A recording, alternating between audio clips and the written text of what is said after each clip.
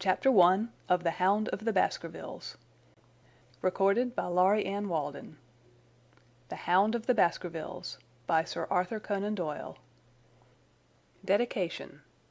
My dear Robinson, it was your account of a West Country legend which first suggested the idea of this little tale to my mind. For this and for the help which you gave me in its evolution, all thanks. Yours most truly, A. Conan Doyle. End dedication. Chapter 1. Mr. Sherlock Holmes. Mr. Sherlock Holmes, who was usually very late in the mornings, save upon those not infrequent occasions when he was up all night, was seated at the breakfast table. I stood upon the hearth-rug and picked up the stick which our visitor had left behind him the night before.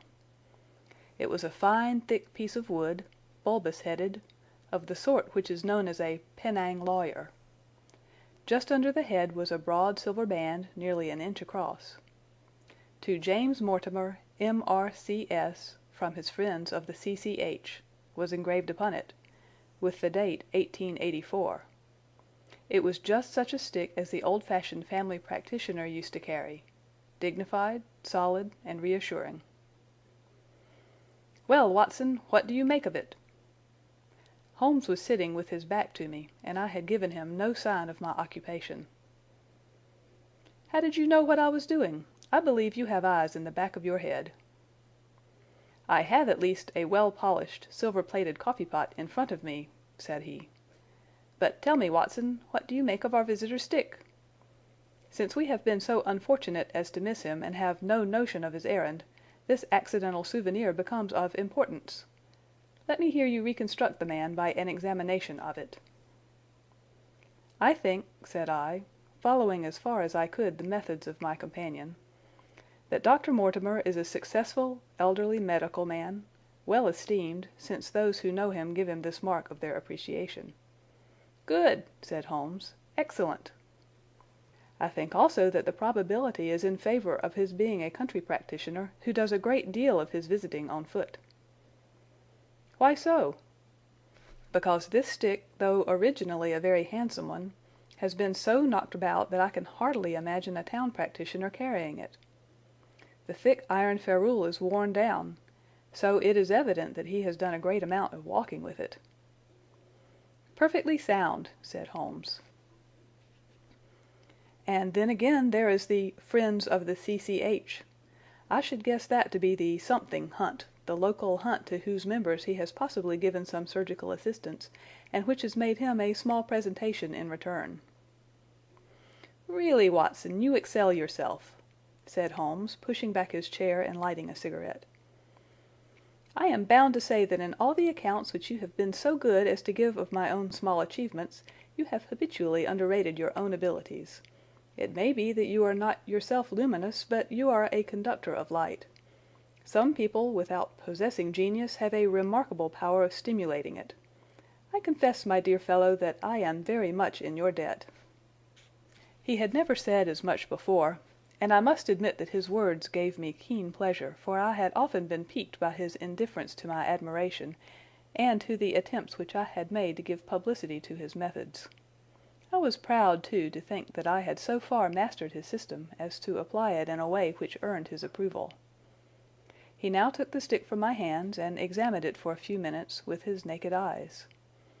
Then, with an expression of interest, he laid down his cigarette and, carrying the cane to the window, he looked over it again with a convex lens.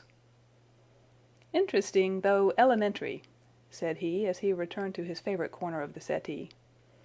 "There are certainly one or two indications upon the stick. It gives us the basis for several deductions." "Has anything escaped me?" I asked with some self-importance. "I trust that there is nothing of consequence which I have overlooked?" "I am afraid, my dear Watson, that most of your conclusions were erroneous. When I said that you stimulated me, I meant, to be frank, that in noting your fallacies I was occasionally guided toward the truth.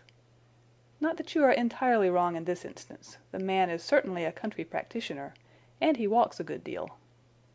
"Then I was right." "To that extent." But that was all.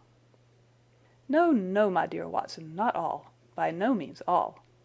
I would suggest, for example, that a presentation to a doctor is more likely to come from a hospital than from a hunt, and that when the initials C.C. are placed before that hospital, the words Charing Cross very naturally suggest themselves.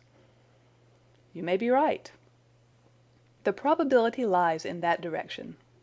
And if we take this as a working hypothesis, we have a fresh basis from which to start our construction of this unknown visitor. Well then, supposing that CCH does stand for Charing Cross Hospital, what further inferences may we draw? Do none suggest themselves? You know my methods. Apply them. I can only think of the obvious conclusion that the man has practiced in town before going to the country. I think that we might venture a little farther than this. Look at it in this light. On what occasion would it be most probable that such a presentation would be made? When would his friends unite to give him a pledge of their goodwill? Obviously, at the moment when Dr. Mortimer withdrew from the service of the hospital in order to start in practice for himself. We know there has been a presentation. We believe there has been a change from a town hospital to a country practice. Is it then stretching our inference too far to say that the presentation was on the occasion of the change? It certainly seems probable. Now, you will observe that he could not have been on the staff of the hospital, since only a man well established in a London practice could hold such a position, and such a one would not drift into the country. What was he then? If he was in the hospital and yet not on the staff, he could only have been a house surgeon or a house physician, little more than a senior student. And he left 5 years ago. The date is on the stick. So your grave, middle-aged family practitioner vanishes into thin air, my dear Watson, and there emerges a young fellow under 30, amiable, unambitious, absent-minded, and the possessor of a favorite dog which I should describe roughly as being larger than a terrier and smaller than a mastiff. I laughed incredulously as Sherlock Holmes leaned back in his settee and blew little wavering rings of smoke up to the ceiling. "As to the latter part, I have no means of checking you," said I, "but at least it is not difficult to find out a few particulars about the man's age and professional career." From my small medical shelf I took down the medical directory and turned up the name. There were several Mortimers, but only one who could be our visitor. I read his record aloud. Mortimer James, M.R.C.S., 1882, Grimpen, Dartmoor, Devon. House surgeon from 1882 to 1884 at Charing Cross Hospital. Winner of the Jackson Prize for Comparative Pathology, with essay entitled, "Is Disease a Reversion?" Corresponding member of the Swedish Pathological Society. Author of Some Freaks of Atavism, Lancet, 1882. Do We Progress? Journal of Psychology, March 1883. Medical Officer for the parishes of Grimpen, Thorsley, and High Barrow. "No mention of that local hunt, Watson," said Holmes with a mischievous smile, "but a country doctor, as you very astutely observed. I think that I am fairly justified in my inferences. As to the adjectives, I said, if I remember right, amiable, unambitious, and absent-minded. It is my experience that it is only an amiable man in this world who receives testimonials, only an unambitious one who abandons a London career for the country, and only an absent-minded one who leaves his stick and not his visiting card after waiting an hour in your room." "And the dog?" "Has been in the habit of carrying this stick behind his master. Being a heavy stick, the dog has held it tightly by the middle, and the marks of his teeth are very plainly visible. The dog's jaw, as shown in the space between these marks, is too broad in my opinion for a terrier, and not broad enough for a mastiff. It may have been—yes, by Jove, it is a curly-haired spaniel." He had risen and paced the room as he spoke. Now he halted in the recess of the window. There was such a ring of conviction in his voice that I glanced up in surprise. "My dear fellow, how can you possibly be so sure of that?" "For the very simple reason that I see the dog himself on our very doorstep, and there is the ring of its owner. Don't move, I beg you, Watson. He's a professional brother of yours, and your presence may be of assistance to me. Now is the dramatic moment of fate, Watson, when you hear a step upon the stair which is walking into your life, and you know not whether for good or ill. What does Dr. James Mortimer, the man of science, ask of Sherlock Holmes, the specialist in crime? Come in." The appearance of our visitor was a surprise to me, since I had expected a typical country practitioner. He was a very tall, thin man, with a long nose like a beak, which jutted out between two keen grey eyes set closely together and sparkling brightly from behind a pair of gold-rimmed glasses. He was clad in a professional but rather slovenly fashion, for his frock coat was dingy and his trousers frayed. Though young, his long back was already bowed, and he walked with a forward thrust of his head and a general air of peering benevolence. As he entered, his eyes fell upon the stick in Holmes's hand, and he ran towards it with an exclamation of joy. "I am so very glad," said he. "I was not sure whether I had left it here or in the shipping office. I would not lose that stick for the world."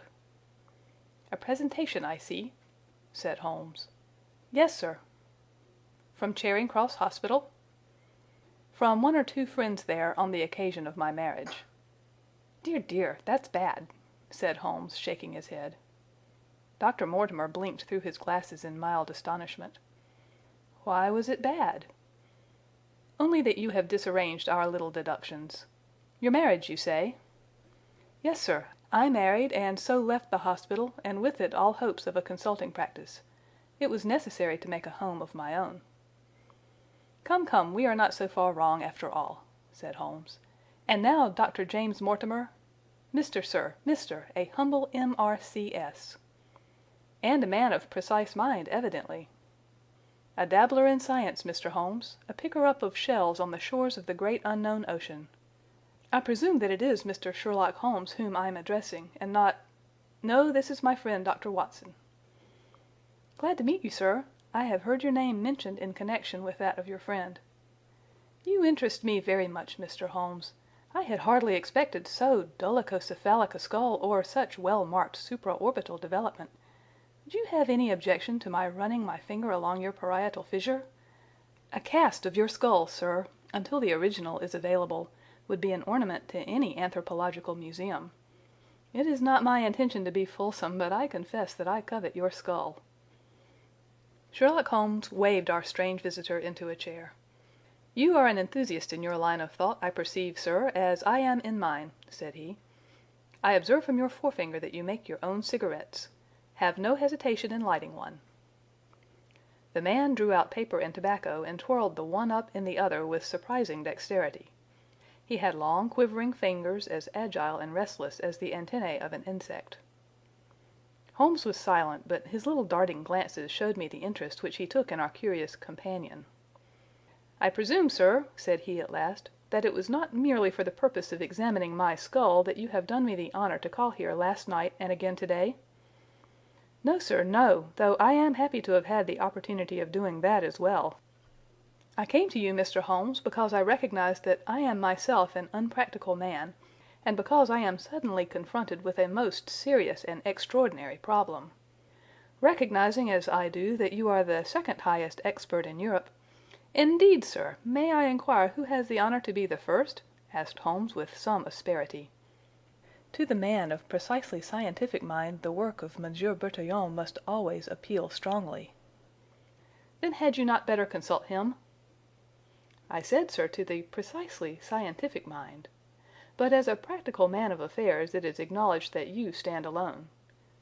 I trust, sir, that I have not inadvertently—" "Just a little," said Holmes. "I think, Dr. Mortimer, you would do wisely if without more ado you would kindly tell me plainly what the exact nature of the problem is in which you demand my assistance." End of Chapter 1.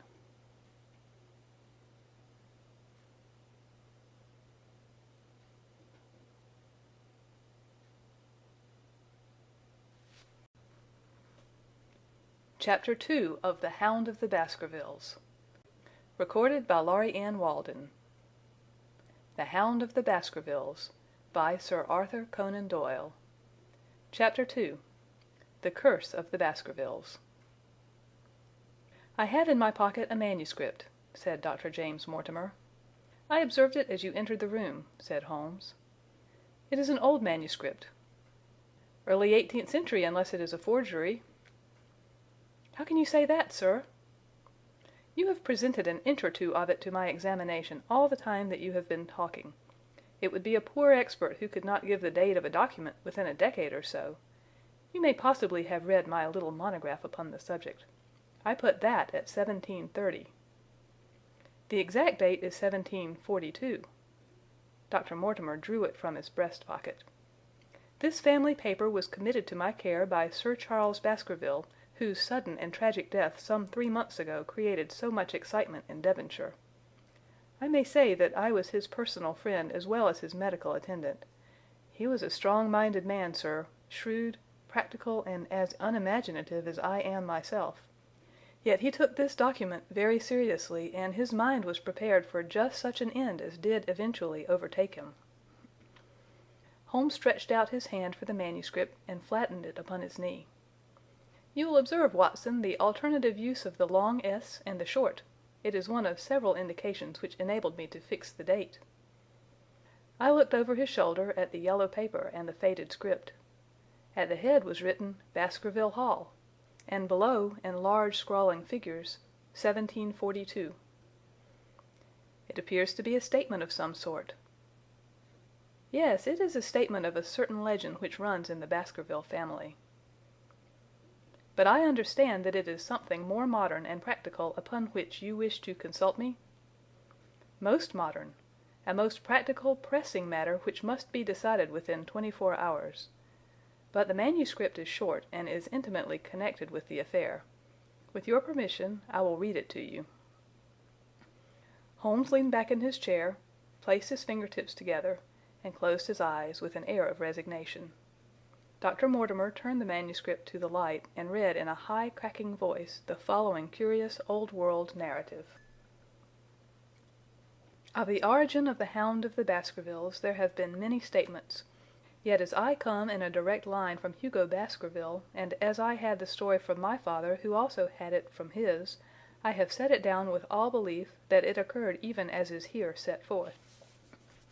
And I would have you believe, my sons, that the same justice which punishes sin may also most graciously forgive it, and that no ban is so heavy but that by prayer and repentance it may be removed. Learn then from this story not to fear the fruits of the past, but rather to be circumspect in the future, that those foul passions whereby our family has suffered so grievously may not again be loosed to our undoing. Know then that in the time of the great rebellion, the history of which by the learned Lord Clarendon I most earnestly commend to your attention, this manor of Baskerville was held by Hugo of that name, nor can it be gainsaid that he was a most wild, profane, and godless man. This, in truth, his neighbours might have pardoned, seeing that saints have never flourished in these parts, but there was in him a certain wanton and cruel humour which made his name a byword through the West.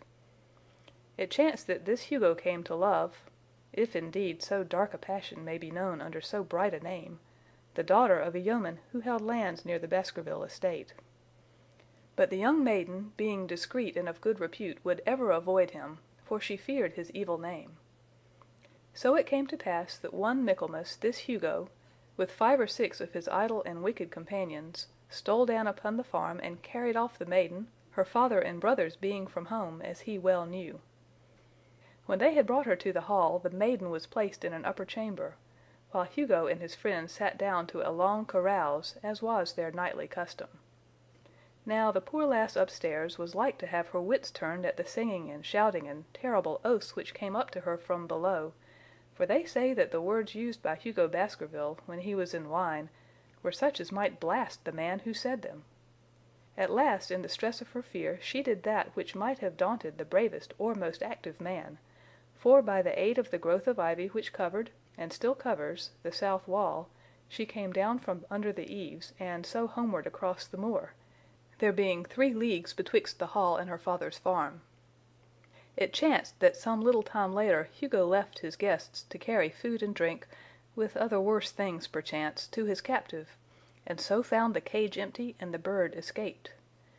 Then, as it would seem, he became as one that hath a devil, for, rushing down the stairs into the dining-hall, he sprang upon the great table, flagons and trenchers flying before him, And he cried aloud before all the company that he would that very night render his body and soul to the powers of evil if he might but overtake the wench. And while the revellers stood aghast at the fury of the man, one more wicked, or it may be more drunken than the rest, cried out that they should put the hounds upon her. Whereat Hugo ran from the house, crying to his grooms that they should saddle his mare and unkennel the pack, and giving the hounds a kerchief of the maid's, he swung them to the line and so off full cry in the moonlight over the moor. Now for some space the revellers stood agape, unable to understand all that had been done in such haste. But anon their bemused wits awoke to the nature of the deed which was like to be done upon the moorlands. Everything was now in an uproar, some calling for their pistols, some for their horses, and some for another flask of wine. But at length some sense came back to their crazed minds, and the whole of them, 13 in number, took horse and started in pursuit. The moon shone clear above them, and they rode swiftly abreast, taking that course which the maid must needs have taken if she were to reach her own home. They had gone a mile or two when they passed one of the night shepherds upon the moorlands, and they cried to him to know if he had seen the hunt. And the man, as the story goes, was so crazed with fear that he could scarce speak, but at last he said that he had indeed seen the unhappy maiden with the hounds upon her track. "But I have seen more than that," said he, "for Hugo Baskerville passed me upon his black mare, and there ran mute behind him such a hound of hell as God forbid should ever be at my heels." So the drunken squires cursed the shepherd and rode onward. But soon their skins turned cold, for there came a galloping across the moor, and the black mare, dabbled with white froth, went past with trailing bridle and empty saddle. Then the revellers rode close together, for a great fear was on them, but they still followed over the moor, though each, had he been alone, would have been right glad to have turned his horse's head. Riding slowly in this fashion they came at last upon the hounds. These, though known for their valor and their breed, were whimpering in a cluster at the head of a deep dip or goyle, as we call it, upon the moor, some slinking away, and some with starting hackles and staring eyes, gazing down the narrow valley before them. The company had come to a halt, more sober men, as you may guess, than when they started. The most of them would by no means advance, but 3 of them, the boldest, or it may be the most drunken, rode forward down the goyle. Now it opened into a broad space, in which stood 2 of those great stones, still to be seen there, which were set by certain forgotten peoples in the days of old. The moon was shining bright upon the clearing, and there in the center lay the unhappy maid where she had fallen, dead of fear and of fatigue. But it was not the sight of her body, nor yet was it that of the body of Hugo Baskerville lying near her, which raised the hair upon the heads of these 3 dare-devil roisterers, but it was that, standing over Hugo and plucking at his throat, there stood a foul thing, a great black beast, shaped like a hound, yet larger than any hound that ever mortal eye has rested upon. And even as they looked, the thing tore the throat out of Hugo Baskerville, on which, as it turned its blazing eyes and dripping jaws upon them, the 3 shrieked with fear and rode for dear life, still screaming, across the moor. One, it is said, died that very night of what he had seen, and the other twain were but broken men for the rest of their days. Such is the tale, my sons, of the coming of the hound which is said to have plagued the family so sorely ever since. If I have set it down, it is because that which is clearly known hath less terror than that which is but hinted at and guessed.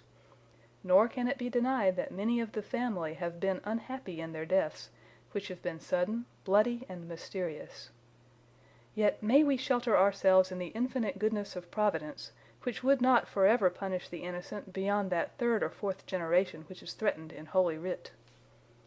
To that Providence, my sons, I hereby commend you, and I counsel you by way of caution to forbear from crossing the moor in those dark hours when the powers of evil are exalted. This from Hugo Baskerville to his sons Roger and John, with instructions that they say nothing thereof to their sister Elizabeth. When Dr. Mortimer had finished reading this singular narrative, he pushed his spectacles up on his forehead and stared across at Mr. Sherlock Holmes. The latter yawned and tossed the end of his cigarette into the fire. "Well?" said he. "Do you not find it interesting?"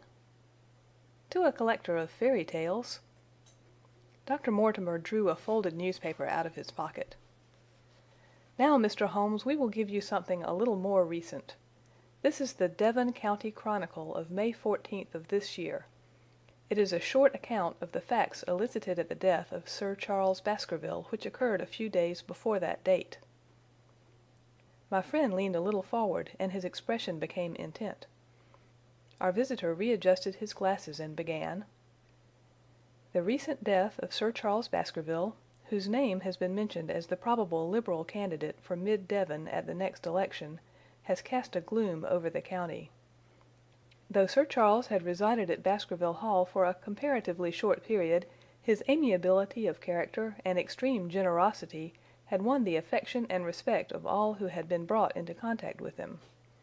In these days of nouveau riche it is refreshing to find a case where the scion of an old county family which has fallen upon evil days is able to make his own fortune and to bring it back with him to restore the fallen grandeur of his line. Sir Charles, as is well known, made large sums of money in South African speculation. More wise than those who go on until the wheel turns against them, he realized his gains and returned to England with them. It is only 2 years since he took up his residence at Baskerville Hall, and it is common talk how large were those schemes of reconstruction and improvement which have been interrupted by his death. Being himself childless, it was his openly expressed desire that the whole countryside should, within his own lifetime, profit by his good fortune, and many will have personal reasons for bewailing his untimely end. His generous donations to local and county charities have been frequently chronicled in these columns. The circumstances connected with the death of Sir Charles cannot be said to have been entirely cleared up by the inquest, but at least enough has been done to dispose of those rumors to which local superstition has given rise. There is no reason whatever to suspect foul play, or to imagine that death could be from any but natural causes. Sir Charles was a widower, and a man who may be said to have been in some ways of an eccentric habit of mind. In spite of his considerable wealth he was simple in his personal tastes, and his indoor servants at Baskerville Hall consisted of a married couple named Barrymore, the husband acting as butler and the wife as housekeeper. Their evidence, corroborated by that of several friends, tends to show that Sir Charles's health has for some time been impaired, and points especially to some affection of the heart, manifesting itself in changes of color, breathlessness, and acute attacks of nervous depression. Dr. James Mortimer, the friend and medical attendant of the deceased, has given evidence to the same effect. The facts of the case are simple. Sir Charles Baskerville was in the habit every night before going to bed of walking down the famous yew alley of Baskerville Hall. The evidence of the Barrymores shows that this had been his custom.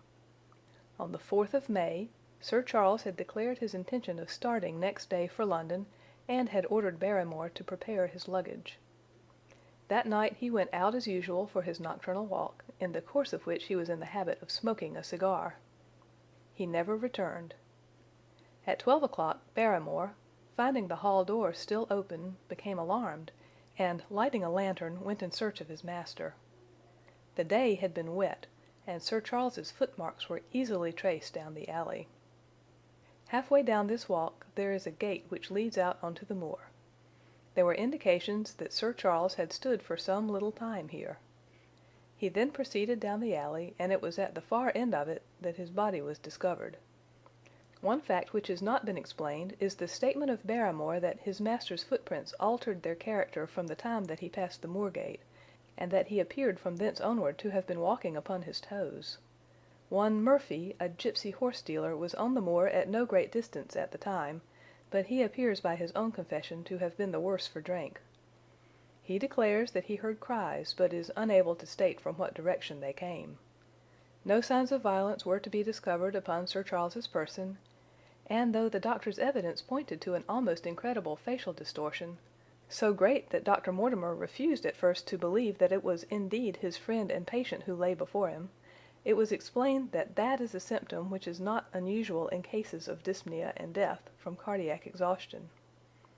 This explanation was borne out by the post-mortem examination, which showed long-standing organic disease, and the coroner's jury returned a verdict in accordance with the medical evidence. It is well that this is so, for it is obviously of the utmost importance that Sir Charles's heir should settle at the Hall, and continue the good work which has been so sadly interrupted. Had the prosaic finding of the coroner not finally put an end to the romantic stories which have been whispered in connection with the affair, it might have been difficult to find a tenant for Baskerville Hall. It is understood that the next of kin is Mr. Henry Baskerville, if he be still alive, the son of Sir Charles Baskerville's younger brother. The young man, when last heard of, was in America, and inquiries are being instituted with a view to informing him of his good fortune. Dr. Mortimer refolded his paper and replaced it in his pocket. Those are the public facts, Mr. Holmes, in connection with the death of Sir Charles Baskerville. I must thank you, said Sherlock Holmes, for calling my attention to a case which certainly presents some features of interest. I had observed some newspaper comment at the time, but I was exceedingly preoccupied by that little affair of the Vatican cameos, and in my anxiety to oblige the Pope I lost touch with several interesting English cases. This article, you say, contains all the public facts? It does. Then let me have the private ones. He leaned back, put his fingertips together, and assumed his most impassive and judicial expression.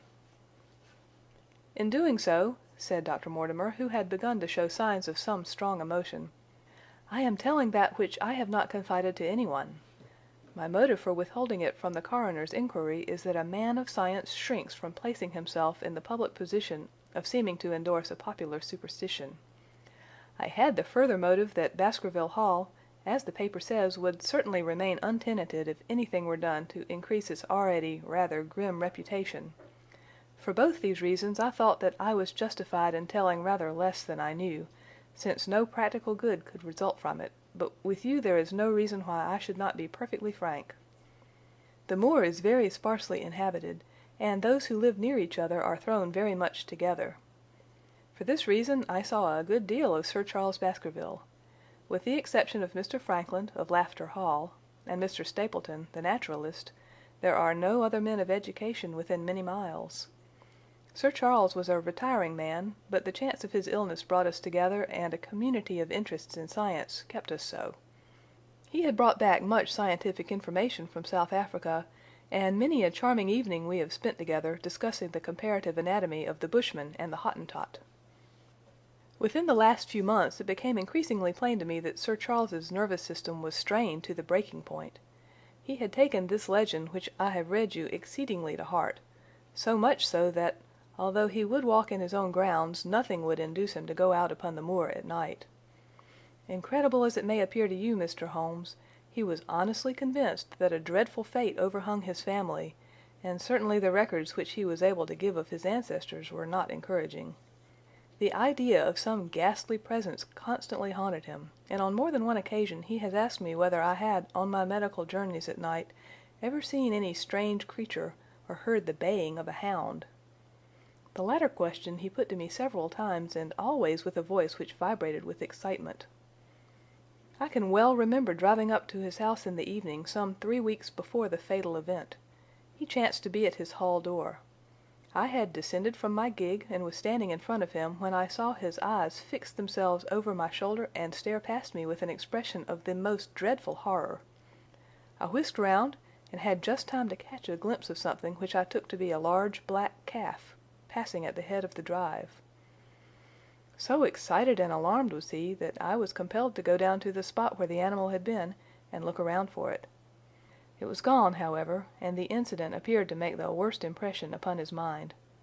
I stayed with him all the evening, and it was on that occasion, to explain the emotion which he had shown, that he confided to my keeping that narrative which I read to you when first I came. I mention this small episode because it assumes some importance in view of the tragedy which followed, but I was convinced at the time that the matter was entirely trivial and that his excitement had no justification. It was at my advice that Sir Charles was about to go to London. His heart was, I knew, affected, and the constant anxiety in which he lived, however chimerical the cause of it might be, was evidently having a serious effect upon his health.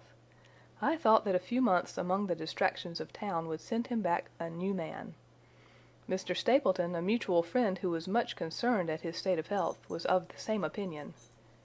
At the last instant came this terrible catastrophe. On the night of Sir Charles's death, Barrymore the butler, who made the discovery, sent Perkins the groom on horseback to me, and as I was sitting up late I was able to reach Baskerville Hall within an hour of the event. I checked and corroborated all the facts which were mentioned at the inquest. I followed the footsteps down the yew alley. I saw the spot at the moor gate where he seemed to have waited. I remarked the change in the shape of the prints after that point. I noted that there were no other footsteps save those of Barrymore on the soft gravel, and finally I carefully examined the body, which had not been touched until my arrival. Sir Charles lay on his face, his arms out, his fingers dug into the ground, and his features convulsed with some strong emotion to such an extent that I could hardly have sworn to his identity. There was certainly no physical injury of any kind. But one false statement was made by Barrymore at the inquest. He said that there were no traces upon the ground round the body. He did not observe any, but I did, some little distance off, but fresh and clear. Footprints? Footprints. A man's or a woman's? Dr. Mortimer looked strangely at us for an instant, and his voice sank almost to a whisper as he answered, "Mr. Holmes, they were the footprints of a gigantic hound." End of Chapter 2.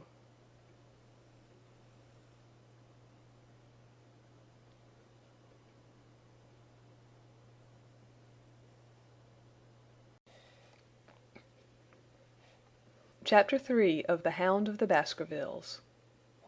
Recorded by Laurie N. Walden. The Hound of the Baskervilles, by Sir Arthur Conan Doyle. Chapter 3. The Problem. I confess that at these words a shudder passed through me. There was a thrill in the doctor's voice which showed that he was himself deeply moved by that which he told us. Holmes leaned forward in his excitement, and his eyes had the hard, dry glitter which shot from them when he was keenly interested. "You saw this?" "As clearly as I see you." "And you said nothing?" "What was the use?" "How was it that no one else saw it?" "The marks were some 20 yards from the body, and no one gave them a thought. I don't suppose I should have done so had I not known this legend." "There are many sheep-dogs on the moor?" "No doubt, but this was no sheep-dog." "You say it was large?" "Enormous." "But it had not approached the body?" "No." "What sort of night was it?" "Damp and raw." "But not actually raining?" "No." "What is the alley like?" "There are 2 lines of old yew hedge, 12 feet high and impenetrable. The walk in the center is about 8 feet across." "Is there anything between the hedges and the walk?" "Yes, there is a strip of grass about 6 feet broad on either side." "I understand that the yew hedge is penetrated at one point by a gate." "Yes, the wicket gate which leads on to the moor." "Is there any other opening?" "None." "So that to reach the yew alley one either has to come down it from the house or else to enter it by the moor gate?" "There is an exit through a summer house at the far end." "Had Sir Charles reached this?" "No, he lay about 50 yards from it." "Now tell me, Dr. Mortimer, and this is important, the marks which you saw were on the path and not on the grass?" "No marks could show on the grass." "Were they on the same side of the path as the moor gate?" "Yes, they were on the edge of the path on the same side as the moor gate." "You interest me exceedingly. Another point. Was the wicket gate closed?" "Closed and padlocked." "How high was it?" "About 4 feet high." "Then anyone could have got over it?" "Yes." "And what marks did you see by the wicket gate?" "None in particular." "Good heaven! Did no one examine?" "Yes, I examined myself." "And found nothing?" "It was all very confused. Sir Charles had evidently stood there for 5 or 10 minutes." "How do you know that?" "Because the ash had twice dropped from his cigar." "Excellent! This is a colleague, Watson, after our own heart. But the marks?" "He had left his own marks all over that small patch of gravel. I could discern no others." Sherlock Holmes struck his hand against his knee with an impatient gesture. "If I had only been there!" he cried. "It is evidently a case of extraordinary interest and one which presented immense opportunities to the scientific expert. That gravel page upon which I might have read so much has been long ere this smudged by the rain and defaced by the clogs of curious peasants. Oh, Dr. Mortimer, Dr. Mortimer, to think that you should not have called me in! You have indeed much to answer for." "I could not call you in, Mr. Holmes, without disclosing these facts to the world, and I have already given my reasons for not wishing to do so. Besides, why do you hesitate?" "There is a realm in which the most acute and most experienced of detectives is helpless." "You mean that the thing is supernatural." "I did not positively say so." "No, but you evidently think it." "Since the tragedy, Mr. Holmes, there have come to my ears several incidents which are hard to reconcile with the settled order of nature." "For example?" "I find that before the terrible event occurred several people had seen a creature upon the moor which corresponds with this Baskerville demon, and which could not possibly be any animal known to science. They all agreed that it was a huge creature, luminous, ghastly, and spectral. I have cross-examined these men, one of them a hard-headed countryman, one a farrier, and one a moorland farmer, who all tell the same story of this dreadful apparition, exactly corresponding to the hell-hound of the legend. I assure you that there is a reign of terror in the district, and that it is a hardy man who will cross the moor at night." "And you, a trained man of science, believe it to be supernatural?" "I do not know what to believe." Holmes shrugged his shoulders. "I have hitherto confined my investigations to this world," said he. "In a modest way I have combated evil, but to take on the father of evil himself would, perhaps, be too ambitious a task. Yet you must admit that the footmark is material." "The original hound was material enough to tug a man's throat out, and yet he was diabolical as well." "I see that you have quite gone over to the supernaturalists. But now, Dr. Mortimer, tell me this. If you hold these views, why have you come to consult me at all? You tell me in the same breath that it is useless to investigate Sir Charles's death, and that you desire me to do it." "I did not say that I desired you to do it." "Then how can I assist you?" "By advising me as to what I should do with Sir Henry Baskerville, who arrives at Waterloo Station," Dr. Mortimer looked at his watch, "in exactly 1 hour and a quarter." "He being the heir?" "Yes. On the death of Sir Charles we inquired for this young gentleman and found that he had been farming in Canada. From the accounts which have reached us he is an excellent fellow in every way. I speak now not as a medical man, but as a trustee and executor of Sir Charles's will." "There is no other claimant, I presume?" "None. The only other kinsman whom we have been able to trace was Roger Baskerville, the youngest of 3 brothers, of whom poor Sir Charles was the elder. The second brother, who died young, is the father of this lad, Henry. The third, Roger, was the black sheep of the family. He came of the old masterful Baskerville strain and was the very image, they tell me, of the family picture of old Hugo. He made England too hot to hold him, fled to Central America, and died there in 1876 of yellow fever. Henry is the last of the Baskervilles. In 1 hour and 5 minutes I meet him at Waterloo Station. I have had a wire that he arrived at Southampton this morning. Now, Mr. Holmes, what would you advise me to do with him?" "Why should he not go to the home of his fathers?" "It seems natural, does it not?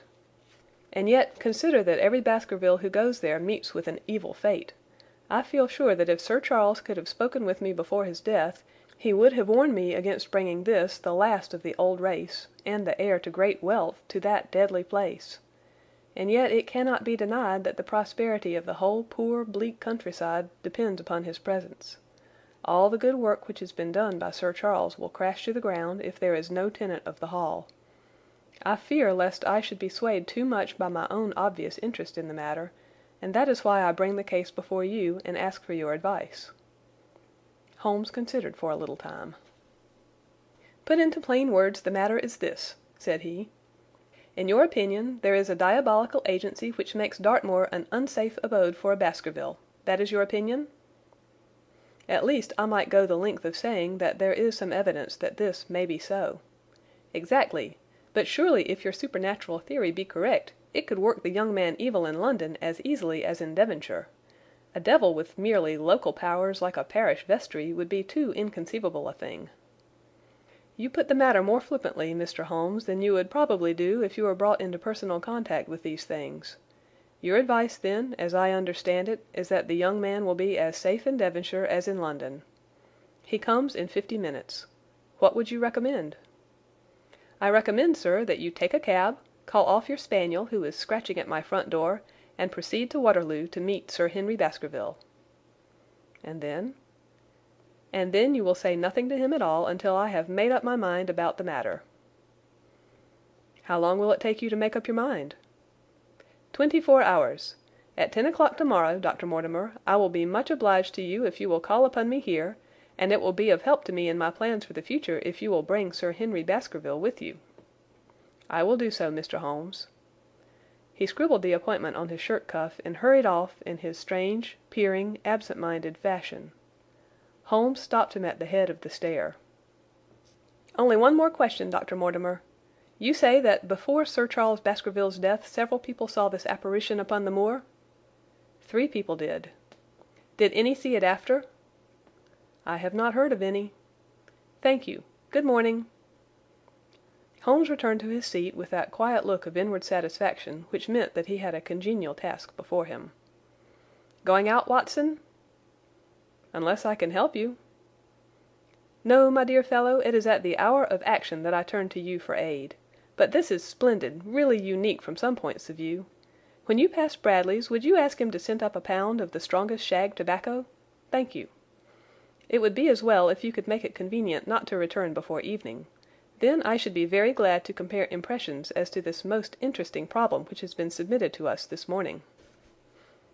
I knew that seclusion and solitude were very necessary for my friend, in those hours of intense mental concentration during which he weighed every particle of evidence, constructed alternative theories, balanced one against the other, and made up his mind as to which points were essential and which immaterial. I therefore spent the day at my club and did not return to Baker Street until evening. It was nearly 9 o'clock when I found myself in the sitting-room once more. My first impression as I opened the door was that a fire had broken out, for the room was so filled with smoke that the light of the lamp upon the table was blurred by it. As I entered, however, my fears were set at rest, for it was the acrid fumes of strong, coarse tobacco which took me by the throat and set me coughing. Through the haze I had a vague vision of Holmes in his dressing-gown, coiled up in an armchair with his black clay pipe between his lips. Several rolls of paper lay around him. "Caught cold, Watson?" said he. "No, it's this poisonous atmosphere." "I suppose it is pretty thick now that you mention it." "Thick! It's intolerable." "Open the window, then. You have been at your club all day, I perceive." "My dear Holmes!" "Am I right?" "Certainly, but how—" He laughed at my bewildered expression. "There is a delightful freshness about you, Watson, which makes it a pleasure to exercise any small powers which I possess at your expense. A gentleman goes forth on a showery and miry day. He returns immaculate in the evening with the gloss still on his hat and his boots. He has been a fixture, therefore, all day. He is not a man with intimate friends. Where, then, could he have been? Is it not obvious?"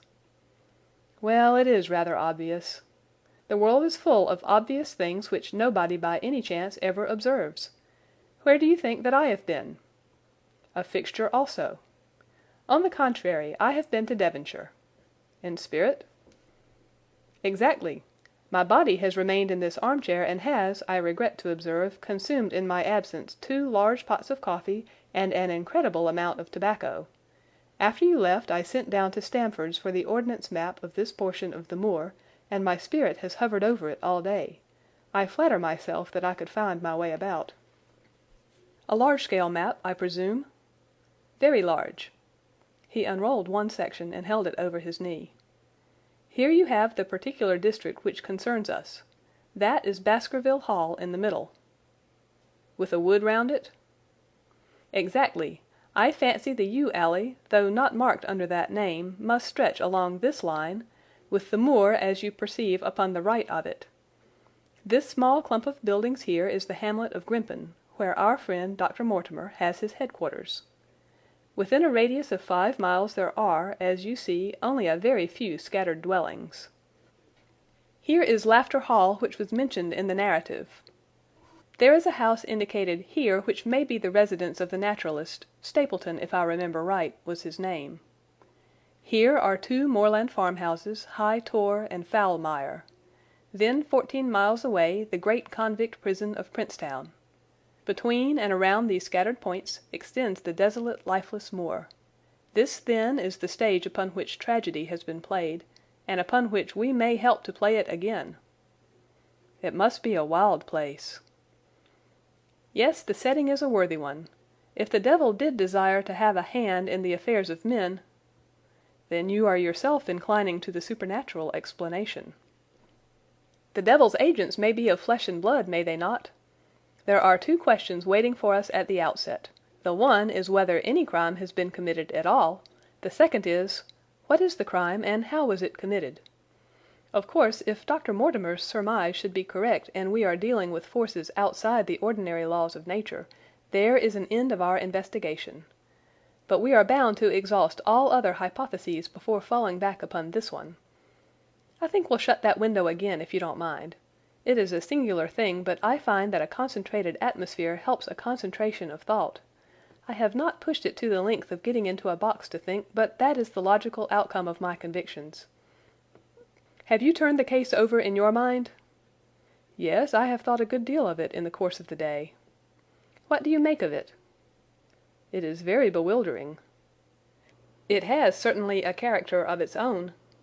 There are points of distinction about it. That change in the footprints, for example. What do you make of that? Mortimer said that the man had walked on tiptoe down that portion of the alley. He only repeated what some fool had said at the inquest.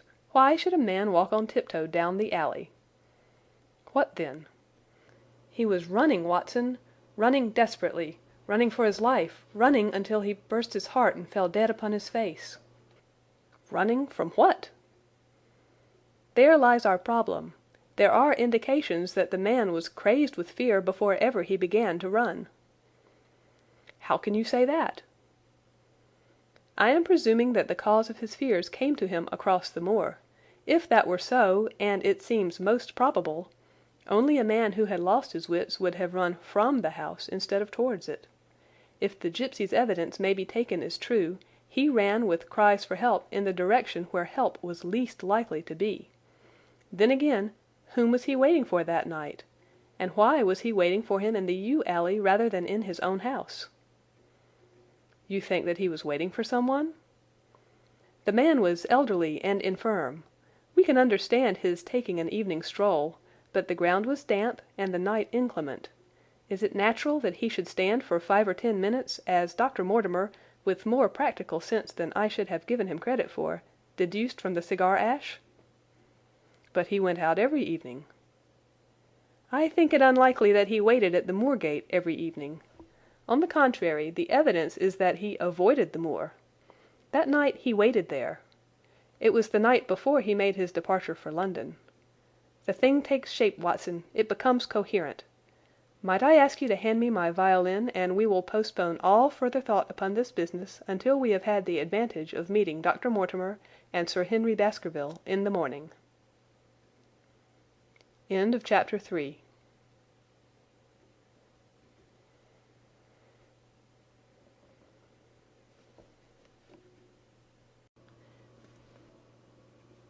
Chapter 4 of The Hound of the Baskervilles. Recorded by Laurie Ann Walden. The Hound of the Baskervilles, by Sir Arthur Conan Doyle. Chapter 4. Sir Henry Baskerville. Our breakfast table was cleared early, and Holmes waited in his dressing gown for the promised interview. Our clients were punctual to their appointment, for the clock had just struck 10 when Dr. Mortimer was shown up, followed by the young baronet. The latter was a small, alert, dark-eyed man about 30 years of age, very sturdily built, with thick black eyebrows and a strong, pugnacious face. He wore a ruddy-tinted tweed suit, and had the weather-beaten appearance of one who has spent most of his time in the open air, and yet there was something in his steady eye and the quiet assurance of his bearing which indicated the gentleman. "This is Sir Henry Baskerville," said Dr. Mortimer. "Why, yes," said he, "and the strange thing is, Mr. Sherlock Holmes, that if my friend here had not proposed coming around to you this morning, I should have come on my own account. I understand that you think out little puzzles, and I've had one this morning which wants more thinking out than I am able to give it." "Pray take a seat, Sir Henry. Do I understand you to say that you have yourself had some remarkable experience since you arrived in London?" "Nothing of much importance, Mr. Holmes. Only a joke as like as not. It was this letter, if you can call it a letter, which reached me this morning." He laid an envelope upon the table, and we all bent over it. It was of common quality, grayish in colour. The address, Sir Henry Baskerville, Northumberland Hotel, was printed in rough characters, the postmark Charing Cross, and the date of posting the preceding evening. "Who knew that you were going to the Northumberland Hotel?" asked Holmes, glancing keenly across at our visitor. "No one could have known. We only decided after I met Dr. Mortimer." "But Dr. Mortimer was no doubt already stopping there?" "No, I had been staying with a friend," said the doctor. "There was no possible indication that we intended to go to this hotel." Someone seems to be very deeply interested in your movements." Out of the envelope he took a half sheet of foolscap paper folded into four. This he opened and spread flat upon the table. Across the middle of it a single sentence had been formed by the expedient of pasting printed words upon it. It ran, "As you value your life or your reason, keep away from the moor." The word moor only was printed in ink. "Now," said Sir Henry Baskerville, "perhaps you will tell me, Mr. Holmes, what in thunder is the meaning of that, and who it is that takes so much interest in my affairs." "What do you make of it, Dr. Mortimer? You must allow that there is nothing supernatural about this at any rate." "No, sir, but it might very well come from someone who was convinced that the business is supernatural." "What business?" asked Sir Henry sharply. "It seems to me that all you gentlemen know a great deal more than I do about my own affairs." "You shall share our knowledge before you leave this room, Sir Henry, I promise you that," said Sherlock Holmes. "We will confine ourselves for the present, with your permission, to this very interesting document, which must have been put together and posted yesterday evening. Have you yesterday's Times, Watson?" "It is here in the corner." "Might I trouble you for it? The inside page, please, with the leading articles." He glanced swiftly over it, running his eyes up and down the columns. "Capital article this on free trade. Permit me to give you an extract from it. 'You may be cajoled into imagining that your own special trade or your own industry will be encouraged by a protective tariff, but it stands to reason that such legislation must in the long run keep away wealth from the country, diminish the value of our imports, and lower the general conditions of life in this island.' What do you think of that, Watson?" cried Holmes in high glee, rubbing his hands together with satisfaction. "Don't you think that is an admirable sentiment?" Dr. Mortimer looked at Holmes with an air of professional interest, and Sir Henry Baskerville turned a pair of puzzled dark eyes upon me. "I don't know much about the tariff and things of that kind," said he, "but it seems to me we've got a bit off the trail so far as that note is concerned." "On the contrary, I think we are particularly hot upon the trail, Sir Henry. Watson here knows more about my methods than you do, but I fear that even he has not quite grasped the significance of this sentence." "No, I confess that I see no connection." "And yet, my dear Watson, there is so very close a connection that the one is extracted out of the other. Your life, reason, value, keep away, from thee. Don't you see now whence these words have been taken?" "By thunder, you're right. Well, if that isn't smart!" cried Sir Henry. "If any possible doubt remained, it is settled by the fact that 'keep away' and 'from thee' are cut out in one piece." "Well now, so it is."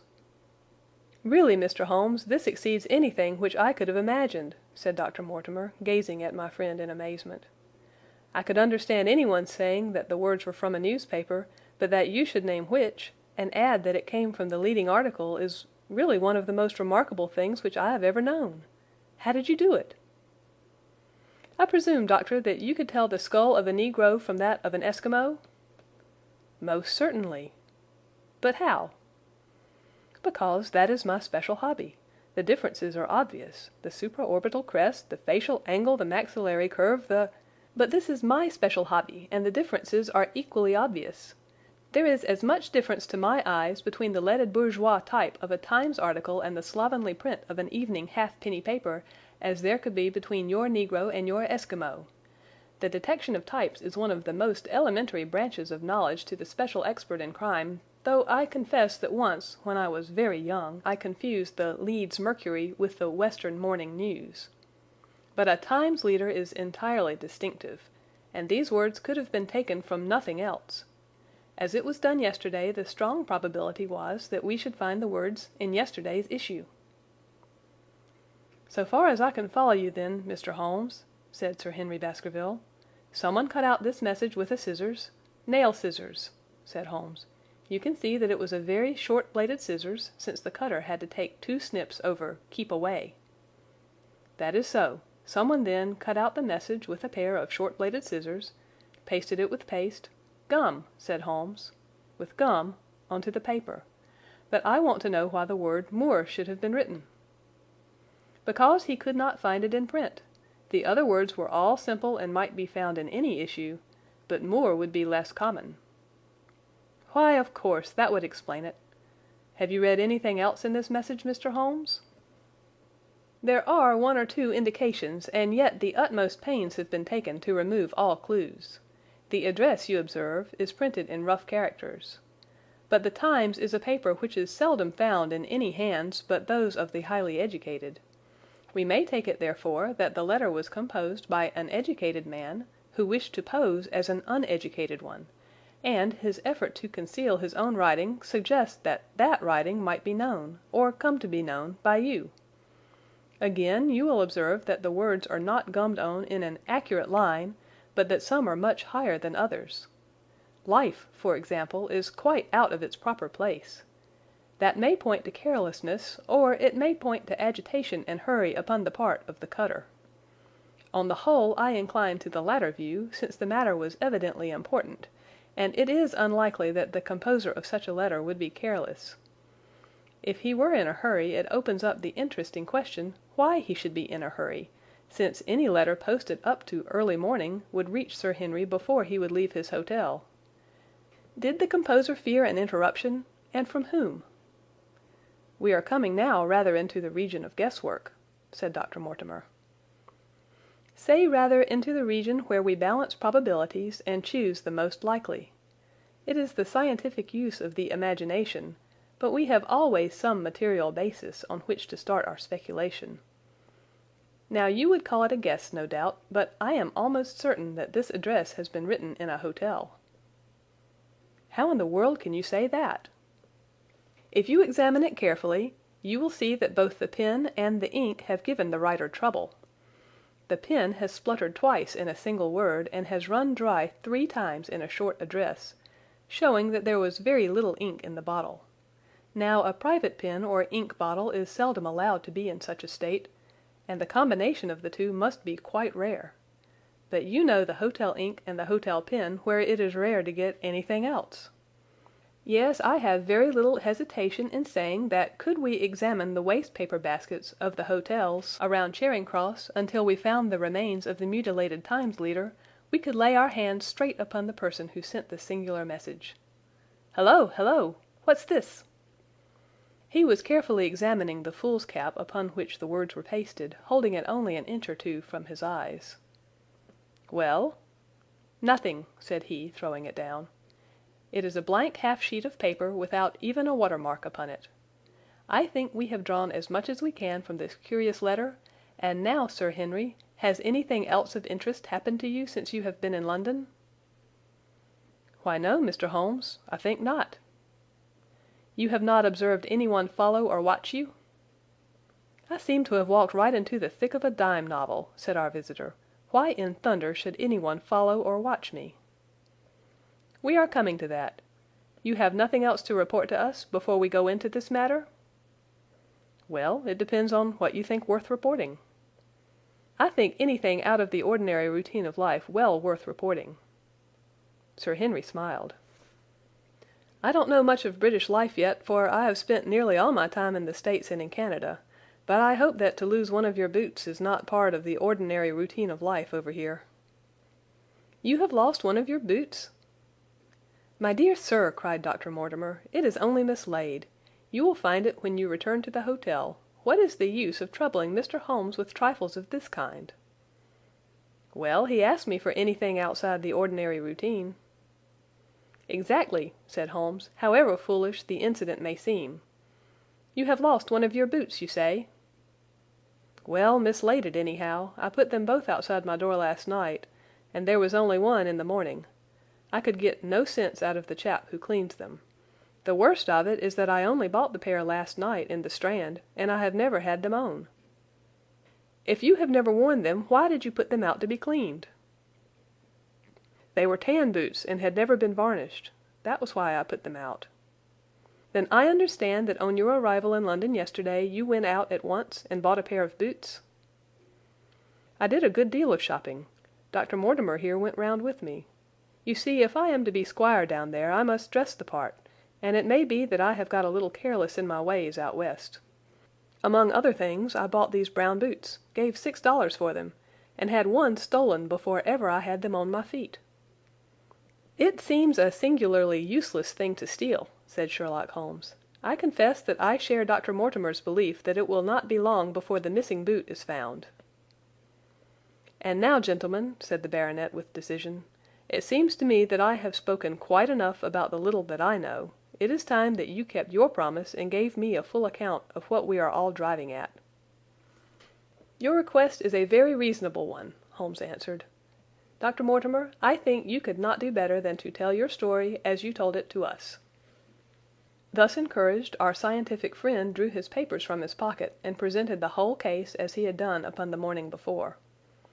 Sir Henry Baskerville listened with the deepest attention and with an occasional exclamation of surprise.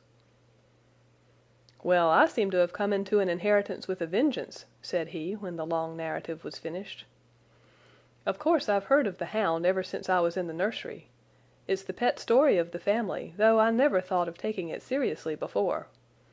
But as to my uncle's death, well, it all seems boiling up in my head, and I can't get it clear yet. You don't seem quite to have made up your mind whether it's a case for a policeman or a clergyman." "Precisely." "And now there's this affair of the letter to me at the hotel. I suppose that fits into its place."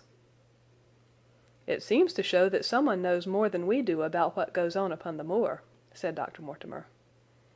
"And also," said Holmes, "that someone is not ill disposed towards you, since they warn you of danger." "Or it may be that they wish, for their own purposes, to scare me away." "Well, of course, that is possible also. I am very much indebted to you, Dr. Mortimer, for introducing me to a problem which presents several interesting alternatives. But the practical point which we now have to decide, Sir Henry, is whether it is or is not advisable for you to go to Baskerville Hall."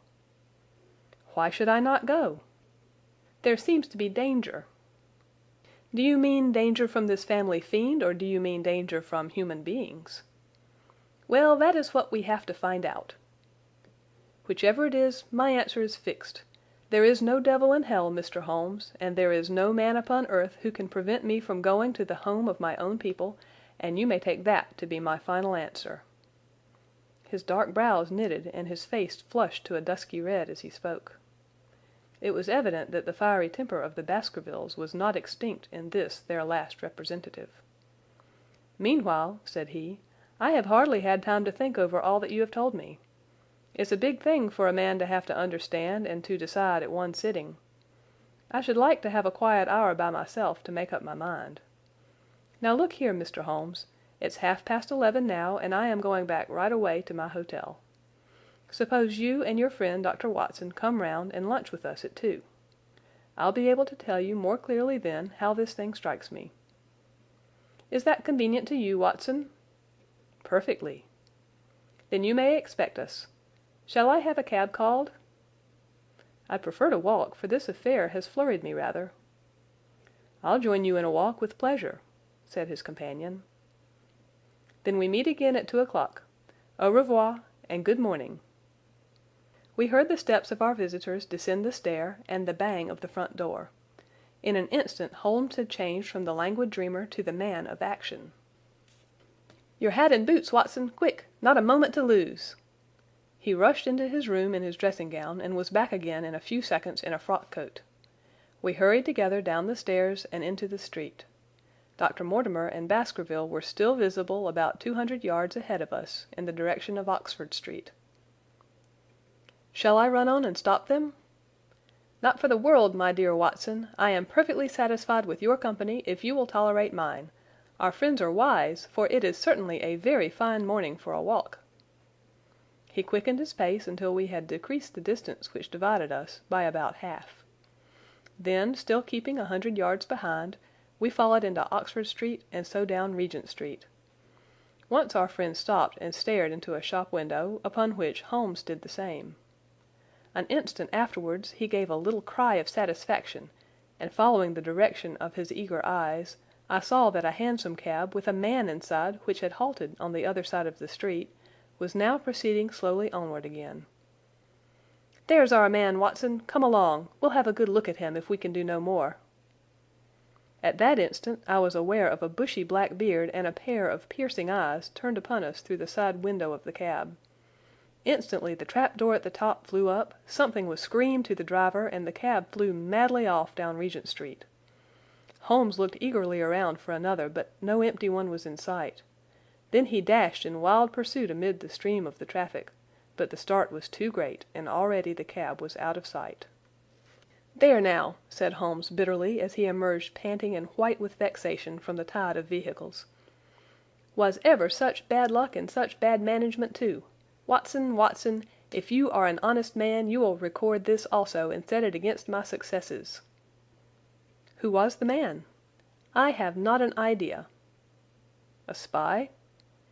"Well, it was evident from what we have heard that Baskerville has been very closely shadowed by someone since he has been in town. How else could it be known so quickly that it was the Northumberland Hotel which he had chosen? If they had followed him the first day, I argued that they would follow him also the second. You may have observed that I twice strolled over to the window while Dr. Mortimer was reading his legend." "Yes, I remember." "I was looking out for loiterers in the street, but I saw none. We are dealing with a clever man, Watson. This matter cuts very deep, and though I have not finally made up my mind whether it is a benevolent or a malevolent agency which is in touch with us, I am conscious always of power and design. When our friends left I at once followed them in the hopes of marking down their invisible attendant. So wily was he that he had not trusted himself upon foot, but he had availed himself of a cab so that he could loiter behind or dash past them and so escape their notice. His method had the additional advantage that if they were to take a cab, he was all ready to follow them. It has, however, one obvious disadvantage." "It puts him in the power of the cabman." "Exactly." "What a pity we did not get the number." "My dear Watson, clumsy as I have been, you surely do not seriously imagine that I neglected to get the number. Number 2704 is our man. But that is no use to us for the moment."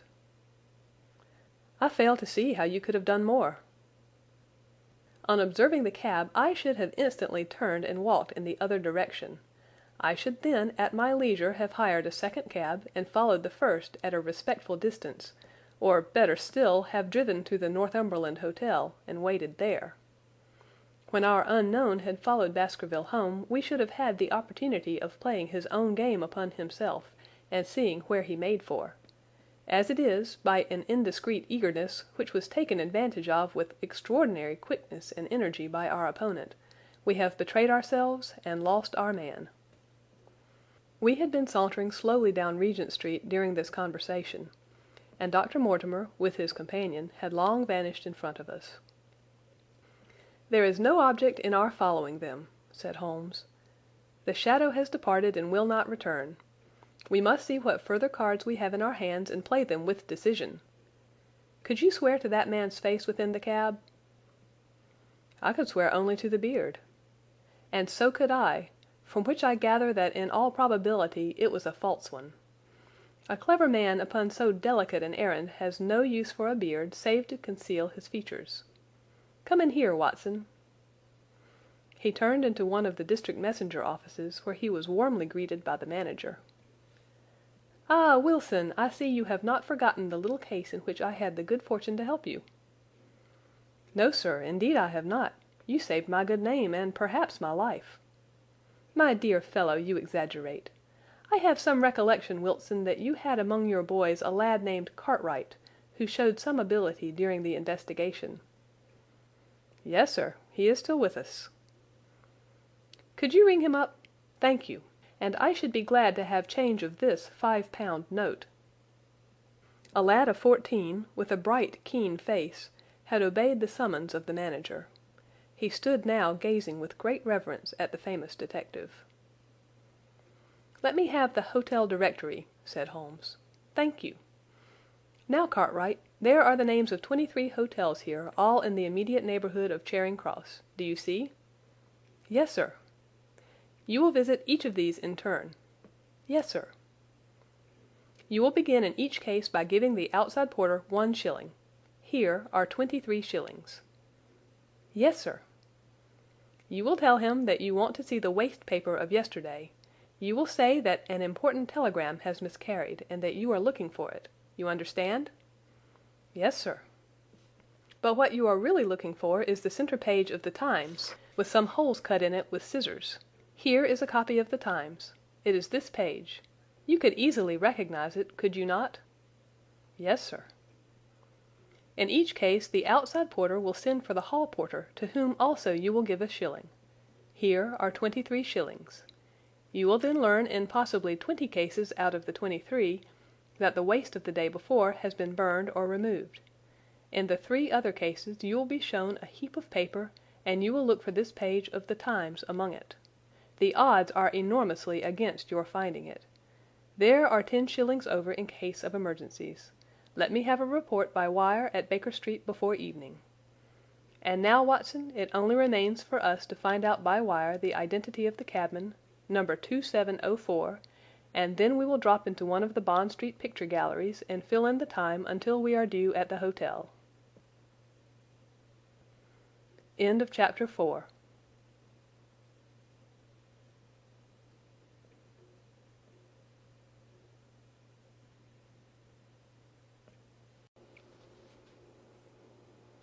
Chapter 5 of The Hound of the Baskervilles.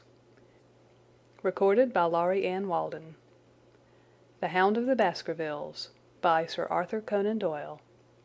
Chapter 5. 3 Broken Threads. Sherlock Holmes had, in a very remarkable degree, the power of detaching his mind at will. For 2 hours the strange business in which we had been involved appeared to be forgotten, and he was entirely absorbed in the pictures of the modern Belgian masters. He would talk of nothing but art, of which he had the crudest ideas, from our leaving the gallery until we found ourselves at the Northumberland Hotel. "Sir Henry Baskerville is upstairs expecting you," said the clerk. "He asked me to show you up at once when you came." "Have you any objection to my looking at your register?" said Holmes. "Not in the least."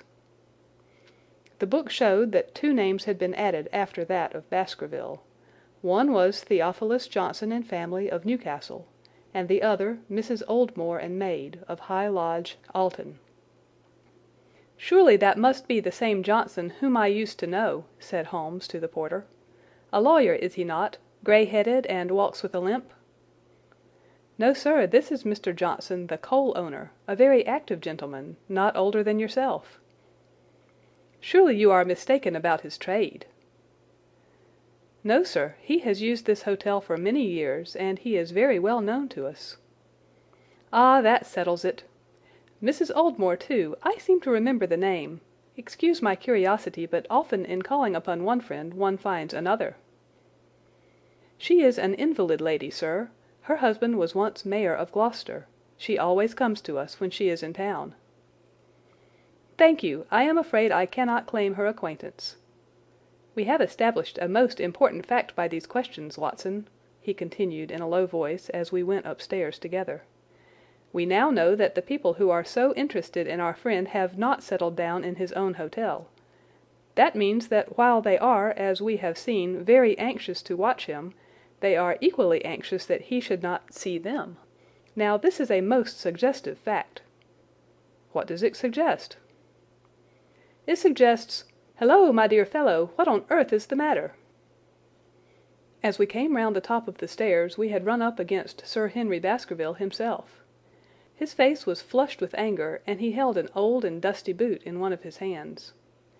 So furious was he that he was hardly articulate, and when he did speak it was in a much broader and more western dialect than any which we had heard from him in the morning. "Seems to me they're playing me for a sucker in this hotel," he cried. "They'll find they've started in to monkey with the wrong man unless they're careful. By thunder, if that chap can't find my missing boot, there will be trouble. I can take a joke with the best, Mr. Holmes, but they've got a bit over the mark this time." "Still looking for your boot?" "Yes, sir, and mean to find it." "But surely you said that it was a new brown boot." "So it was, sir, and now it's an old black one." "What? You don't mean to say—" "That's just what I do mean to say. I only had 3 pairs in the world, the new brown, the old black, and the patent leathers which I am wearing. Last night they took one of my brown ones, and today they've sneaked one of the black. Well, have you got it? Speak out, man, and don't stand staring." An agitated German waiter had appeared upon the scene. "No, sir, I have made inquiry all over the hotel, but I can hear no word of it." "Well, either that boot comes back before sundown, or I'll see the manager and tell him that I go right straight out of this hotel." "It shall be found, sir. I promise you that if you will have a little patience, it will be found." "Mind it is, for it's the last thing of mine that I'll lose in this den of thieves. Well, well, Mr. Holmes, you'll excuse my troubling you about such a trifle." "I think it's well worth troubling about." "Why, you look very serious over it." "How do you explain it?" "I don't attempt to explain it. It seems the very maddest, queerest thing that ever happened to me." "The queerest, perhaps," said Holmes thoughtfully.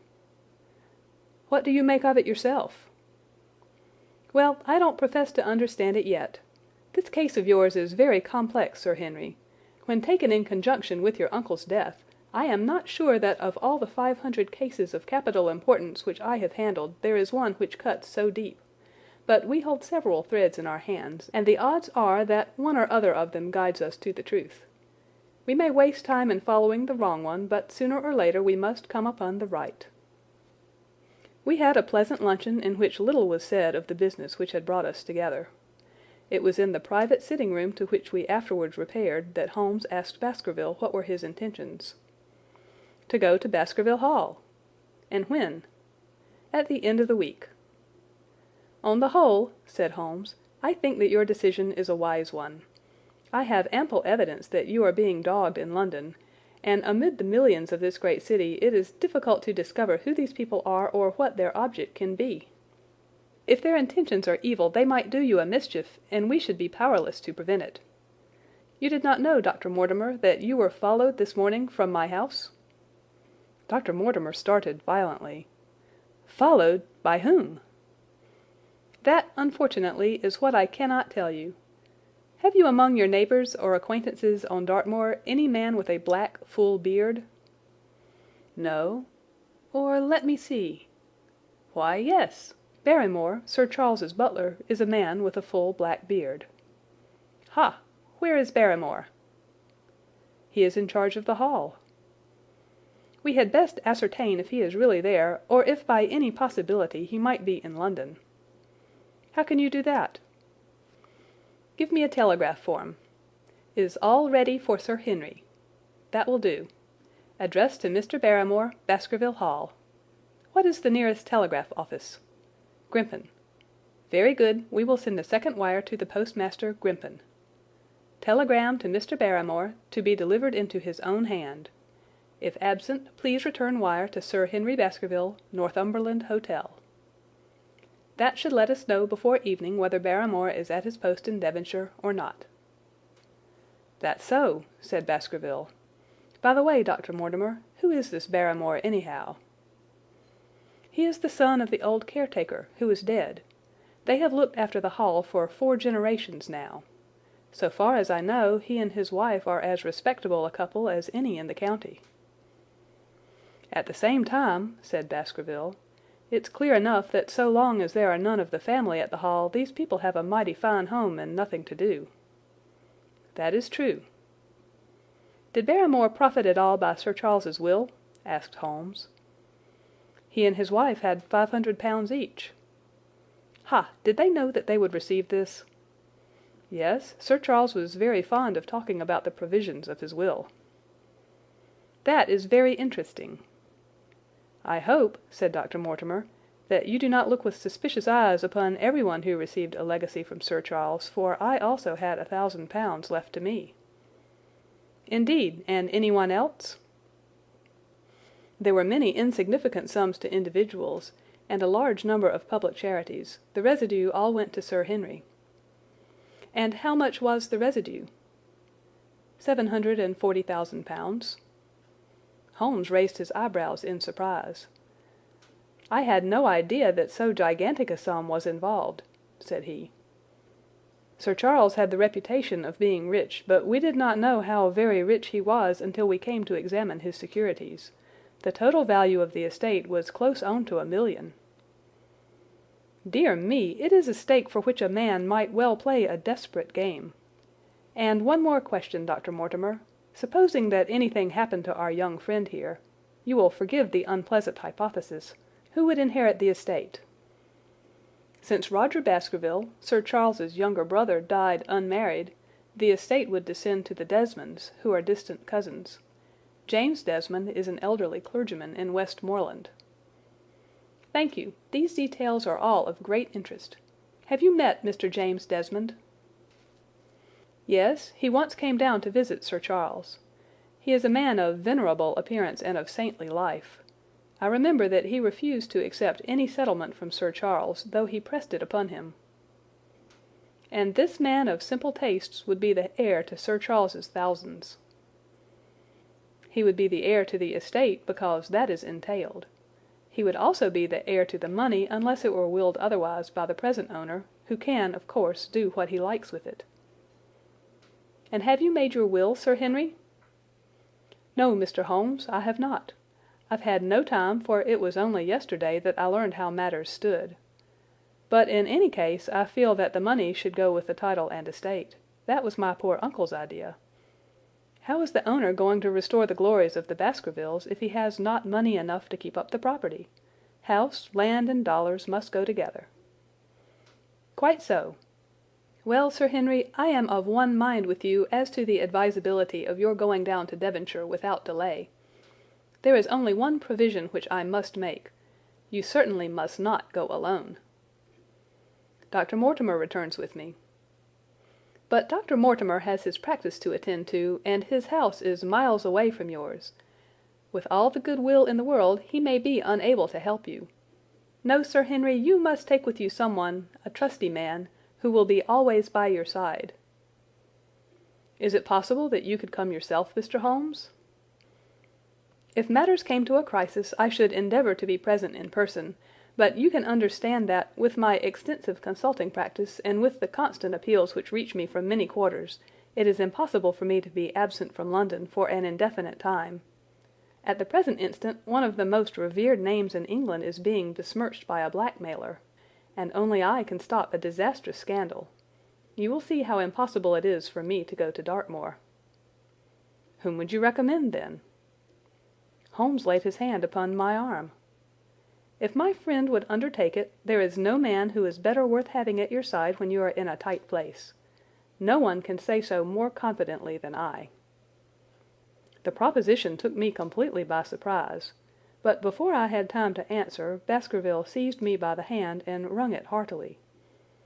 "Well now, that is real kind of you, Dr. Watson," said he. "You see how it is with me, and you know just as much about the matter as I do. If you'll come down to Baskerville Hall and see me through, I'll never forget it."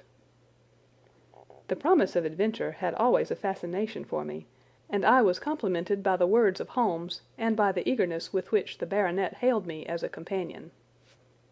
"I will come with pleasure," said I. I do not know how I could employ my time better." "And you will report very carefully to me," said Holmes. "When a crisis comes, as it will do, I will direct how you shall act. I suppose that by Saturday all might be ready?" "Would that suit Dr. Watson?" "Perfectly."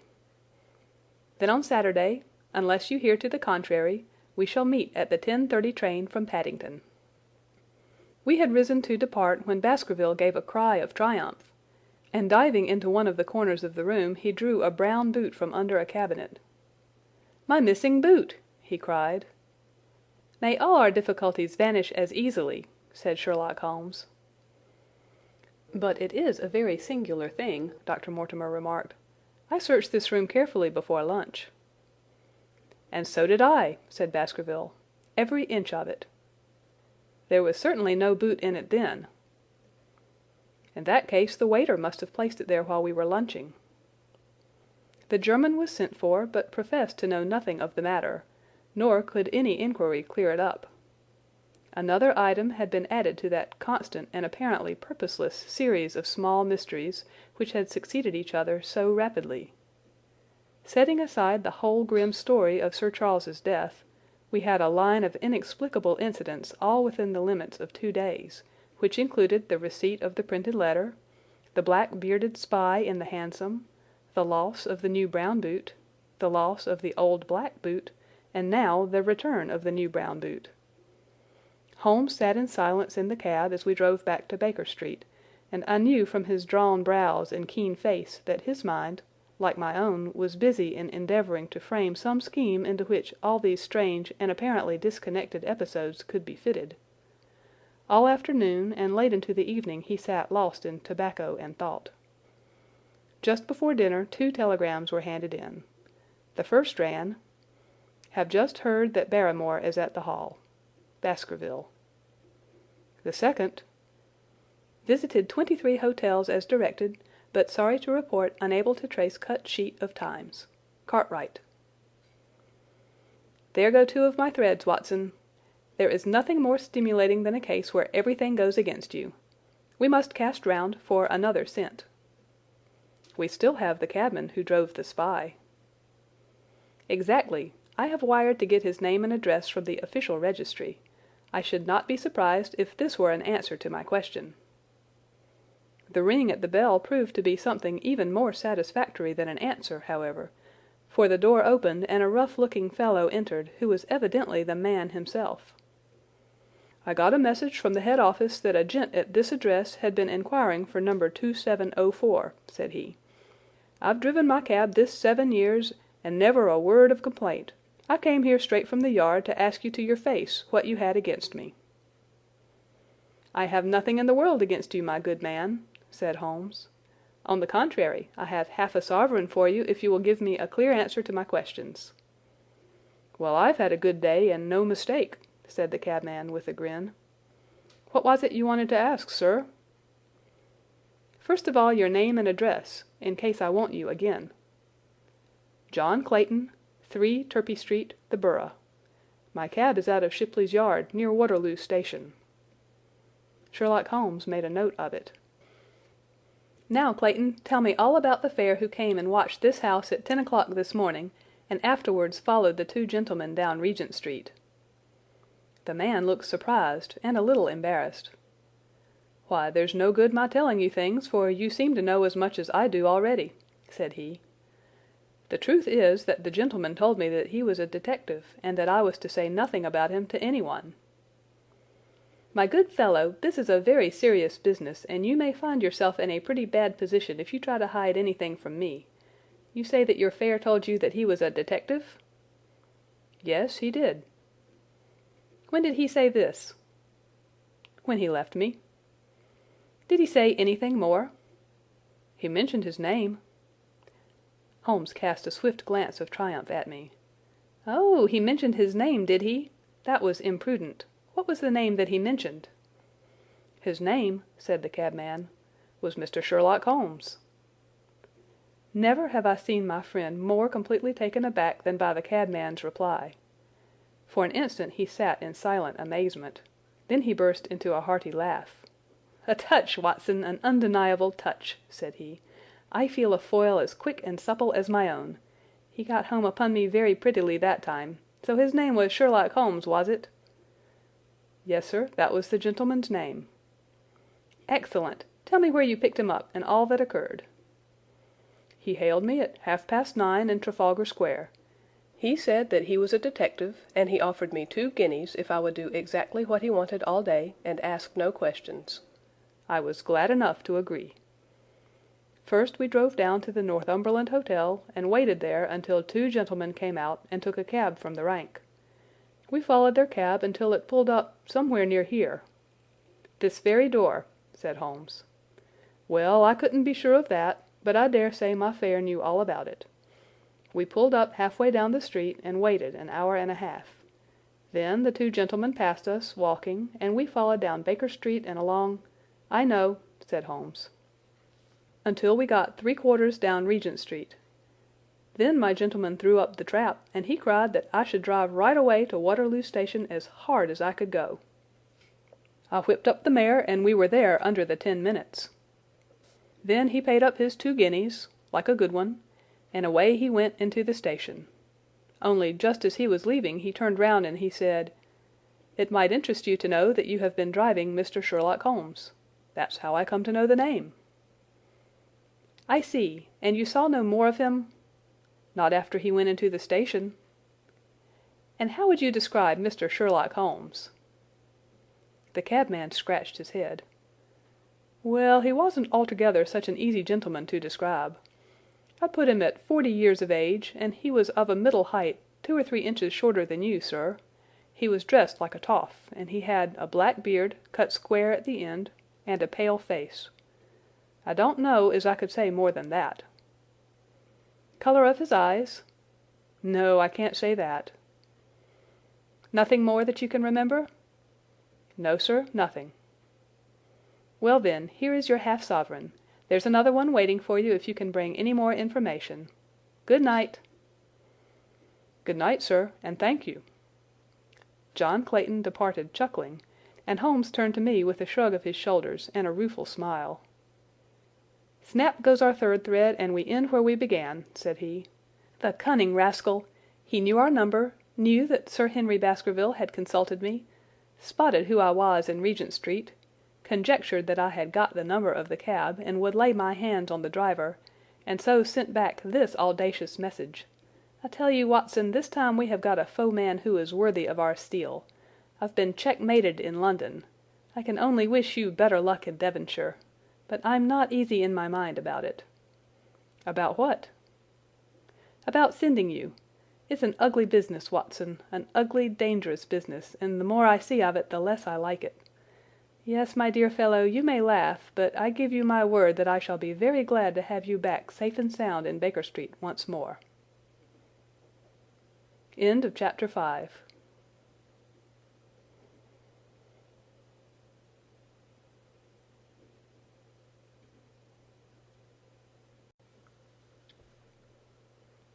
Chapter 6 of The Hound of the Baskervilles. Recorded by Laurie Ann Walden. The Hound of the Baskervilles, by Sir Arthur Conan Doyle. Chapter 6. Baskerville Hall.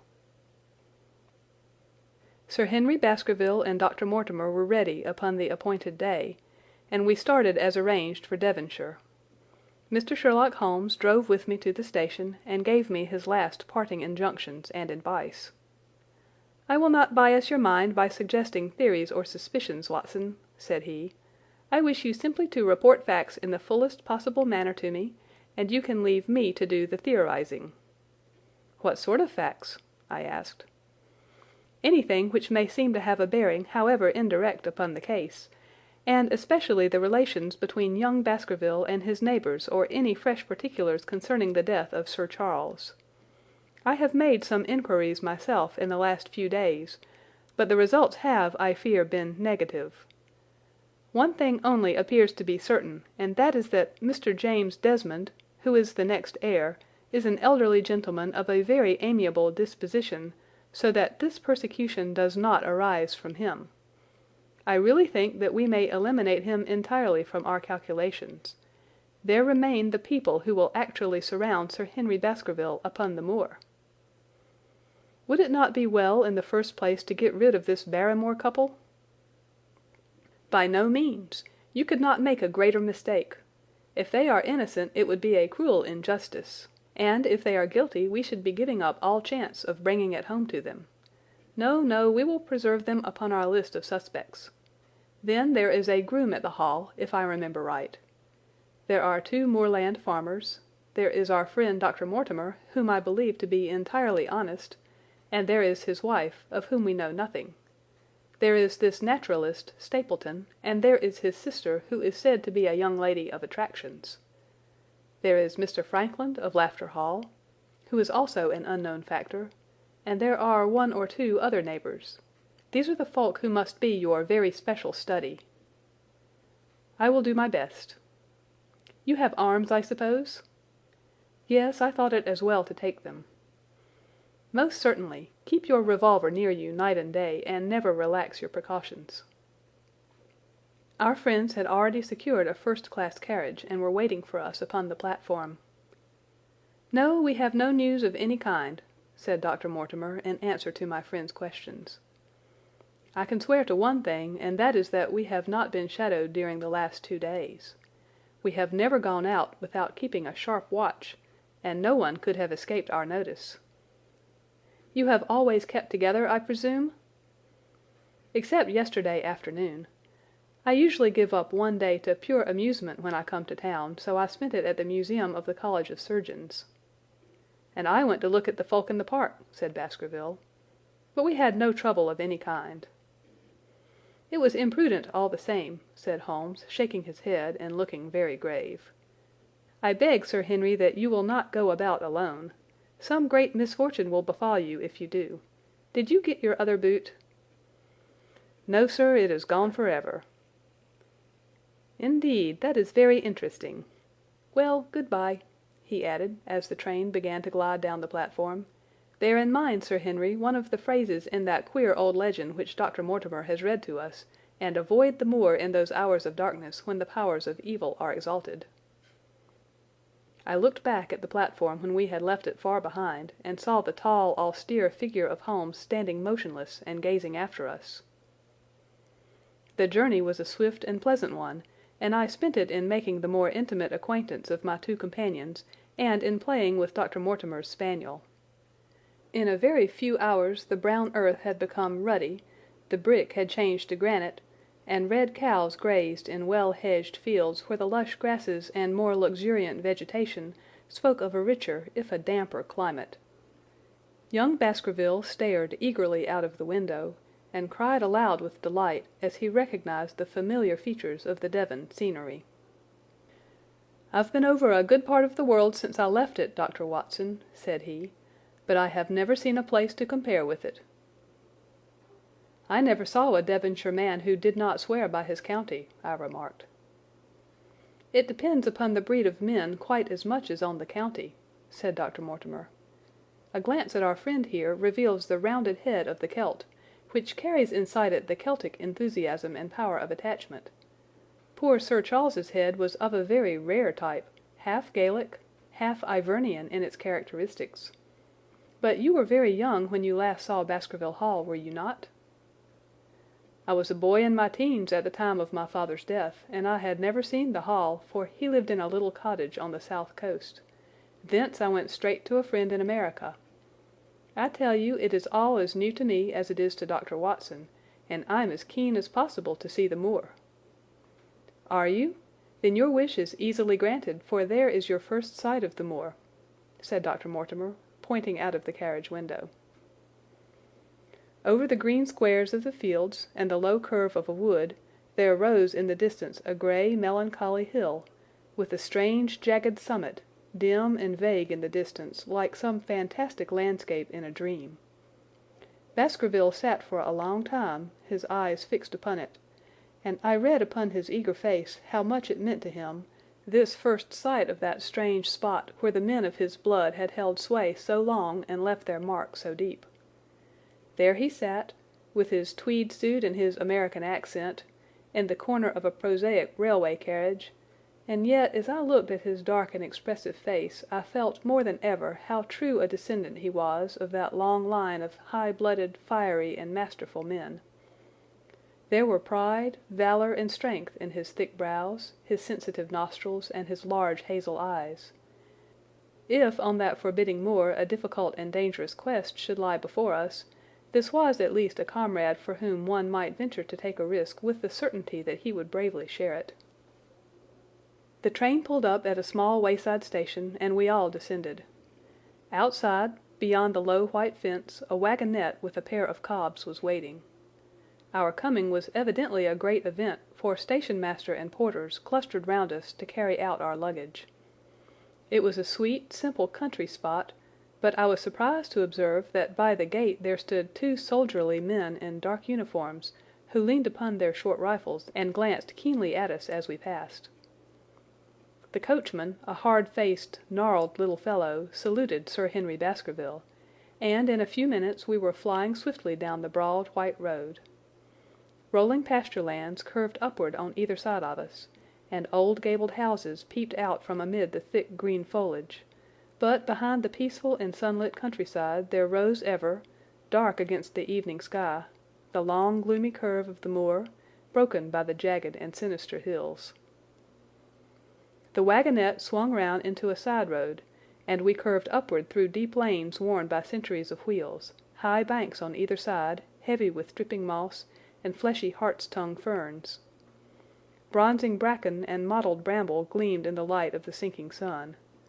Still steadily rising, we passed over a narrow granite bridge, and skirted a noisy stream which gushed swiftly down, foaming and roaring, amid the grey boulders.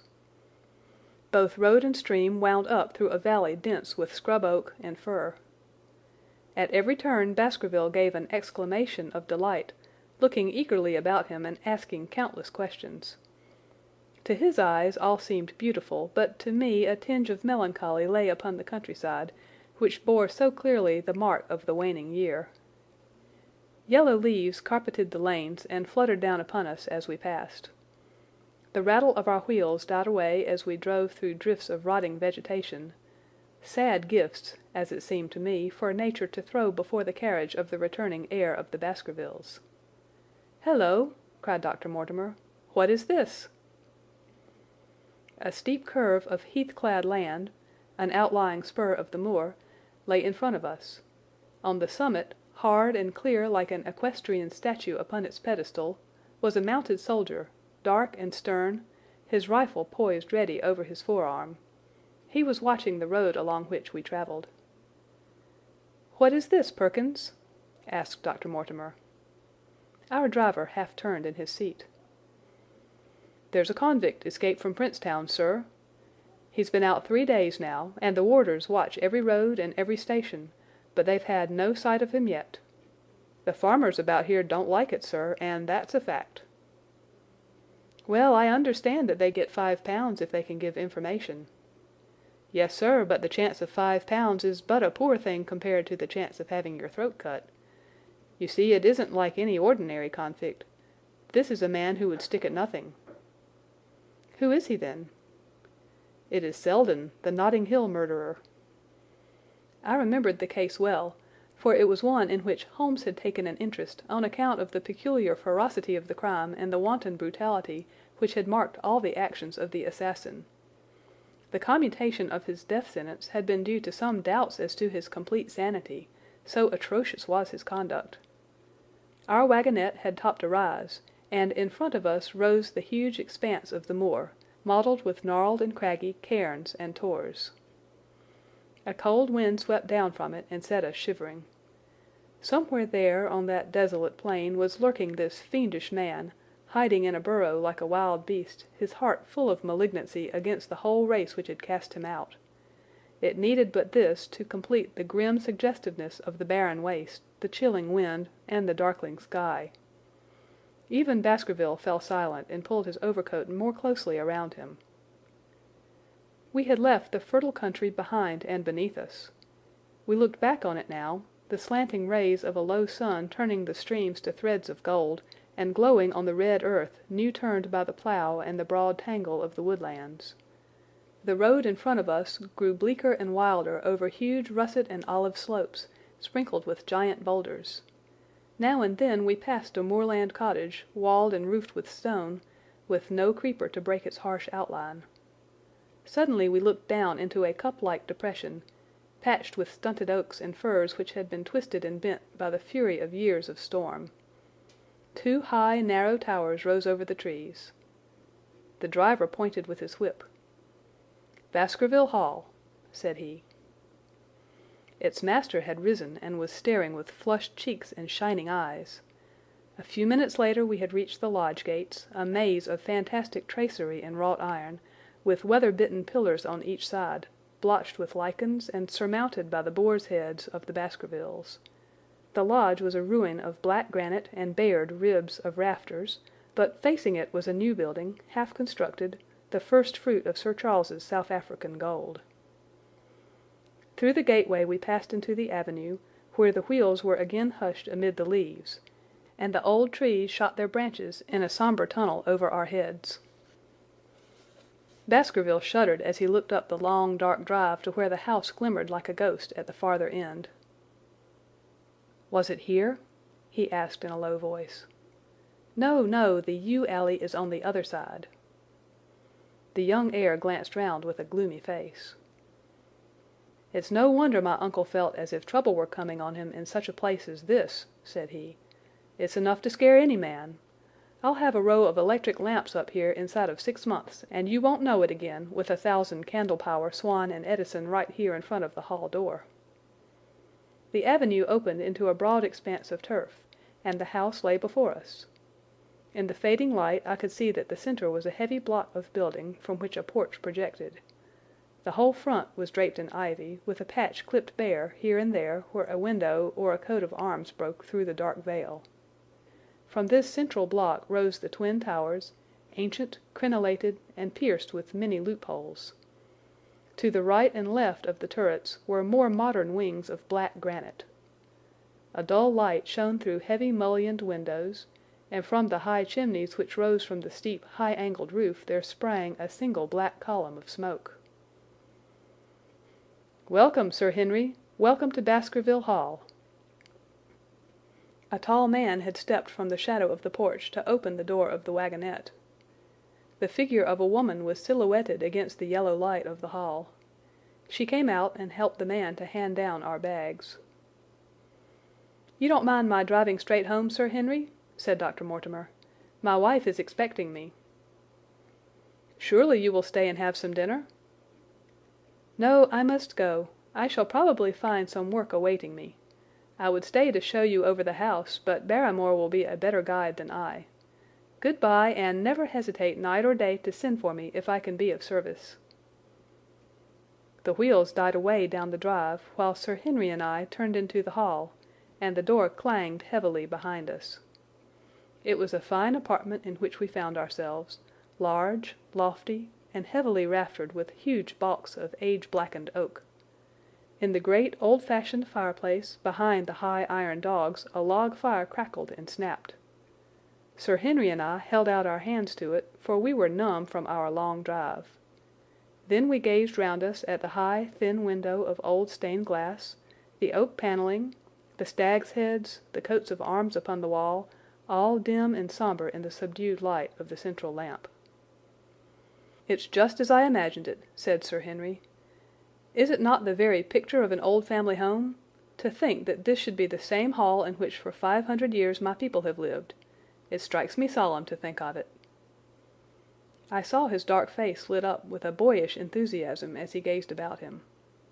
The light beat down upon him where he stood, but long shadows trailed down the walls and hung like a black canopy above him. Barrymore had returned from taking our luggage to our rooms. He stood in front of us now with the subdued manner of a well-trained servant. He was a remarkable-looking man, tall, handsome, with a square black beard and pale, distinguished features. "Would you wish dinner to be served at once, sir?" "Is it ready?" "In a very few minutes, sir. You will find hot water in your rooms. My wife and I will be happy, Sir Henry, to stay with you until you have made your fresh arrangements. But you will understand that under the new conditions this house will require a considerable staff." "What new conditions?" "I only meant, sir, that Sir Charles led a very retired life, and we were able to look after his wants. You would, naturally, wish to have more company, and so you will need changes in your household." "Do you mean that your wife and you wish to leave?" "Only when it is quite convenient to you, sir." "But your family have been with us for several generations, have they not? I should be sorry to begin my life here by breaking an old family connection." I seemed to discern some signs of emotion upon the butler's white face. "I feel that also, sir, and so does my wife. But to tell the truth, sir, we were both very much attached to Sir Charles, and his death gave us a shock and made these surroundings very painful to us. I fear that we shall never again be easy in our minds at Baskerville Hall." "But what do you intend to do?" "I have no doubt, sir, that we shall succeed in establishing ourselves in some business. Sir Charles's generosity has given us the means to do so. And now, sir, perhaps I had best show you to your rooms." A square balustraded gallery ran round the top of the old hall, approached by a double stair. From this central point 2 long corridors extended the whole length of the building, from which all the bedrooms opened. My own was in the same wing as Baskerville's, and almost next door to it. These rooms appeared to be much more modern than the central part of the house, and the bright paper and numerous candles did something to remove the sombre impression which our arrival had left upon my mind. But the dining room which opened out of the hall was a place of shadow and gloom. It was a long chamber with a step separating the dais where the family sat from the lower portion reserved for their dependents. At one end a minstrel's gallery overlooked it. Black beams shot across above our heads, with a smoke-darkened ceiling beyond them. With rows of flaring torches to light it up, and the colour and rude hilarity of an old-time banquet, it might have softened, but now, when 2 black-clothed gentlemen sat in the little circle of light thrown by a shaded lamp, one's voice became hushed and one's spirit subdued. A dim line of ancestors in every variety of dress, from the Elizabethan knight to the buck of the Regency, stared down upon us and daunted us by their silent company.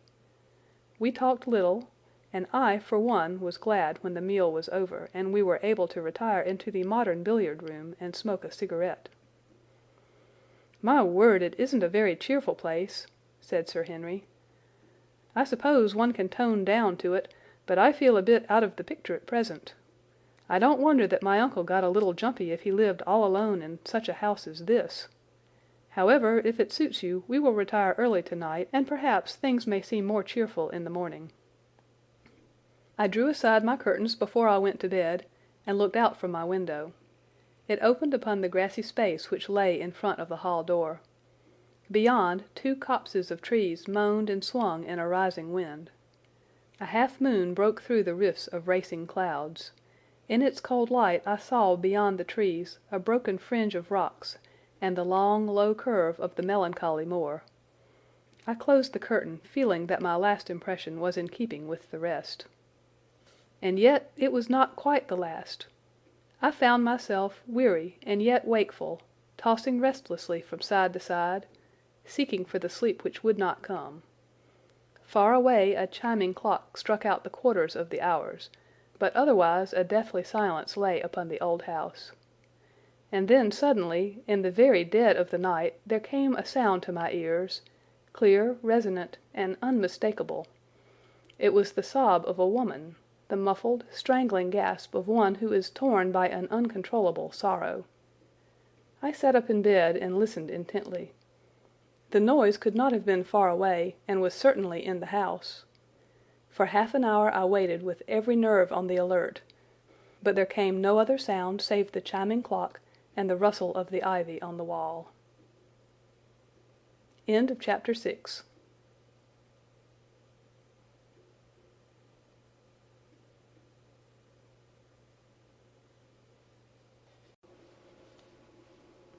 Chapter 7 of The Hound of the Baskervilles. Recorded by Laurie Ann Walden. The Hound of the Baskervilles by Sir Arthur Conan Doyle. Chapter 7. The Stapletons of Merripit House. The fresh beauty of the following morning did something to efface from our minds the grim and grey impression which had been left upon both of us by our first experience of Baskerville Hall. As Sir Henry and I sat at breakfast, the sunlight flooded in through the high mullioned windows, throwing watery patches of colour from the coats of arms which covered them. The dark panelling glowed like bronze in the golden rays, and it was hard to realize that this was indeed the chamber which had struck such a gloom into our souls the evening before. "I guess it is ourselves and not the house that we have to blame," said the baronet. "We were tired with our journey and chilled by our drive, so we took a grey view of the place. Now we are fresh and well, so it is all cheerful once more." "And yet it was not entirely a question of imagination," I answered. "Did you, for example, happen to hear someone, a woman, I think, sobbing in the night?" "That is curious, for I did, when I was half asleep, fancy that I heard something of the sort. I waited quite a time, but there was no more of it, so I concluded that it was all a dream." "I heard it distinctly, and I am sure that it was really the sob of a woman." "We must ask about this right away." He rang the bell and asked Barrymore whether he could account for our experience. It seemed to me that the pallid features of the butler turned a shade paler still as he listened to his master's question. "There are only 2 women in the house, Sir Henry," he answered. "One is the scullery maid who sleeps in the other wing. The other is my wife, and I can answer for it that the sound could not have come from her." And yet he lied as he said it, for it chanced that after breakfast I met Mrs. Barrymore in the long corridor, with the sun full upon her face. She was a large, impassive, heavy-featured woman, with a stern-set expression of mouth. But her telltale eyes were red, and glanced at me from between swollen lids. It was she, then, who wept in the night, and if she did so her husband must know it. Yet he had taken the obvious risk of discovery in declaring that it was not so. Why had he done this? And why did she weep so bitterly? Already round this pale-faced, handsome, black-bearded man there was gathering an atmosphere of mystery and of gloom. It was he who had been the first to discover the body of Sir Charles, and we had only his word for all the circumstances which led up to the old man's death. Was it possible that it was Barrymore, after all, whom we had seen in the cab in Regent Street? The beard might well have been the same. The cabman had described a somewhat shorter man, but such an impression might easily have been erroneous. How could I settle the point forever? Obviously, the first thing to do was to see the Grimpen postmaster and find whether the test telegram had really been placed in Barrymore's own hands. Be the answer what it might, I should at least have something to report to Sherlock Holmes. Sir Henry had numerous papers to examine after breakfast, so that the time was propitious for my excursion. It was a pleasant walk of 4 miles along the edge of the moor, leading me at last to a small grey hamlet in which 2 larger buildings, which proved to be the inn and the house of Dr. Mortimer, stood high above the rest. The postmaster, who was also the village grocer, had a clear recollection of the telegram. "Certainly, sir," said he. "I had the telegram delivered to Mr. Barrymore exactly as directed." "Who delivered it?" "My boy here.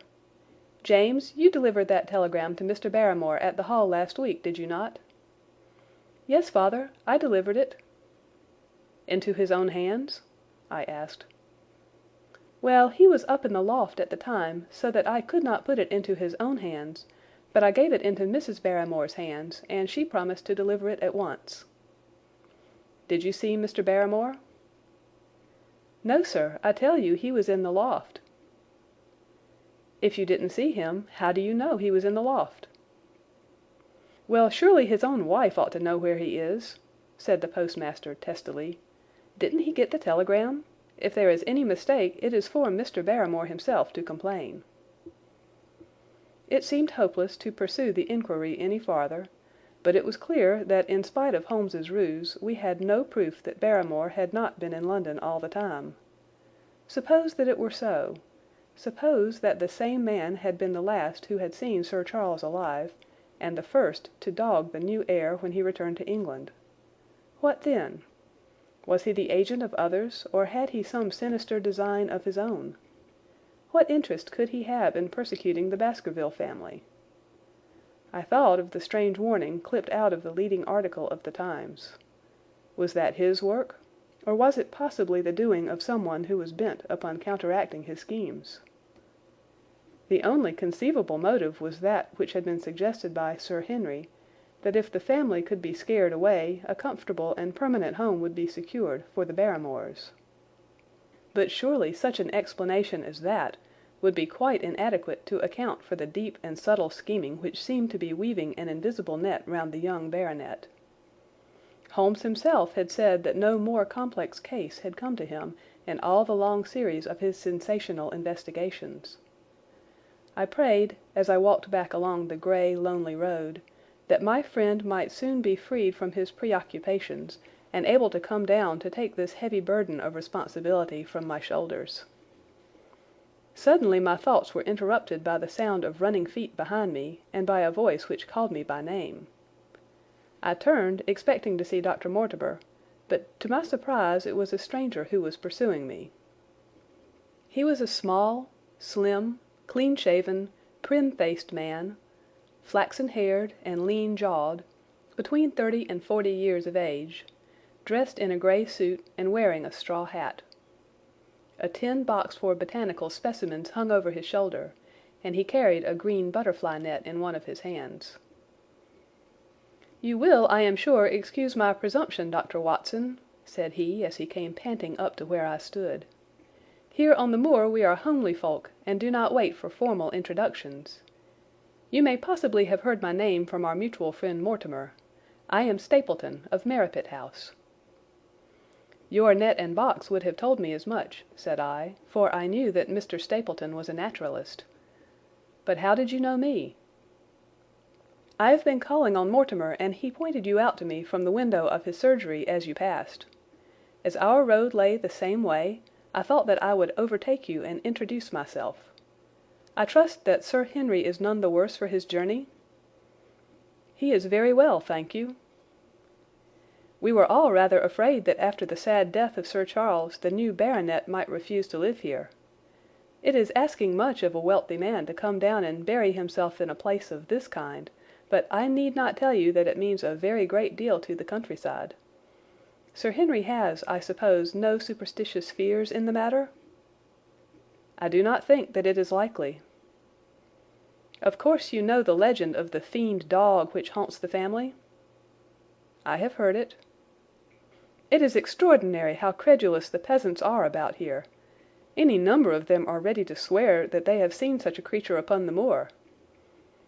He spoke with a smile, but I seemed to read in his eyes that he took the matter more seriously.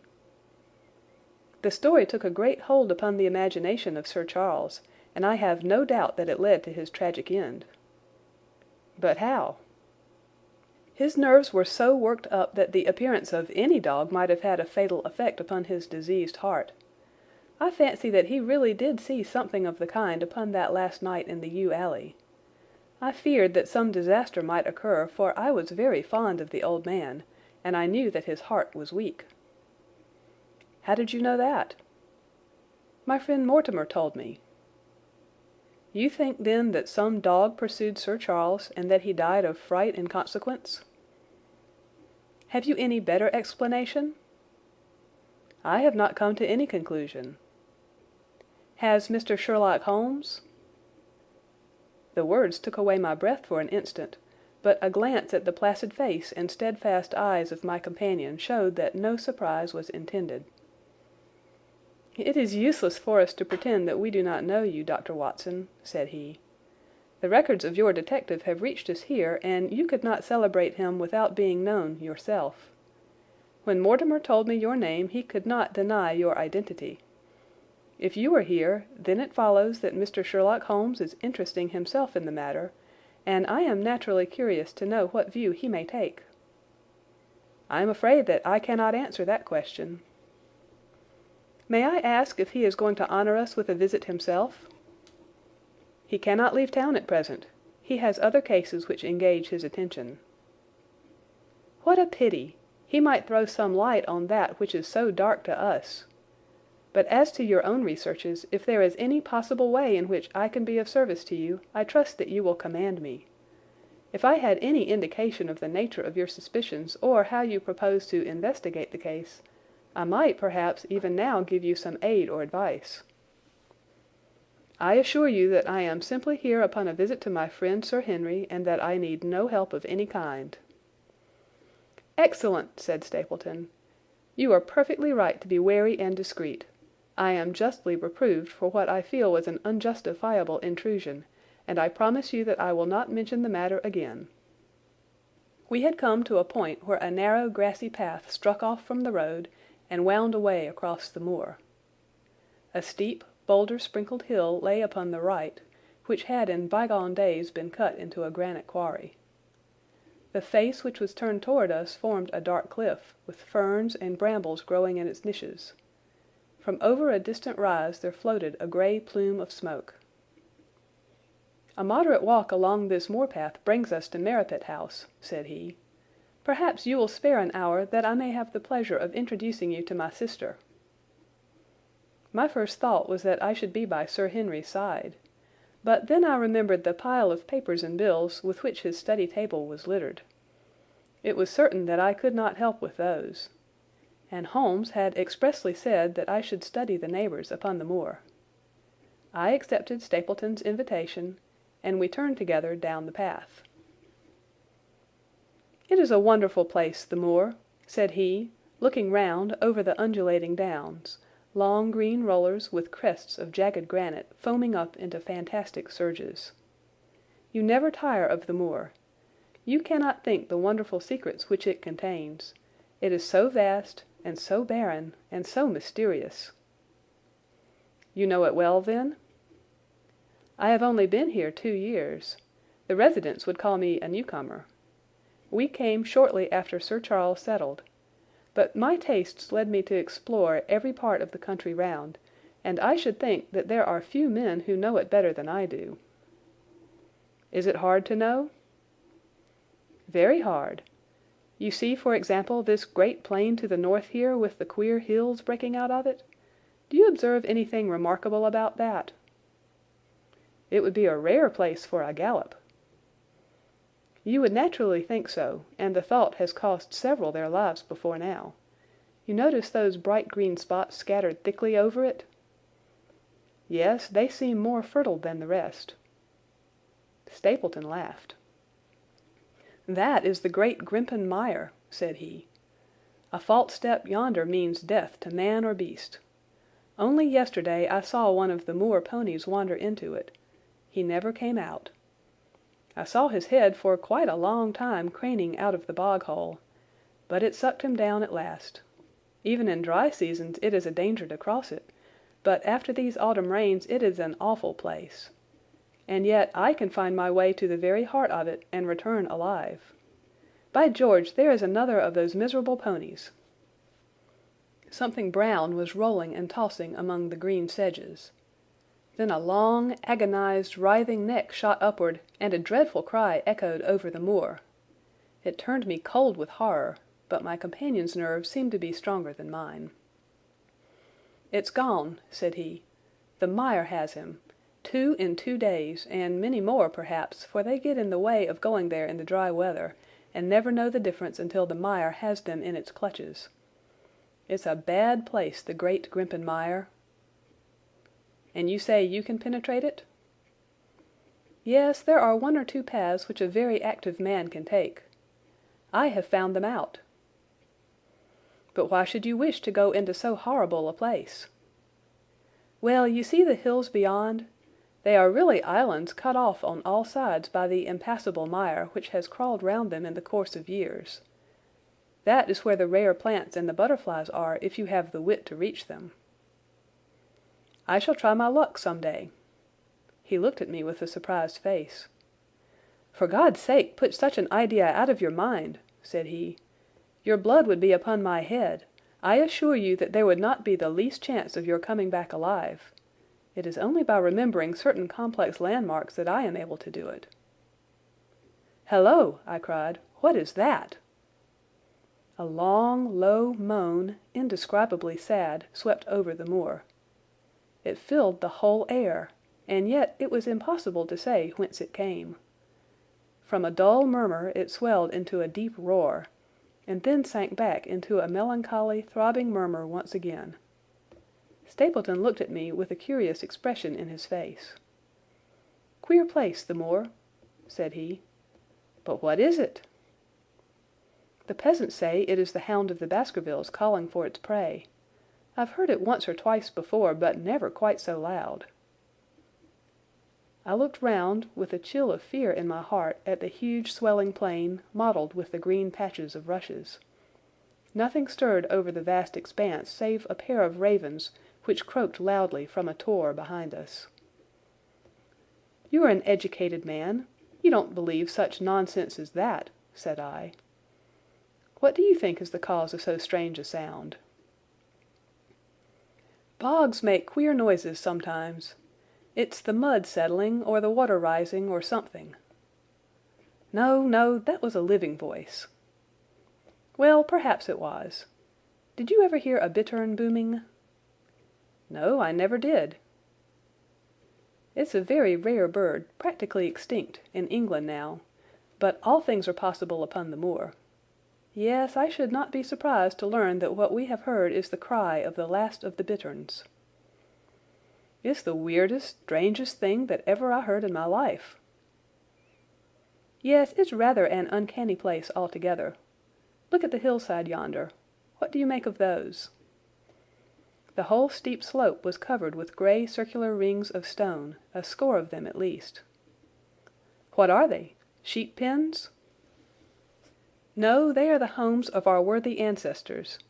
Prehistoric man lived thickly on the moor, and as no one in particular has lived there since, we find all his little arrangements exactly as he left them. These are his wigwams with the roofs off. You can even see his hearth and his couch if you have the curiosity to go inside. But it is quite a town. When was it inhabited?" "Neolithic man. No date." "What did he do?" "He grazed his cattle on these slopes, and he learned to dig for tin when the bronze sword began to supersede the stone axe. Look at the great trench in the opposite hill. That is his mark. Yes, you will find some very singular points about the moor, Dr. Watson. Oh, excuse me an instant. It is surely Cyclopides."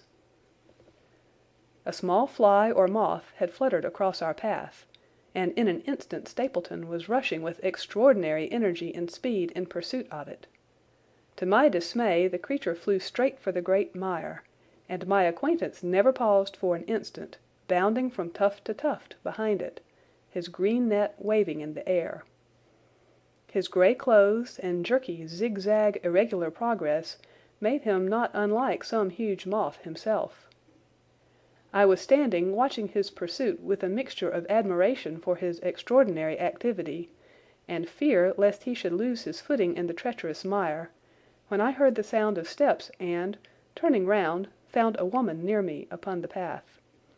She had come from the direction in which the plume of smoke indicated the position of Merripit House, but the dip of the moor had hid her until she was quite close.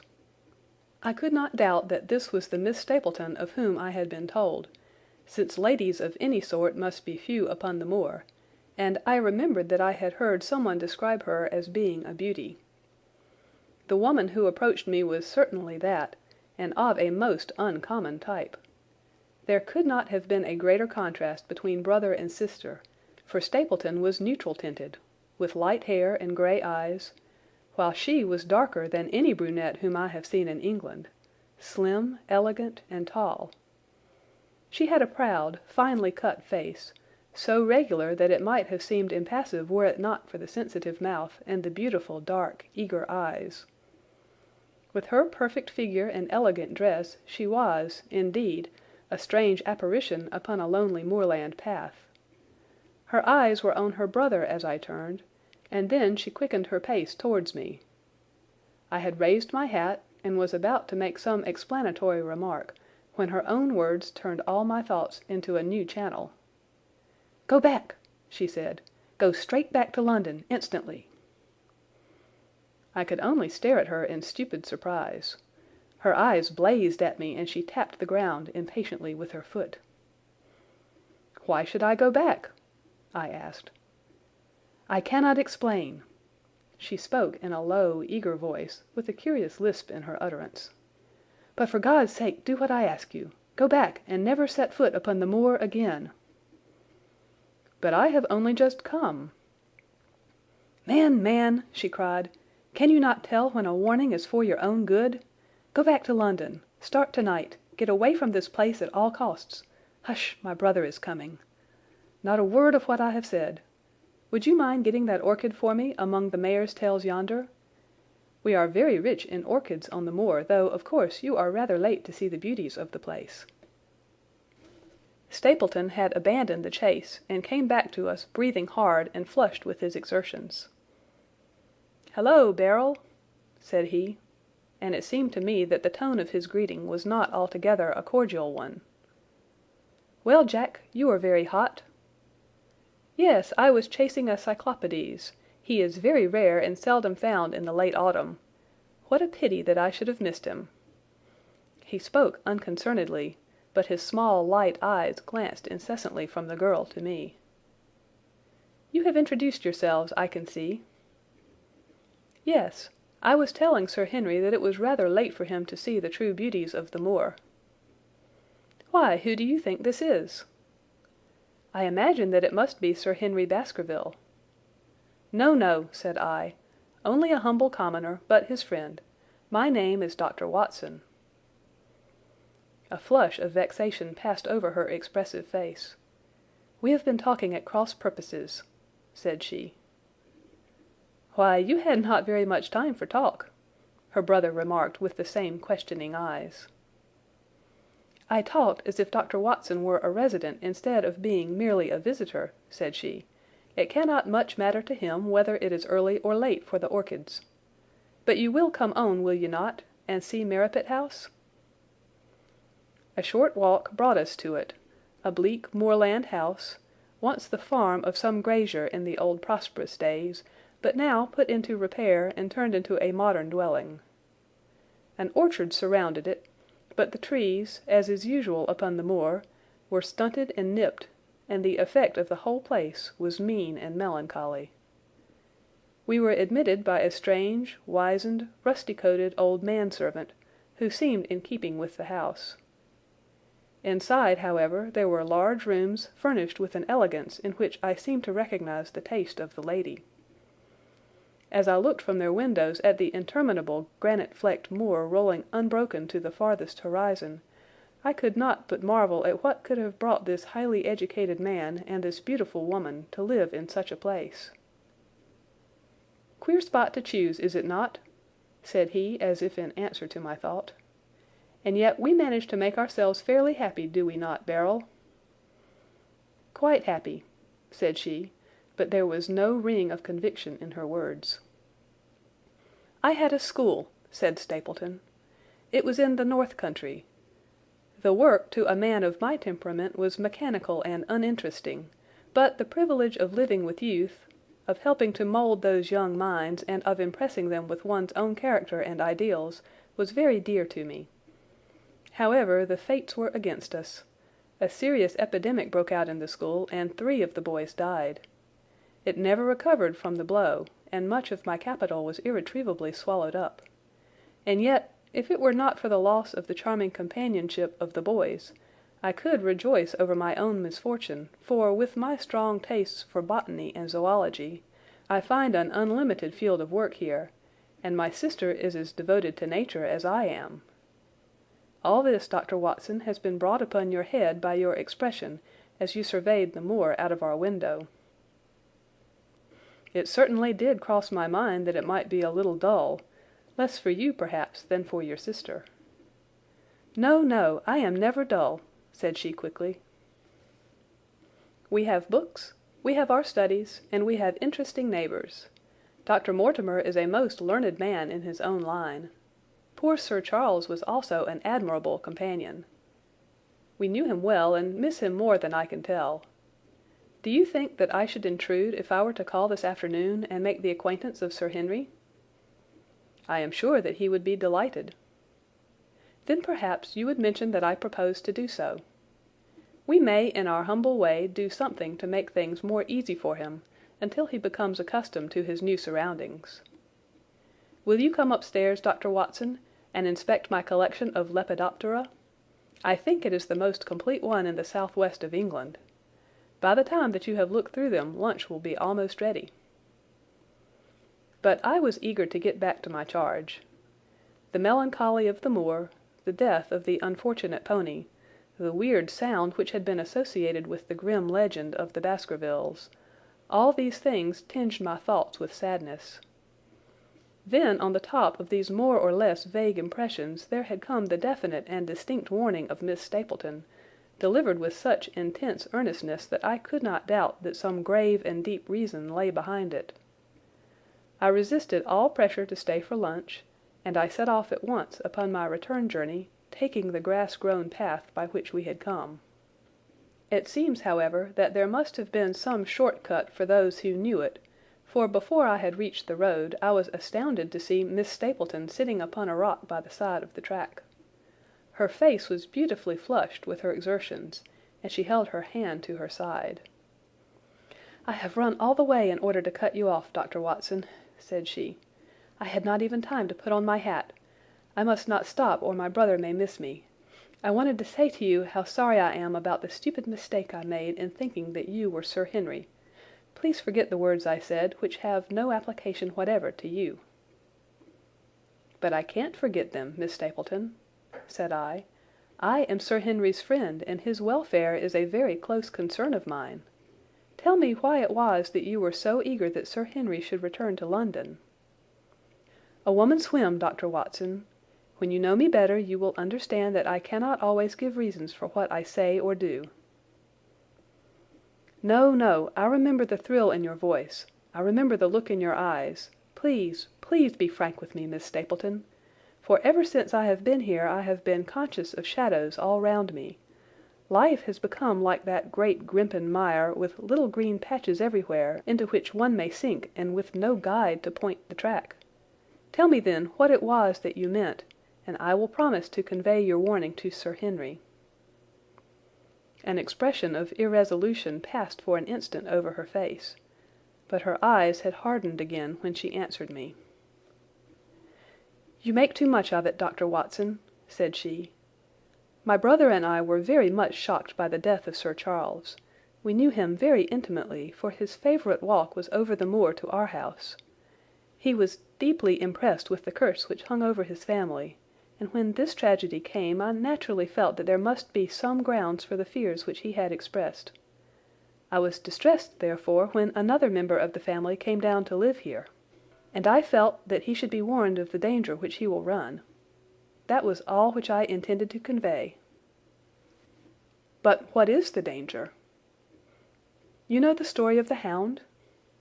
"I do not believe in such nonsense." "But I do. If you have any influence with Sir Henry, take him away from a place which has always been fatal to his family. The world is wide. Why should he wish to live at the place of danger?" "Because it is the place of danger.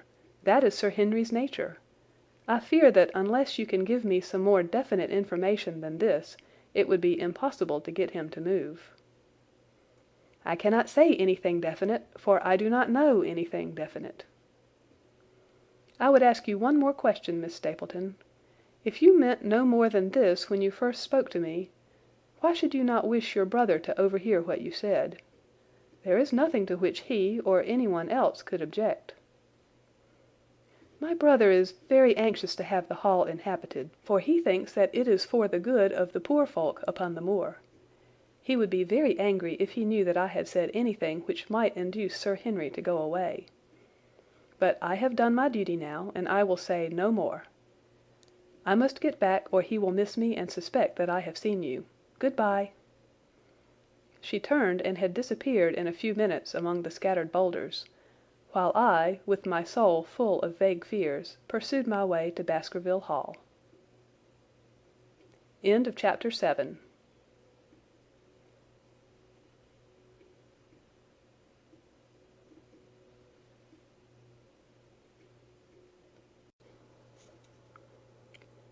Chapter 8 of The Hound of the Baskervilles. Recorded by Laurie Ann Walden. The Hound of the Baskervilles, by Sir Arthur Conan Doyle. Chapter 8. First Report of Dr. Watson. From this point onward I will follow the course of events by transcribing my own letters to Mr. Sherlock Holmes which lie before me on the table. One page is missing, but otherwise they are exactly as written, and show my feelings and suspicions of the moment more accurately than my memory, clear as it is upon these tragic events, can possibly do. Baskerville Hall, October 13th. My dear Holmes, my previous letters and telegrams have kept you pretty well up to date as to all that has occurred in this most God-forsaken corner of the world. The longer one stays here, the more does the spirit of the moor sink into one's soul, its vastness, and also its grim charm. When you are once out upon its bosom, you have left all traces of modern England behind you, but, on the other hand, you are conscious everywhere of the homes and the work of the prehistoric people. On all sides of you, as you walk, are the houses of these forgotten folk, with their graves and the huge monoliths which are supposed to have marked their temples.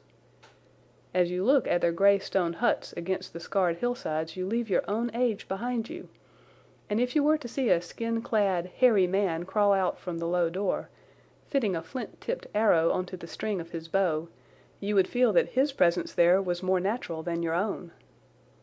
The strange thing is that they should have lived so thickly on what must always have been most unfruitful soil.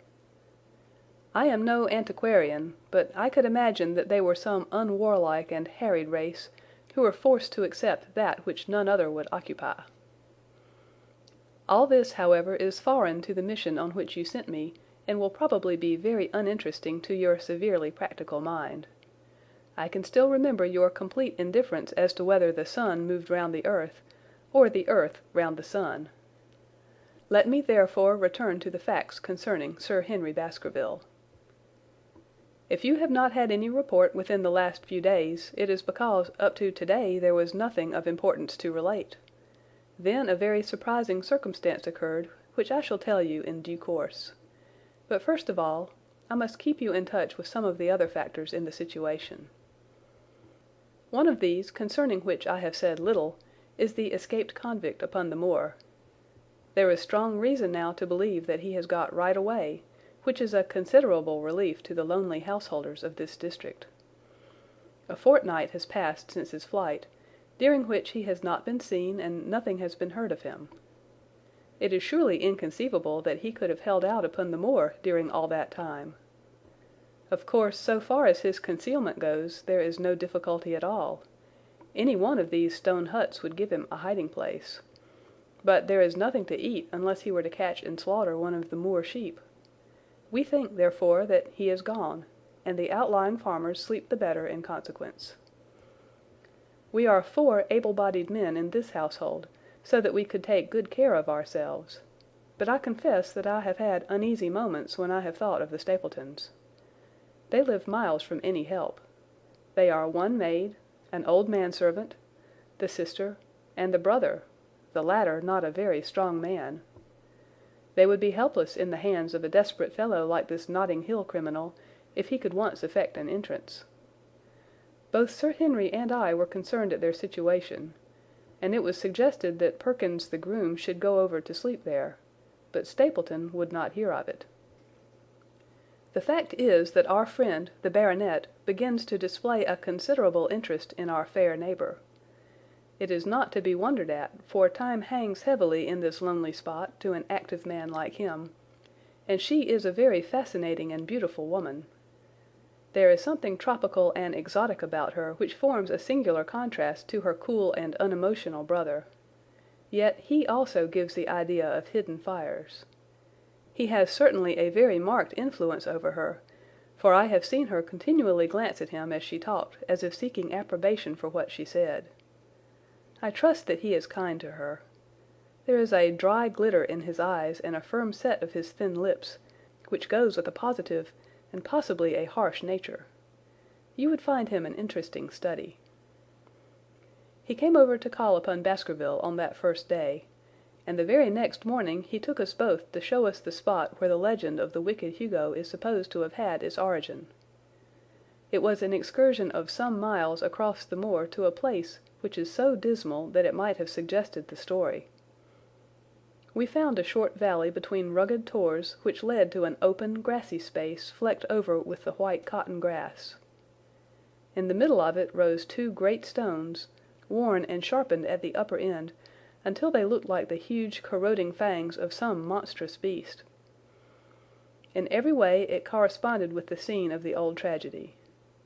Sir Henry was much interested and asked Stapleton more than once whether he really did believe in the possibility of the interference of the supernatural in the affairs of men.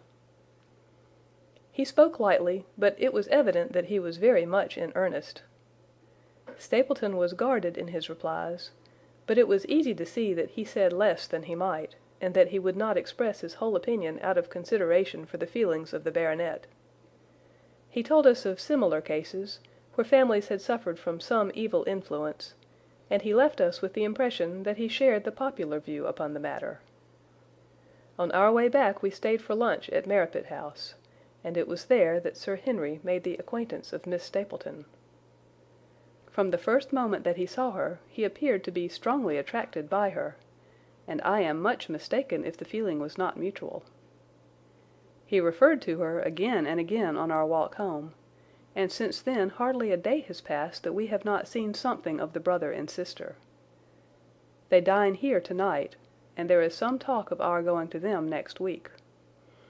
One would imagine that such a match would be very welcome to Stapleton, and yet I have more than once caught a look of the strongest disapprobation in his face when Sir Henry has been paying some attention to his sister.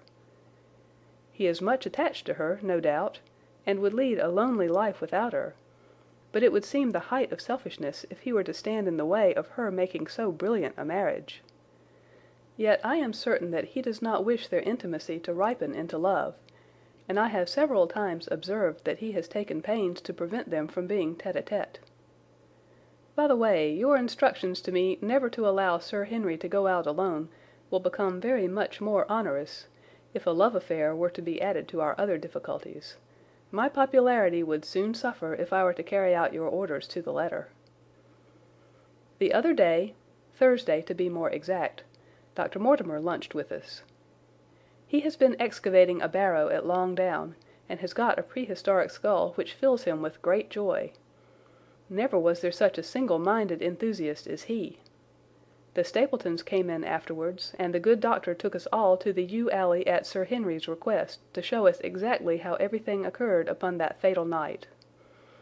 It is a long, dismal walk, the yew alley, between two high walls of clipped hedge, with a narrow band of grass upon either side. At the far end is an old tumble-down summer-house. Halfway down is the moor gate, where the old gentleman left his cigar ash. It is a white wooden gate with a latch. Beyond it lies the wide moor. I remembered your theory of the affair and tried to picture all that had occurred. As the old man stood there he saw something coming across the moor, something which terrified him so that he lost his wits and ran until he died of sheer horror and exhaustion. There was the long, gloomy tunnel down which he fled. And from what? A sheep-dog of the moor? Or a spectral hound, black, silent, and monstrous? Was there a human agency in the matter? Did the pale, watchful Barrymore know more than he cared to say? It was all dim and vague, but always there is the dark shadow of crime behind it. One other neighbor I have met since I wrote last. This is Mr. Frankland of Lafter Hall, who lives some 4 miles to the south of us. He is an elderly man, red-faced, white-haired, and choleric. His passion is for the British law, and he has spent a large fortune in litigation.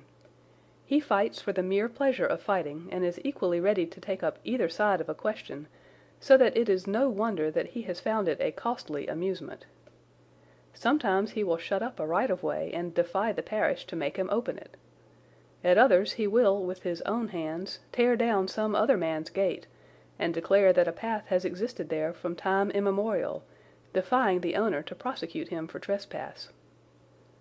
He is learned in old manorial and communal rights, and he applies his knowledge sometimes in favor of the villagers of Fernworthy, and sometimes against them, so that he is periodically either carried in triumph down the village street, or else burned in effigy, according to his latest exploit.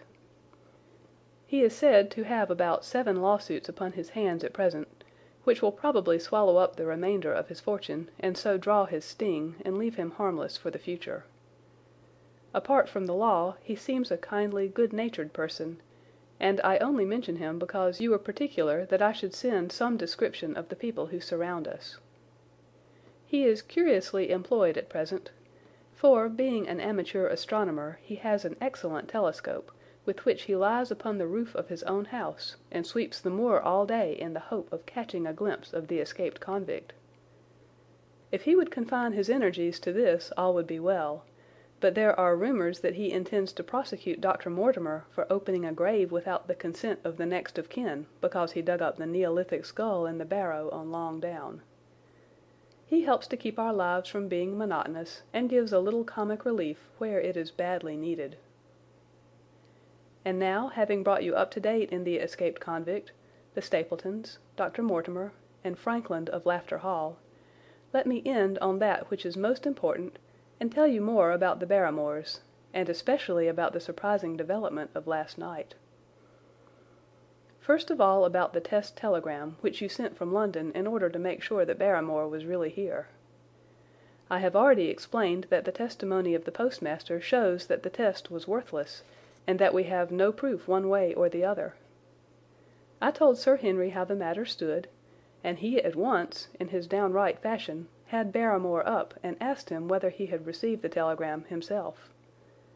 Barrymore said that he had. "Did the boy deliver it into your own hands?" asked Sir Henry. Barrymore looked surprised, and considered for a little time. "No," said he. "I was in the box-room at the time, and my wife brought it up to me." "Did you answer it yourself?" "No. I told my wife what to answer, and she went down to write it." In the evening he recurred to the subject of his own accord. "I could not quite understand the object of your questions this morning, Sir Henry," said he. "I trust that they do not mean that I have done anything to forfeit your confidence?" Sir Henry had to assure him that it was not so, and pacify him by giving him a considerable part of his old wardrobe, the London outfit having now all arrived. "Mrs. Barrymore is of interest to me. She is a heavy, solid person, very limited, intensely respectable, and inclined to be puritanical. You could hardly conceive a less emotional subject. Yet I have told you how, on the first night here, I heard her sobbing bitterly, and since then I have more than once observed traces of tears upon her face. Some deep sorrow gnaws ever at her heart. Sometimes I wonder if she has a guilty memory which haunts her, and sometimes I suspect Barrymore of being a domestic tyrant. I have always felt that there was something singular and questionable in this man's character, but the adventure of last night brings all my suspicions to a head. And yet it may seem a small matter in itself. You are aware that I am not a very sound sleeper, and since I have been on my guard in this house, my slumbers have been lighter than ever. Last night, about 2 in the morning, I was aroused by a stealthy step passing my room. I rose, opened my door, and peeped out. A long black shadow was trailing down the corridor. It was thrown by a man who walked softly down the passage with a candle held in his hand. He was in shirt and trousers, with no covering to his feet. I could merely see the outline, but his height told me that it was Barrymore. He walked very slowly and circumspectly, and there was something indescribably guilty and furtive in his whole appearance. I have told you that the corridor is broken by the balcony which runs round the hall, but that it is resumed upon the farther side. I waited until he had passed out of sight, and then I followed him. When I came round the balcony he had reached the end of the farther corridor, and I could see from the glimmer of light through an open door that he had entered one of the rooms. Now, all these rooms are unfurnished and unoccupied, so that his expedition became more mysterious than ever. The light shone steadily as if he were standing motionless. I crept down the passage as noiselessly as I could, and peeped round the corner of the door. Barrymore was crouching at the window with the candle held against the glass. His profile was half turned towards me, and his face seemed to be rigid with expectation as he stared out into the blackness of the moor. For some minutes he stood watching intently. Then he gave a deep groan, and with an impatient gesture he put out the light. Instantly I made my way back to my room, and very shortly came the stealthy steps passing once more upon their return journey. Long afterwards, when I had fallen into a light sleep, I heard a key turn somewhere in a lock, but I could not tell whence the sound came. What it all means I cannot guess, but there is some secret business going on in this house of gloom which sooner or later we shall get to the bottom of. I do not trouble you with my theories, for you ask me to furnish you only with facts. I have had a long talk with Sir Henry this morning, and we have made a plan of campaign founded upon my observations of last night. I will not speak about it just now, but it should make my next report interesting reading. End of Chapter 8.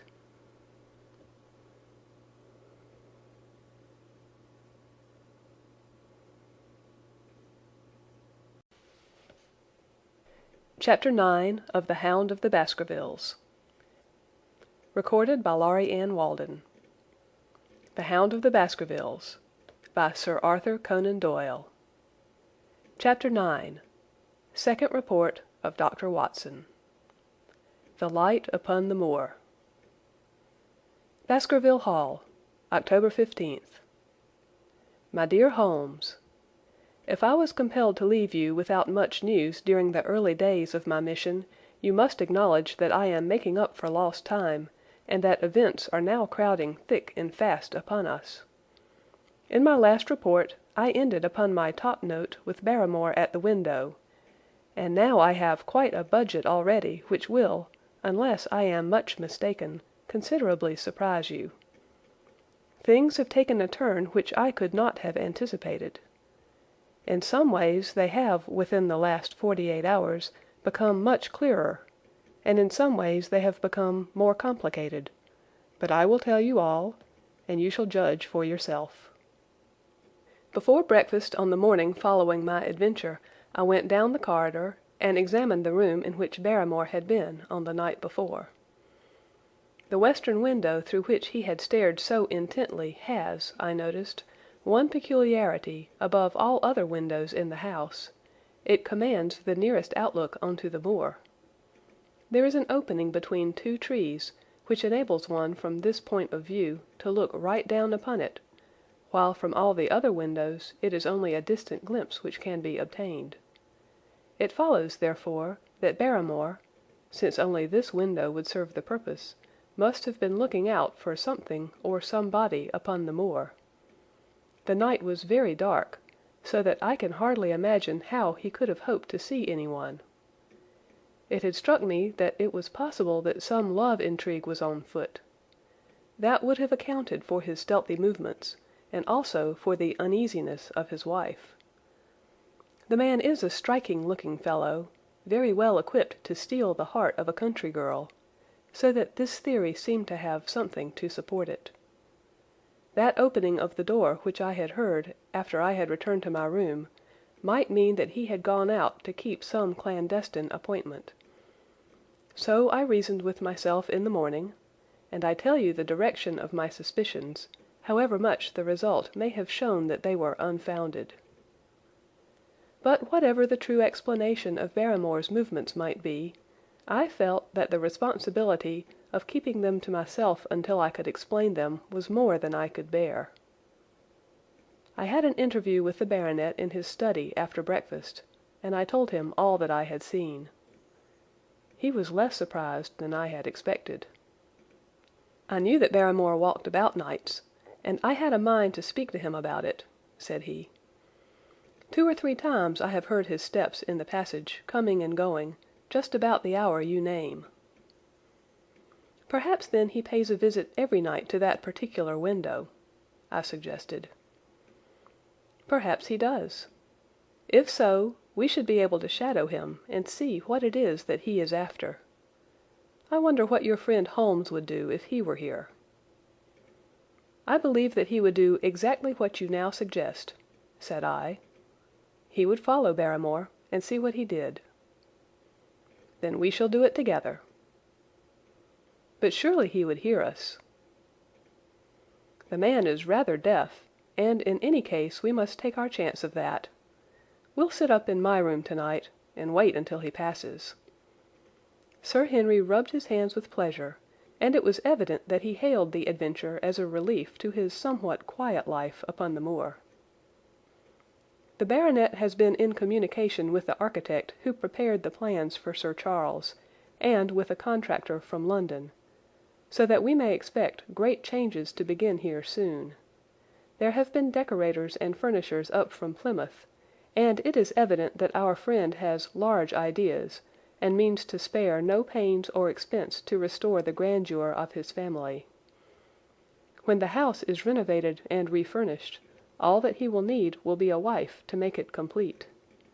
Between ourselves, there are pretty clear signs that this will not be wanting if the lady is willing, for I have seldom seen a man more infatuated with a woman than he is with our beautiful neighbour, Miss Stapleton.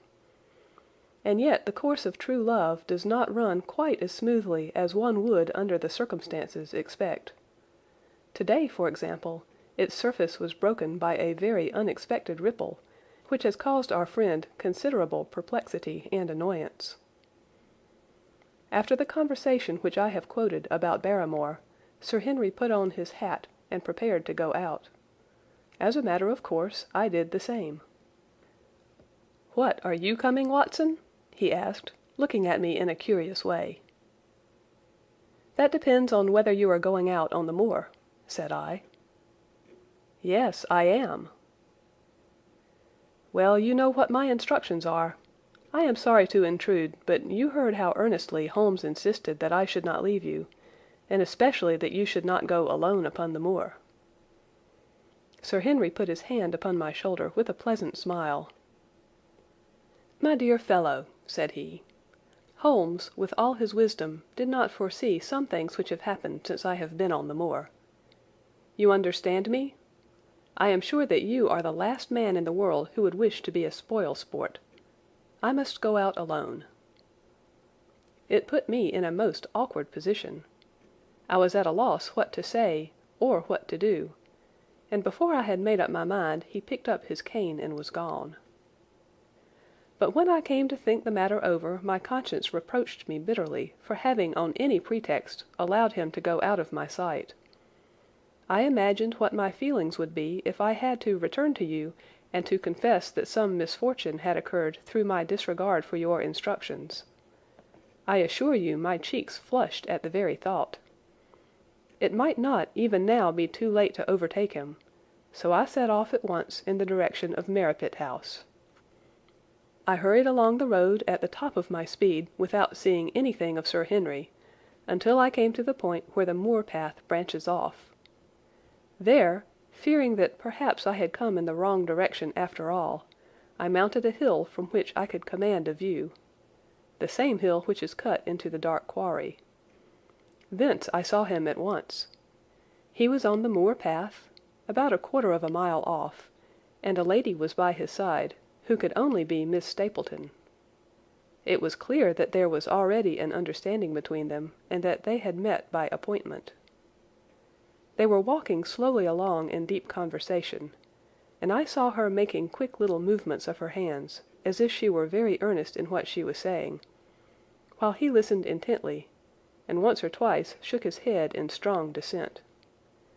I stood among the rocks watching them, very much puzzled as to what I should do next. To follow them and break into their intimate conversation seemed to be an outrage. and yet my clear duty was never for an instant to let him out of my sight. To act the spy upon a friend was a hateful task. Still, I could see no better course than to observe him from the hill, and to clear my conscience by confessing to him afterwards what I had done. It is true that if any sudden danger had threatened him, I was too far away to be of use, and yet I am sure that you will agree with me that the position was very difficult, and that there was nothing more which I could do. Our friend, Sir Henry, and the lady had halted on the path, and were standing deeply absorbed in their conversation, when I was suddenly aware that I was not the only witness of their interview. A wisp of green floating in the air caught my eye, and another glance showed me that it was carried on a stick by a man who was moving among the broken ground. It was Stapleton with his butterfly net. He was very much closer to the pair than I was, and he appeared to be moving in their direction. At this instant Sir Henry suddenly drew Miss Stapleton to his side. His arm was round her, but it seemed to me that she was straining away from him with her face averted. He stooped his head to hers, and she raised one hand as if in protest. Next moment I saw them spring apart and turn hurriedly round. Stapleton was the cause of the interruption. He was running wildly toward them, his absurd net dangling behind him. He gesticulated and almost danced with excitement in front of the lovers. What the scene meant I could not imagine, but it seemed to me that Stapleton was abusing Sir Henry, who offered explanations, which became more angry as the other refused to accept them. The lady stood by in haughty silence. Finally Stapleton turned upon his heel and beckoned in a peremptory way to his sister, who, after an irresolute glance at Sir Henry, walked off by the side of her brother. The naturalist's angry gestures showed that the lady was included in his displeasure. The baronet stood for a minute looking after them, and then he walked slowly back the way that he had come, his head hanging, the very picture of dejection. What all this meant I could not imagine, but I was deeply ashamed to have witnessed so intimate a scene without my friend's knowledge. I ran down the hill, therefore, and met the baronet at the bottom. His face was flushed with anger, and his brows were wrinkled, like one who is at his wits' end what to do. "Hello, Watson, where have you dropped from?" said he. "You don't mean to say that you came after me in spite of all?" I explained everything to him, how I had found it impossible to remain behind, how I had followed him, and how I had witnessed all that had occurred. For an instant his eyes blazed at me, but my frankness disarmed his anger, and he broke at last into a rather rueful laugh. "You would have thought the middle of that prairie a fairly safe place for a man to be private," said he. "But by thunder the whole countryside seems to have been out to see me do my wooing, and a mighty poor wooing at that. Where had you engaged a seat?" "I was on that hill." "Quite in the back row, eh? But her brother was well up to the front. Did you see him come out on us?" "Yes, I did." "Did he ever strike you as being crazy, this brother of hers?" "I can't say that he ever did." "I dare say not. I always thought him sane enough until today, but you can take it from me that either he or I ought to be in a straitjacket. What's the matter with me, anyhow? You've lived near me for some weeks, Watson. Tell me straight now. Is there anything that would prevent me from making a good husband to a woman that I loved?" "I should say not." "He can't object to my worldly position, so it must be myself that he has this down on. What has he against me? I never hurt man or woman in my life that I know of. And yet he would not so much as let me touch the tips of her fingers." "Did he say so?" "That, and a deal more. I tell you, Watson, I've only known her these few weeks, but from the first I just felt that she was made for me, and she, too, she was happy when she was with me, and that I'll swear. There's a light in a woman's eyes that speaks louder than words. But he has never let us get together, and it was only today for the first time that I saw a chance of having a few words with her alone. She was glad to meet me, but when she did it was not love that she would talk about, and she wouldn't have let me talk about it either if she could have stopped it. She kept coming back to it that this was a place of danger, and that she would never be happy until I had left it. I told her that since I had seen her I was in no hurry to leave it, and that if she really wanted me to go, the only way to work it was for her to arrange to go with me. With that, I offered in as many words to marry her, but before she could answer, down came this brother of hers, running at us with a face on him like a madman. He was just white with rage, and those light eyes of his were blazing with fury. What was I doing with the lady? How dared I offer her attentions which were distasteful to her? Did I think that because I was a baronet I could do what I liked? If he had not been her brother I should have known better how to answer him. As it was, I told him that my feelings towards his sister were such as I was not ashamed of, and that I hoped that she might honor me by becoming my wife. That seemed to make the matter no better, so then I lost my temper too, and I answered him rather more hotly than I should perhaps, considering that she was standing by. So it ended by his going off with her, as you saw, and here I am, as badly puzzled a man as any in this county. Just tell me what it all means, Watson, and I'll owe you more than ever I can hope to pay." I tried one or two explanations, but indeed I was completely puzzled myself. Our friend's title, his fortune, his age, his character, and his appearance are all in his favour, and I know nothing against him unless it be this dark fate which runs in his family. That his advances should be rejected so brusquely without any reference to the lady's own wishes, and that the lady should accept the situation without protest, is very amazing. However, our conjectures were set at rest by a visit from Stapleton himself that very afternoon. He had come to offer apologies for his rudeness of the morning, and after a long private interview with Sir Henry in his study, the upshot of their conversation was that the breach is quite healed, and that we are to dine at Merripit House next Friday as a sign of it. "I don't say now that he isn't a crazy man," said Sir Henry.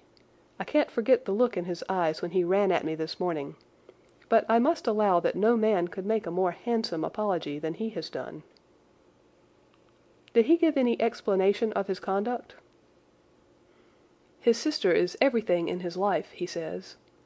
That is natural enough, and I am glad that he should understand her value. They have always been together, and according to his account, he has been a very lonely man with only her as a companion, so that the thought of losing her was really terrible to him.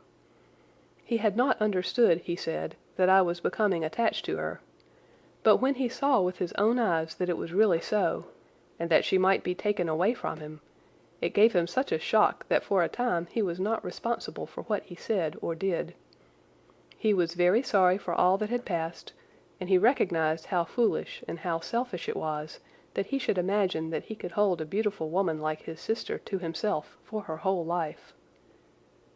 If she had to leave him, he had rather it was to a neighbor like myself than to anyone else. But in any case it was a blow to him, and it would take him some time before he could prepare himself to meet it. He would withdraw all opposition upon his part if I would promise for 3 months to let the matter rest, and to be content with cultivating the lady's friendship during that time without claiming her love. This I promised, and so the matter rests. So there is one of our small mysteries cleared up. It is something to have touched bottom anywhere in this bog in which we are floundering.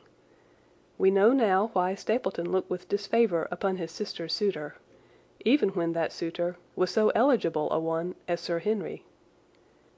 And now I pass on to another thread which I have extricated out of the tangled skein, the mystery of the sobs in the night, of the tear-stained face of Mrs. Barrymore, of the secret journey of the butler to the western lattice window. Congratulate me, my dear Holmes, and tell me that I have not disappointed you as an agent, that you do not regret the confidence which you showed in me when you sent me down. All these things have by one night's work been thoroughly cleared. I have said by one night's work, but in truth it was by 2 nights' work, for on the first we drew entirely blank. I sat up with Sir Henry in his rooms until nearly 3 o'clock in the morning, but no sound of any sort did we hear except the chiming clock upon the stairs. It was a most melancholy vigil, and ended by each of us falling asleep in our chairs. Fortunately, we were not discouraged, and we determined to try again. The next night we lowered the lamp and sat smoking cigarettes without making the least sound. It was incredible how slowly the hours crawled by, and yet we were helped through it by the same sort of patient interest which the hunter must feel as he watches the trap into which he hopes the game may wander. 1 struck, and 2, and we had almost for the second time given it up in despair, when in an instant we both sat bolt upright in our chairs, with all our weary senses keenly on the alert once more. We had heard the creak of a step in the passage. Very stealthily we heard it pass along until it died away in the distance. Then the baronet gently opened his door, and we set out in pursuit. Already our man had gone round the gallery, and the corridor was all in darkness. Softly we stole along until we had come into the other wing. We were just in time to catch a glimpse of the tall, black-bearded figure, his shoulders rounded, as he tiptoed down the passage. Then he passed through the same door as before, and the light of the candle framed it in the darkness and shot one single yellow beam across the gloom of the corridor.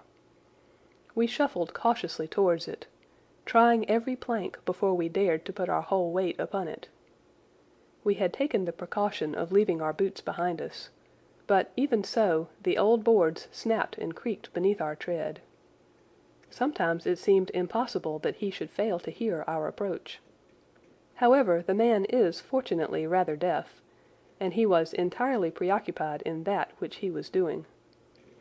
When at last we reached the door and peeped through, we found him crouching at the window, candle in hand, his white, intent face pressed against the pane, exactly as I had seen him 2 nights before.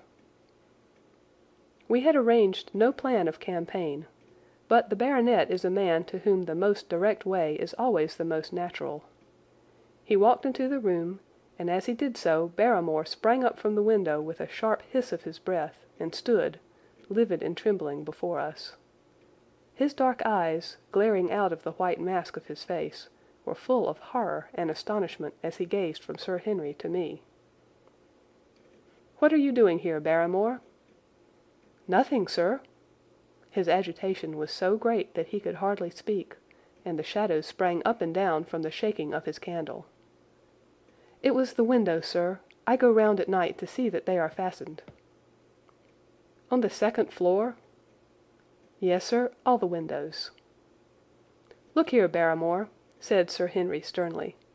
"We have made up our minds to have the truth out of you, so it will save you trouble to tell it sooner rather than later.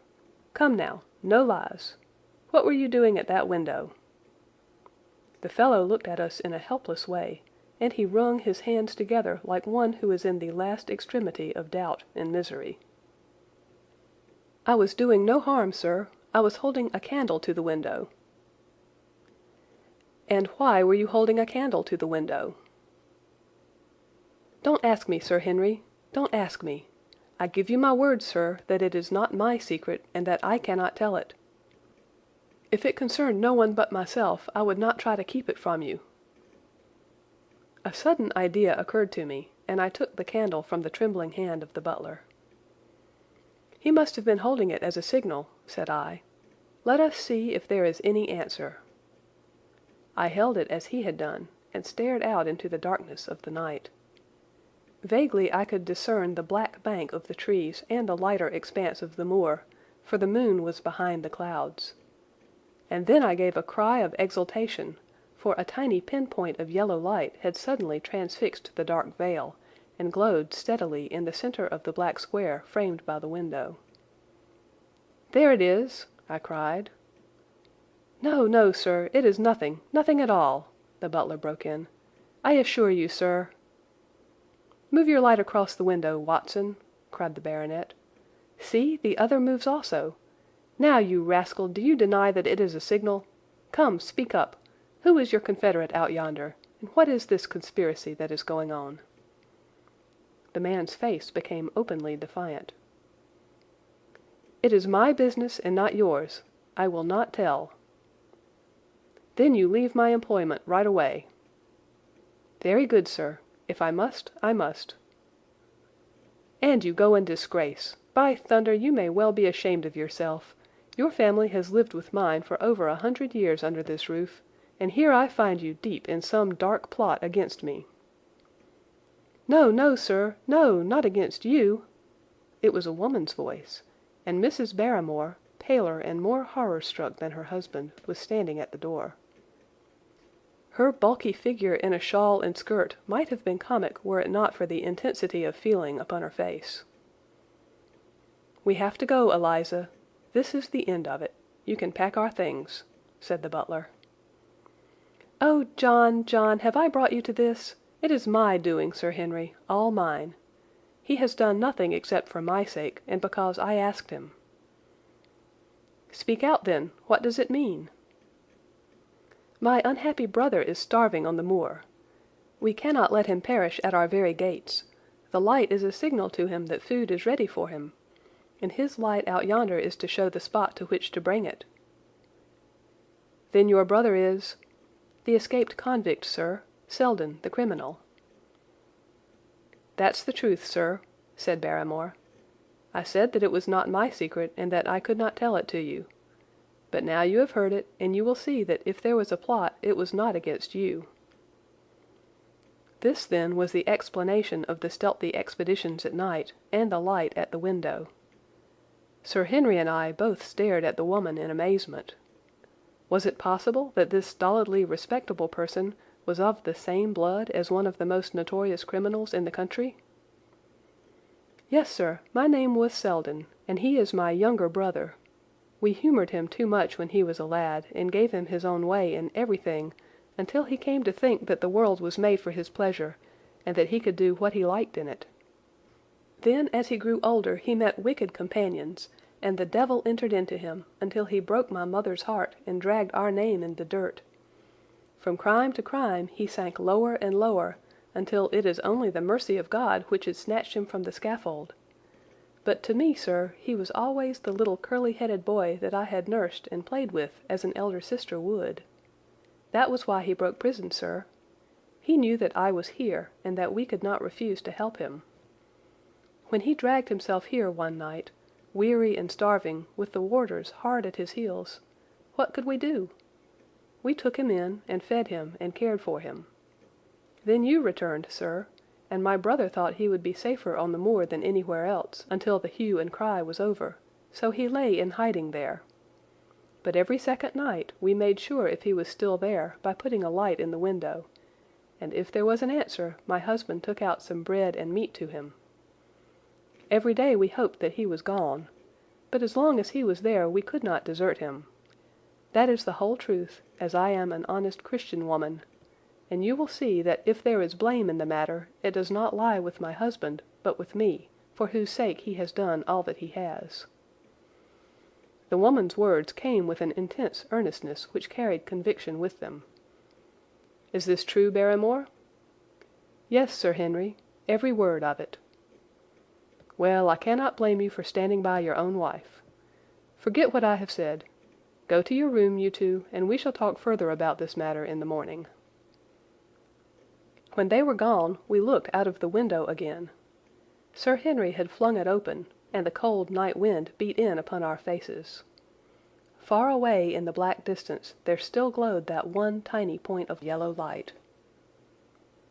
"I wonder he dares," said Sir Henry. "It may be so placed as to be only visible from here." "Very likely. How far do you think it is?" "Out by the cleft tor, I think." "Not more than a mile or two off?" "Hardly that." "Well, it cannot be far if Barrymore had to carry out the food to it. And he is waiting, this villain, beside that candle. By thunder, Watson, I am going out to take that man." The same thought had crossed my own mind. It was not as if the Barrymores had taken us into their confidence. Their secret had been forced from them. The man was a danger to the community, an unmitigated scoundrel for whom there was neither pity nor excuse. We were only doing our duty in taking this chance of putting him back where he could do no harm. With his brutal and violent nature, Others would have to pay the price if we held our hands. Any night, for example, our neighbours the Stapletons might be attacked by him, and it may have been the thought of this which made Sir Henry so keen upon the adventure. "I will come," said I. "Then get your revolver and put on your boots. The sooner we start the better, as the fellow may put out his light and be off." In 5 minutes we were outside the door, starting upon our expedition. We hurried through the dark shrubbery, amid the dull moaning of the autumn wind and the rustle of the falling leaves. The night air was heavy with the smell of damp and decay. Now and again the moon peeped out for an instant, but clouds were driving over the face of the sky, and just as we came out on the moor a thin rain began to fall. The light still burned steadily in front. "Are you armed?" I asked. "I have a hunting crop." "We must close in on him rapidly, for he is said to be a desperate fellow. We shall take him by surprise, and have him at our mercy before he can resist." "I say, Watson," said the baronet, "what would Holmes say to this? How about that hour of darkness in which the power of evil is exalted?" As if in answer to his words, there rose suddenly out of the vast gloom of the moor that strange cry which I had already heard upon the borders of the great Grimpen Mire. It came with the wind through the silence of the night, a long, deep mutter, then a rising howl, and then the sad moan in which it died away. Again and again it sounded, the whole air throbbing with it, strident, wild, and menacing. The baronet caught my sleeve, and his face glimmered white through the darkness. "My God, what's that, Watson?" "I don't know. It's a sound they have on the moor. I heard it once before." It died away, and an absolute silence closed in upon us. We stood straining our ears, but nothing came. "Watson," said the baronet, "it was the cry of a hound." My blood ran cold in my veins, for there was a break in his voice which told of the sudden horror which had seized him. "What do they call this sound?" he asked. "Who?" "The folk on the countryside." "Oh, they are ignorant people. Why should you mind what they call it?" "Tell me, Watson, what do they say of it?" I hesitated, but could not escape the question. "They say it is the cry of the Hound of the Baskervilles." He groaned and was silent for a few moments. "A hound it was," he said at last, "but it seemed to come from miles away, over yonder, I think." "It was hard to say whence it came." "It rose and fell with the wind. Isn't that the direction of the great Grimpen Mire?" "Yes, it is." "Well, it was up there. Come now, Watson, didn't you think yourself that it was the cry of a hound? I am not a child. You need not fear to speak the truth." "Stapleton was with me when I heard it last.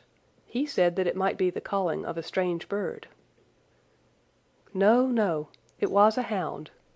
My God, can there be some truth in all these stories? Is it possible that I am really in danger from so dark a cause? You don't believe in it, do you, Watson?" "No, no." "And yet it was one thing to laugh about it in London, and it is another to stand out here in the darkness of the moor and to hear such a cry as that." "And my uncle. There was the footprint of the hound beside him as he lay. It all fits together. I don't think that I am a coward, Watson, but that sound seemed to freeze my very blood. Feel my hand." It was as cold as a block of marble. "You'll be all right tomorrow." "I don't think I'll get that cry out of my head. What do you advise that we do now?" "Shall we turn back?" "No, by thunder, we have come out to get our man, and we will do it. We after the convict, and a hell-hound as likely as not after us. Come on, we'll see it through if all the fiends of the pit were loose upon the moor." We stumbled slowly along in the darkness, with the black loom of the craggy hills around us, and the yellow speck of light burning steadily in front. There is nothing so deceptive as the distance of a light upon a pitch-dark night, and sometimes the glimmer seemed to be far away upon the horizon, and sometimes it might have been within a few yards of us. But at last we could see whence it came, and then we knew that we were indeed very close. A guttering candle was stuck in a crevice of the rocks which flanked it on each side, so as to keep the wind from it, and also to prevent it from being visible, save in the direction of Baskerville Hall. A boulder of granite concealed our approach, and crouching behind it, we gazed over it at the signal light. It was strange to see this single candle burning there in the middle of the moor, with no sign of life near it, just the one straight yellow flame and the gleam of the rock on each side of it. "What shall we do now?" whispered Sir Henry. "Wait here. He must be near his light. Let us see if we can get a glimpse of him." The words were hardly out of my mouth when we both saw him. Over the rocks, in the crevice of which the candle burned, there was thrust out an evil yellow face, a terrible animal face, all seamed and scored with vile passions. Foul with mire, with a bristling beard, and hung with matted hair, it might well have belonged to one of those old savages who dwelt in the burrows on the hillsides. The light beneath him was reflected in his small, cunning eyes, which peered fiercely to right and left through the darkness, like a crafty and savage animal who has heard the steps of the hunters. Something had evidently aroused his suspicions. It may have been that Barrymore had some private signal which we had neglected to give, or the fellow may have had some other reason for thinking that all was not well, but I could read his fears upon his wicked face. Any instant he might dash out the light and vanish in the darkness. I sprang forward, therefore, and Sir Henry did the same. At the same moment the convict screamed out a curse at us and hurled a rock which splintered up against the boulder which had sheltered us. I caught one glimpse of his short, squat, strongly built figure as he sprang to his feet and turned to run. At the same moment, by a lucky chance, the moon broke through the clouds. We rushed over the brow of the hill, and there was our man, running with great speed down the other side, springing over the stones in his way with the activity of a mountain goat. A lucky long shot of my revolver might have crippled him, but I had brought it only to defend myself if attacked, and not to shoot an unarmed man who was running away. We were both swift runners and in fairly good training, but we soon found that we had no chance of overtaking him. We saw him for a long time in the moonlight, until he was only a small speck moving swiftly among the boulders upon the side of a distant hill. We ran and ran until we were completely blown, but the space between us grew ever wider. Finally we stopped and sat panting on two rocks, while we watched him disappearing in the distance. And it was at this moment that there occurred a most strange and unexpected thing.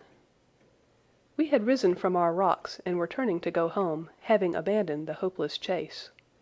The moon was low upon the right, and the jagged pinnacle of a granite tor stood up against the lower curve of its silver disk. There, outlined as black as an ebony statue on that shining background, I saw the figure of a man upon the tor. Do not think that it was a delusion, Holmes. I assure you that I have never in my life seen anything more clearly. As far as I could judge, the figure was that of a tall, thin man. He stood with his legs a little separated, his arms folded, his head bowed, as if he were brooding over that enormous wilderness of peat and granite which lay before him. He might have been the very spirit of that terrible place. It was not the convict. This man was far from the place where the latter had disappeared. Besides, he was a much taller man. With a cry of surprise I pointed him out to the baronet, but in the instant during which I had turned to grasp his arm, the man was gone. There was the sharp pinnacle of granite still cutting the lower edge of the moon, but its peak bore no trace of that silent and motionless figure. I wished to go in that direction and to search the tor, but it was some distance away. The baronet's nerves were still quivering from that cry, which recalled the dark story of his family, and he was not in the mood for fresh adventures. He had not seen this lonely man upon the tor, and could not feel the thrill which his strange presence and his commanding attitude had given to me. "A warder, no doubt," said he. "The moor has been thick with them since this fellow escaped."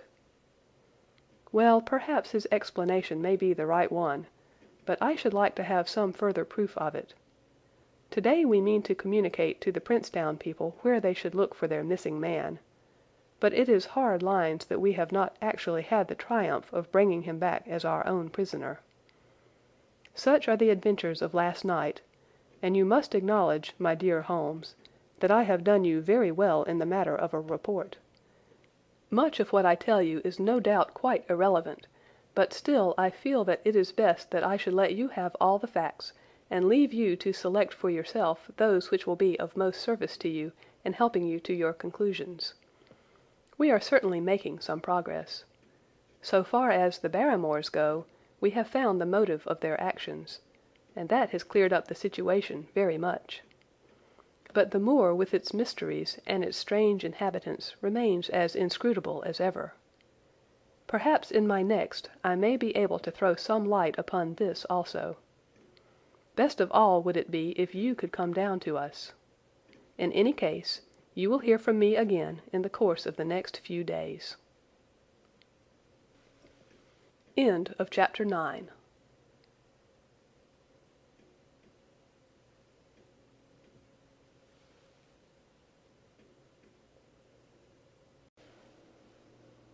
Chapter 10 of The Hound of the Baskervilles. Recorded by Laurie Ann Walden.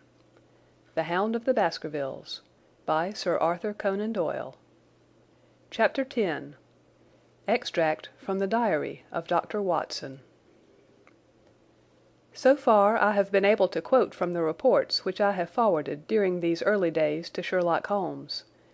Now, however, I have arrived at a point in my narrative where I am compelled to abandon this method and to trust once more to my recollections, aided by the diary which I kept at the time.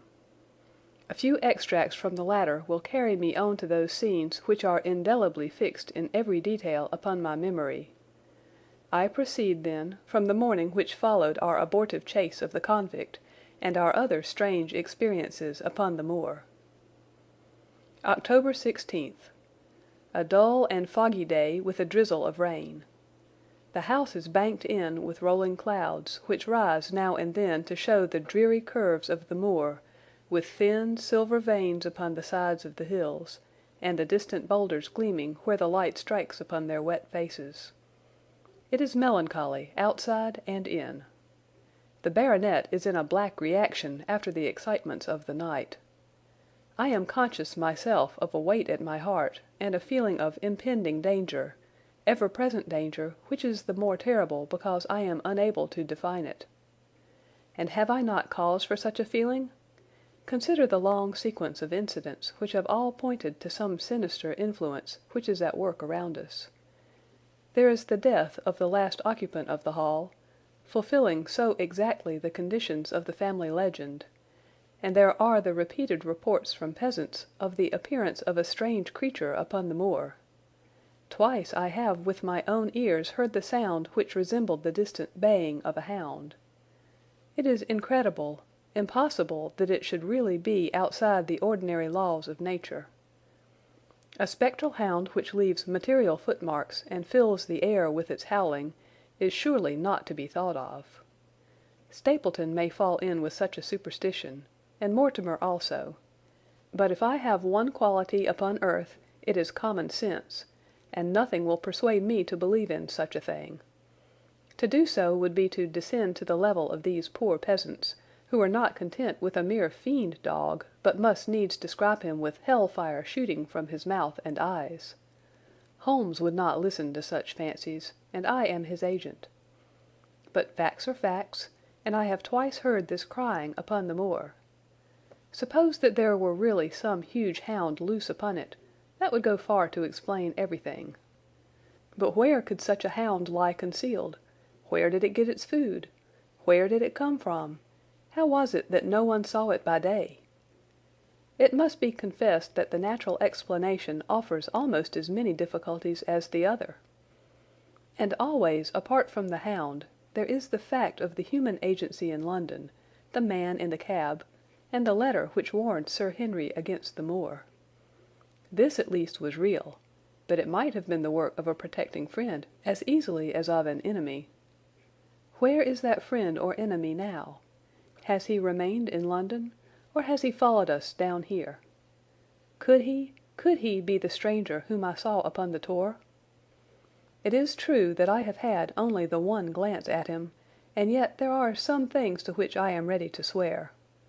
He is no one whom I have seen down here, and I have now met all the neighbours. The figure was far taller than that of Stapleton, far thinner than that of Frankland. Barrymore it might possibly have been, but we had left him behind us, and I am certain that he could not have followed us. A stranger, then, is still dogging us, just as a stranger dogged us in London. We have never shaken him off. If I could lay my hands upon that man, then at last we might find ourselves at the end of all our difficulties. To this one purpose I must now devote all my energies. My first impulse was to tell Sir Henry all my plans. My second and wisest one is to play my own game and speak as little as possible to anyone. He is silent and distrait. His nerves have been strangely shaken by that sound upon the moor. I will say nothing to add to his anxieties, but I will take my own steps to attain my own end. We had a small scene this morning after breakfast. Barrymore asked leave to speak with Sir Henry, and they were closeted in his study some little time. Sitting in the billiard room, I more than once heard the sound of voices raised, and I had a pretty good idea what the point was which was under discussion. After a time the baronet opened his door and called for me. "Barrymore considers that he has a grievance," he said. "He thinks that it was unfair on our part to hunt his brother-in-law down when he, of his own free will, had told us the secret." The butler was standing, very pale, but very collected before us. "I may have spoken too warmly, sir," said he, "and if I have, I am sure that I beg your pardon. At the same time I was very much surprised when I heard you two gentlemen come back this morning and learned that you had been chasing Selden. The poor fellow has enough to fight against without my putting more upon his track." "If you had told us of your own free will, it would have been a different thing," said the baronet. "You only told us, or rather your wife only told us, when it was forced from you and you could not help yourself." "I didn't think you would have taken advantage of it, Sir Henry. Indeed, I didn't." "The man is a public danger. There are lonely houses scattered over the moor, and he is a fellow who would stick at nothing. You only want to get a glimpse of his face to see that. Look at Mr. Stapleton's house, for example, with no one but himself to defend it. There's no safety for anyone until he's under lock and key." "He'll break into no house, sir. I give you my solemn word upon that. But he will never trouble anyone in this country again. I assure you, Sir Henry, that in a very few days the necessary arrangements will have been made, and he will be on his way to South America. For God's sake, sir, I beg of you not to let the police know that he is still upon the moor. They have given up the chase there, and he can lie quiet until the ship is ready for him. You can't tell on him without getting my wife and me into trouble. I beg you, sir, to say nothing to the police." "What do you say, Watson?" I shrugged my shoulders. If he were safely out of the country, it would relieve the taxpayer of a burden. But how about the chance of his holding someone up before he goes? "He would not do anything so mad, sir. We have provided him with all that he can want. To commit a crime would be to show where he was hiding." "That is true," said Sir Henry. "Well, Barrymore?" "God bless you, sir, and thank you from my heart. It would have killed my poor wife had he been taken again." "I guess we are aiding and abetting a felony, Watson. But after what we have heard, I don't feel as if I could give the man up, so there is an end of it. All right, Barrymore, you can go." With a few broken words of gratitude the man turned, but he hesitated and then came back. "You've been so kind to us, sir, that I should like to do the best I can for you in return. I know something, Sir Henry, and perhaps I should have said it before, but it was long after the inquest that I found it out. I've never breathed a word about it yet to mortal man. It's about poor Sir Charles's death." The baronet and I were both upon our feet. "Do you know how he died?" "No, sir, I don't know that." "What then?" "I know why he was at the gate at that hour. It was to meet a woman." "To meet a woman! He?" "Yes, sir." "And the woman's name?" "I can't give you the name, sir, but I can give you the initials. Her initials were L.L." "How do you know this, Barrymore?" "Well, Sir Henry, your uncle had a letter that morning. He had usually a great many letters, for he was a public man and well known for his kind heart, so that everyone who was in trouble was glad to turn to him. But that morning, as it chanced, there was only this one letter, so I took the more notice of it. It was from Coombe Tracey, and it was addressed in a woman's hand." "Well?" "Well, sir, I thought no more of the matter, and never would have done had it not been for my wife. Only a few weeks ago she was cleaning out Sir Charles's study—it had never been touched since his death—and she found the ashes of a burned letter in the back of the grate. The greater part of it was charred to pieces, but one little slip, the end of a page, hung together, and the writing could still be read, though it was grey on a black ground. It seemed to us to be a postscript at the end of the letter, and it said, 'Please, please, as you are a gentleman, burn this letter and be at the gate by 10 o'clock.' Beneath it were signed the initials L.L. Have you got that slip?" "No, sir, it crumbled all to bits after we moved it." "Had Sir Charles received any other letters in the same writing?" "Well, sir, I took no particular notice of his letters. I should not have noticed this one, only it happened to come alone." "And you have no idea who L.L. is?"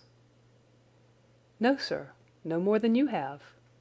But I expect if we could lay our hands upon that lady we should know more about Sir Charles's death." "I cannot understand, Barrymore, how you came to conceal this important information."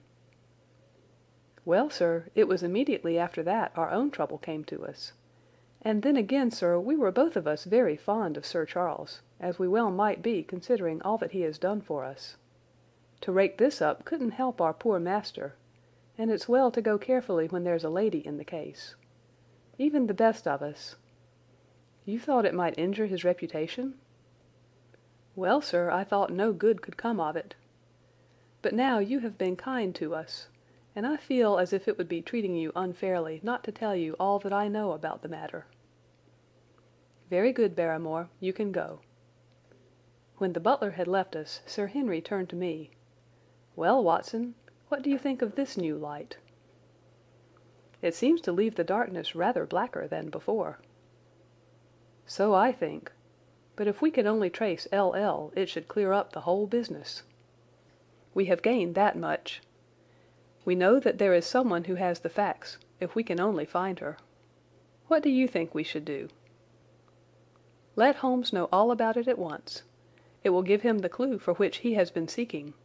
I am much mistaken if it does not bring him down." I went at once to my room and drew up my report of the morning's conversation for Holmes. It was evident to me that he had been very busy of late, for the notes which I had from Baker Street were few and short, with no comments upon the information which I had supplied and hardly any reference to my mission. No doubt his blackmailing case is absorbing all his faculties. And yet this new factor must surely arrest his attention and renew his interest. I wish that he were here. October 17th. All day today the rain poured down, rustling on the ivy and dripping from the eaves. I thought of the convict out upon the bleak, cold, shelterless moor. Poor devil! Whatever his crimes, he has suffered something to atone for them. And then I thought of that other one, the face in the cab, the figure against the moon. Was he also out in that deluge, the unseen watcher, the man of darkness? In the evening I put on my waterproof, and I walked far upon the sodden moor, full of dark imaginings, the rain beating upon my face and the wind whistling about my ears. God help those who wander into the great mire now, for even the firm uplands are becoming a morass. I found the black tor upon which I had seen the solitary watcher, and from its craggy summit I looked out myself across the melancholy downs. Rain squalls drifted across their russet face, and the heavy, slate-coloured clouds hung low over the landscape, trailing in grey wreaths down the sides of the fantastic hills. In the distant hollow on the left, half hidden by the mist, the two thin towers of Baskerville Hall rose above the trees. They were the only signs of human life which I could see, save only those prehistoric huts which lay thickly upon the slopes of the hills. Nowhere was there any trace of that lonely man whom I had seen on the same spot 2 nights before. As I walked back, I was overtaken by Dr. Mortimer, driving in his dog-cart over a rough moorland track which led from the outlying farmhouse of Foulmire. He has been very attentive to us, and hardly a day has passed that he has not called at the Hall to see how we were getting on. He insisted upon my climbing into his dog-cart, and he gave me a lift homeward. I found him much troubled over the disappearance of his little spaniel. It had wandered onto the moor and had never come back. I gave him such consolation as I might, but I thought of the pony on the Grimpen mire, and I do not fancy that he will see his little dog again. "By the way, Mortimer," said I as we jolted along the rough road, "I suppose there are few people living within driving distance of this whom you do not know?" "Hardly any, I think." "Can you, then, tell me the name of any woman whose initials are L.L.?" He thought for a few minutes. "No," said he. "There are a few gipsies and labouring folk for whom I can't answer, but among the farmers or gentry there is no one whose initials are those. Wait a bit, though," he added after a pause.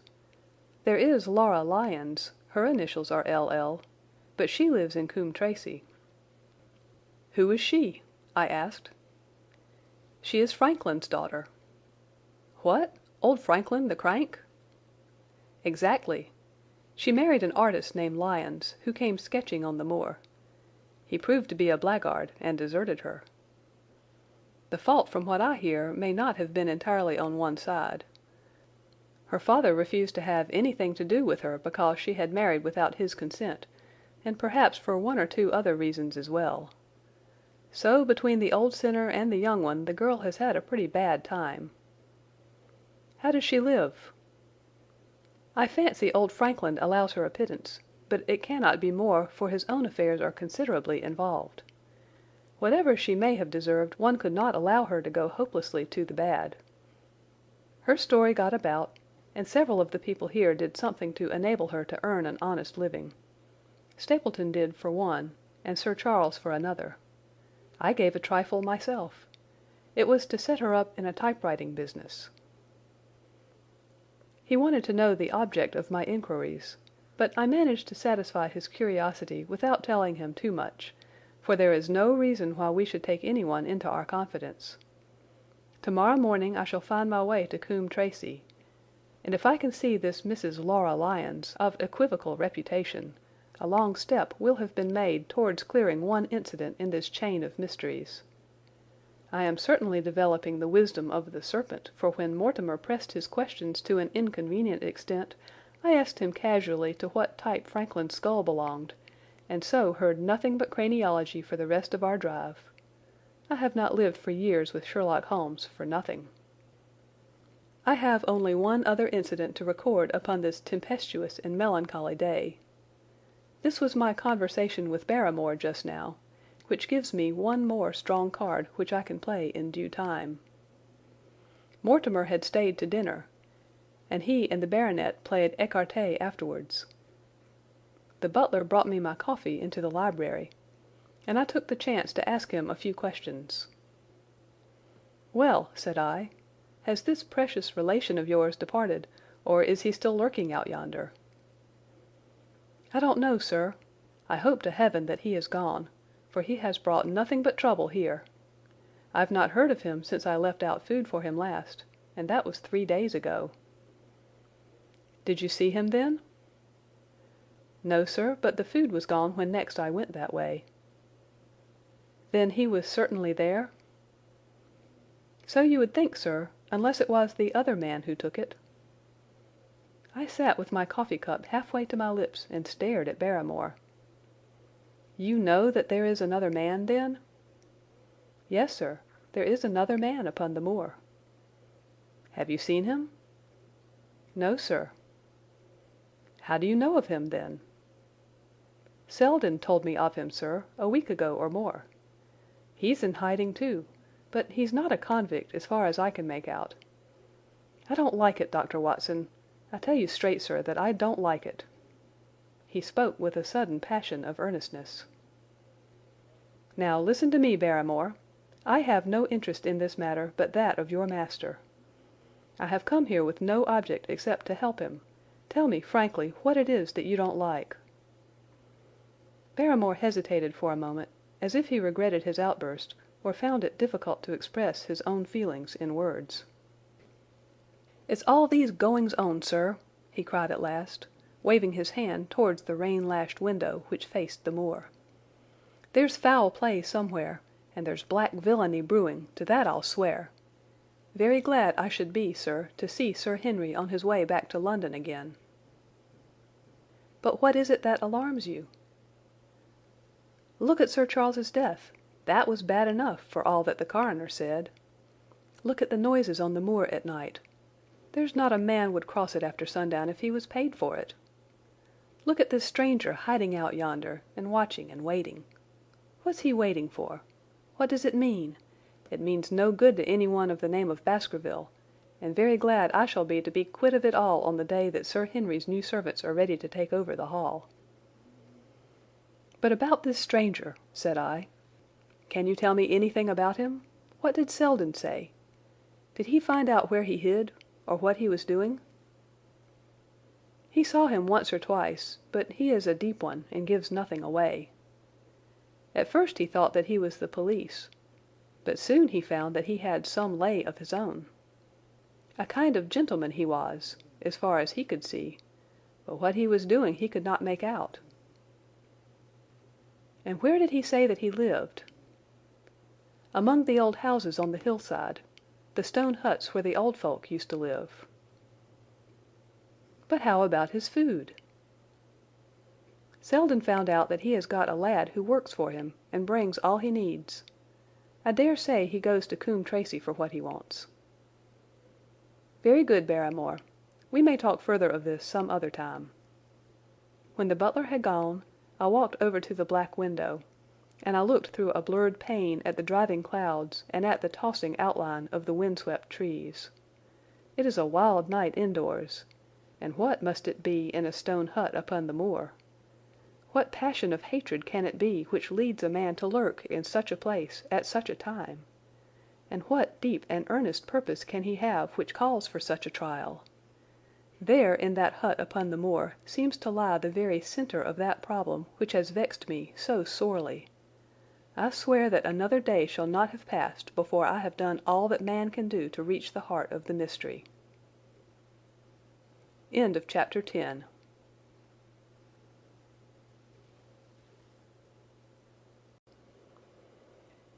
Chapter 11 of The Hound of the Baskervilles. The Hound of the Baskervilles by Sir Arthur Conan Doyle. Chapter 11 The Man on the Tor. The extract from my private diary which forms the last chapter has brought my narrative up to the 18th of October, a time when these strange events began to move swiftly towards their terrible conclusion. The incidents of the next few days are indelibly graven upon my recollection, and I can tell them without reference to the notes made at the time. I start them from the day which succeeded that upon which I had established two facts of great importance. The one, that Mrs. Laura Lyons of Coombe Tracey had written to Sir Charles Baskerville, and made an appointment with him at the very place and hour that he met his death. The other, that the lurking man upon the moor was to be found among the stone huts upon the hillside. With these two facts in my possession, I felt that either my intelligence or my courage must be deficient if I could not throw some further light upon these dark places. I had no opportunity to tell the baronet what I had learned about Mrs. Lyons upon the evening before, for Dr. Mortimer remained with him at cards until it was very late. At breakfast, however, I informed him about my discovery, and asked him whether he would care to accompany me to Coombe Tracey. At first he was very eager to come, but on second thoughts it seemed to both of us that if I went alone the results might be better. The more formal we made the visit, the less information we might obtain. I left Sir Henry behind, therefore, not without some prickings of conscience, and drove off upon my new quest. When I reached Coombe Tracey, I told Perkins to put up the horses, and I made inquiries for the lady whom I had come to interrogate. I had no difficulty in finding her rooms, which were central and well appointed. A maid showed me in without ceremony, and as I entered the sitting-room, a lady, who was sitting before a Remington typewriter, sprang up with a pleasant smile of welcome. Her face fell, however, when she saw that I was a stranger, and she sat down again and asked me the object of my visit. The first impression left by Mrs. Lyons was one of extreme beauty. Her eyes and hair were of the same rich hazel colour, and her cheeks, though considerably freckled, were flushed with the exquisite bloom of the brunette, the dainty pink which lurks at the heart of the sulphur rose. Admiration was, I repeat, the first impression. But the second was criticism. There was something subtly wrong with the face, some coarseness of expression, some hardness perhaps of eye, some looseness of lip which marred its perfect beauty. But these, of course, are afterthoughts. At the moment I was simply conscious that I was in the presence of a very handsome woman, and that she was asking me the reasons for my visit. I had not quite understood until that instant how delicate my mission was. "I have the pleasure," said I, "of knowing your father." It was a clumsy introduction, and the lady made me feel it. "There is nothing in common between my father and me," she said. "I owe him nothing, and his friends are not mine. If it were not for the late Sir Charles Baskerville and some other kind hearts, I might have starved for all that my father cared." "It was about the late Sir Charles Baskerville that I have come here to see you." The freckles started out on the lady's face. "What can I tell you about him?" she asked, and her fingers played nervously over the stops of her typewriter. "You knew him, did you not?" "I have already said that I owe a great deal to his kindness. If I am able to support myself, it is largely due to the interest which he took in my unhappy situation." "Did you correspond with him?" The lady looked quickly up with an angry gleam in her hazel eyes. "What is the object of these questions?" she asked sharply. "The object is to avoid a public scandal. It is better that I should ask them here than that the matter should pass outside our control." She was silent, and her face was still very pale. At last she looked up with something reckless and defiant in her manner. "Well, I'll answer," she said. "What are your questions?" "Did you correspond with Sir Charles?" "I certainly wrote to him once or twice to acknowledge his delicacy and his generosity." "Have you the dates of those letters?" "No." "Have you ever met him?" "Yes, once or twice, when he came into Coombe Tracey. He was a very retiring man, and he preferred to do good by stealth." "But if you saw him so seldom, and wrote so seldom, how did he know enough about your affairs to be able to help you, as you say that he has done?" She met my difficulty with the utmost readiness. "There were several gentlemen who knew my sad history and united to help me. One was Mr. Stapleton, a neighbour and intimate friend of Sir Charles's. He was exceedingly kind, and it was through him that Sir Charles learned about my affairs. I knew already that Sir Charles Baskerville had made Stapleton his almoner upon several occasions, so the lady's statement bore the impress of truth upon it. "Did you ever write to Sir Charles asking him to meet you?" I continued. Mrs. Lyon flushed with anger again. "Really, sir, this is a very extraordinary question." "I am sorry, madam, but I must repeat it." "Then I answer, certainly not." "Not on the very day of Sir Charles's death?" The flush had faded in an instant, and a deathly face was before me. Her dry lips could not speak the "no" which I saw rather than heard. "Surely your memory deceives you," said I. "I could even quote a passage of your letter. It ran, 'Please, please, as you are a gentleman, burn this letter and be at the gate by 10 o'clock.'" I thought that she had fainted, but she recovered herself by a supreme effort. "Is there no such thing as a gentleman?" she gasped. "You do Sir Charles an injustice. He did burn the letter. But sometimes a letter may be legible even when burned. You acknowledge now that you wrote it?" "Yes, I did write it," she cried, pouring out her soul in a torrent of words. "I did write it. Why should I deny it? I have no reason to be ashamed of it. I wished him to help me. I believed that if I had an interview I could gain his help, so I asked him to meet me." "But why at such an hour?" "Because I had only just learned that he was going to London next day and might be away for months. There were reasons why I could not get there earlier." "But why a rendezvous in the garden instead of a visit to the house?" "Do you think a woman could go alone at that hour to a bachelor's house?" "Well, what happened when you did get there?" "I never went." "Mrs. Lyons!" "No, I swear it to you on all I hold sacred. I never went. Something intervened to prevent my going." "What was that?" "That is a private matter. I cannot tell it." "You acknowledge then that you made an appointment with Sir Charles at the very hour and place at which he met his death, but you deny that you kept the appointment." "That is the truth." Again and again I cross-questioned her, but I could never get past that point. "Mrs. Lyons," said I as I rose from this long and inconclusive interview, "you are taking a very great responsibility and putting yourself in a very false position by not making an absolutely clean breast of all that you know. If I have to call in the aid of the police you will find how seriously you are compromised. If your position is innocent, why did you in the first instance deny having written to Sir Charles upon that date?" "Because I feared that some false conclusion might be drawn from it, and that I might find myself involved in a scandal." "And why were you so pressing that Sir Charles should destroy your letter?" "If you have read the letter you will know." "I did not say that I had read all the letter." "You quoted some of it." "I quoted the postscript. The letter had, as I said, been burned, and it was not all legible. I ask you once again why it was that you were so pressing that Sir Charles should destroy this letter which he received on the day of his death." "The matter is a very private one." "The more reason why you should avoid a public investigation." "I will tell you then. If you have heard anything of my unhappy history, you will know that I made a rash marriage and had reason to regret it."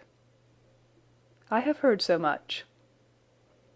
"My life has been one incessant persecution from a husband whom I abhor. The law is upon his side, and every day I am faced by the possibility that he may force me to live with him. At the time that I wrote this letter to Sir Charles, I had learned that there was a prospect of my regaining my freedom if certain expenses could be met. It meant everything to me. Peace of mind, happiness, self-respect, everything. I knew Sir Charles's generosity, and I thought that if he heard the story from my own lips he would help me." "Then how is it that you did not go?" "Because I received help in the interval from another source." "Why, then, did you not write to Sir Charles and explain this?" "So I should have done had I not seen his death in the paper next morning." The woman's story hung coherently together, and all my questions were unable to shake it. I could only check it by finding if she had, indeed, instituted divorce proceedings against her husband at or about the time of the tragedy. It was unlikely that she would dare to say that she had not been to Baskerville Hall if she really had been, for a trap would be necessary to take her there, and could not have returned to Coombe Tracey until the early hours of the morning. Such an excursion could not be kept secret. The probability was, therefore, that she was telling the truth, or at least a part of the truth. I came away baffled and disheartened. Once again I had reached that dead wall which seemed to be built across every path by which I tried to get at the object of my mission. And yet the more I thought of the lady's face and of her manner, the more I felt that something was being held back from me. Why should she turn so pale? Why should she fight against every admission until it was forced from her? Why should she have been so reticent at the time of the tragedy? Surely the explanation of all this could not be as innocent as she would have me believe. For the moment I could proceed no farther in that direction, but must turn back to that other clue which was to be sought for among the stone huts upon the moor. And that was a most vague direction. I realized it as I drove back, and noted how hill after hill showed traces of the ancient people. Barrymore's only indication had been that the stranger lived in one of these abandoned huts, and many hundreds of them are scattered throughout the length and breadth of the moor. But I had my own experience for a guide, since it had shown me the man himself standing upon the summit of the Black Tor. That, then, should be the centre of my search. From there I should explore every hut upon the moor until I lighted upon the right one. If this man were inside it, I should find out from his own lips, at the point of my revolver if necessary, who he was and why he had dogged us so long. He might slip away from us in the crowd of Regent Street, but it would puzzle him to do so upon the lonely moor. On the other hand, if I should find the hut, and its tenant should not be within it, I must remain there, however long the vigil, until he returned. Holmes had missed him in London. It would indeed be a triumph for me if I could run him to earth where my master had failed. Luck had been against us again and again in this inquiry, but now at last it came to my aid, and the messenger of good fortune was none other than Mr. Frankland, who was standing, grey-whiskered and red-faced, outside the gate of his garden, which opened onto the high road along which I travelled. "Good day, Dr. Watson," cried he with unwonted good humour. "You must really give your horses a rest and come in to have a glass of wine and to congratulate me." My feelings toward him were very far from being friendly after what I had heard of his treatment of his daughter, but I was anxious to send Perkins and the wagonette home, and the opportunity was a good one. I alighted and sent a message to Sir Henry that I should walk over in time for dinner. Then I followed Frankland into his dining-room. "It is a great day for me, sir, one of the red-letter days of my life," he cried, with many chuckles.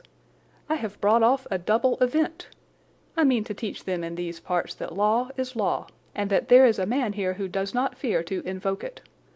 I have established a right-of-way through the centre of old Middleton's Park, slap across it, sir, within 100 yards of his own front door.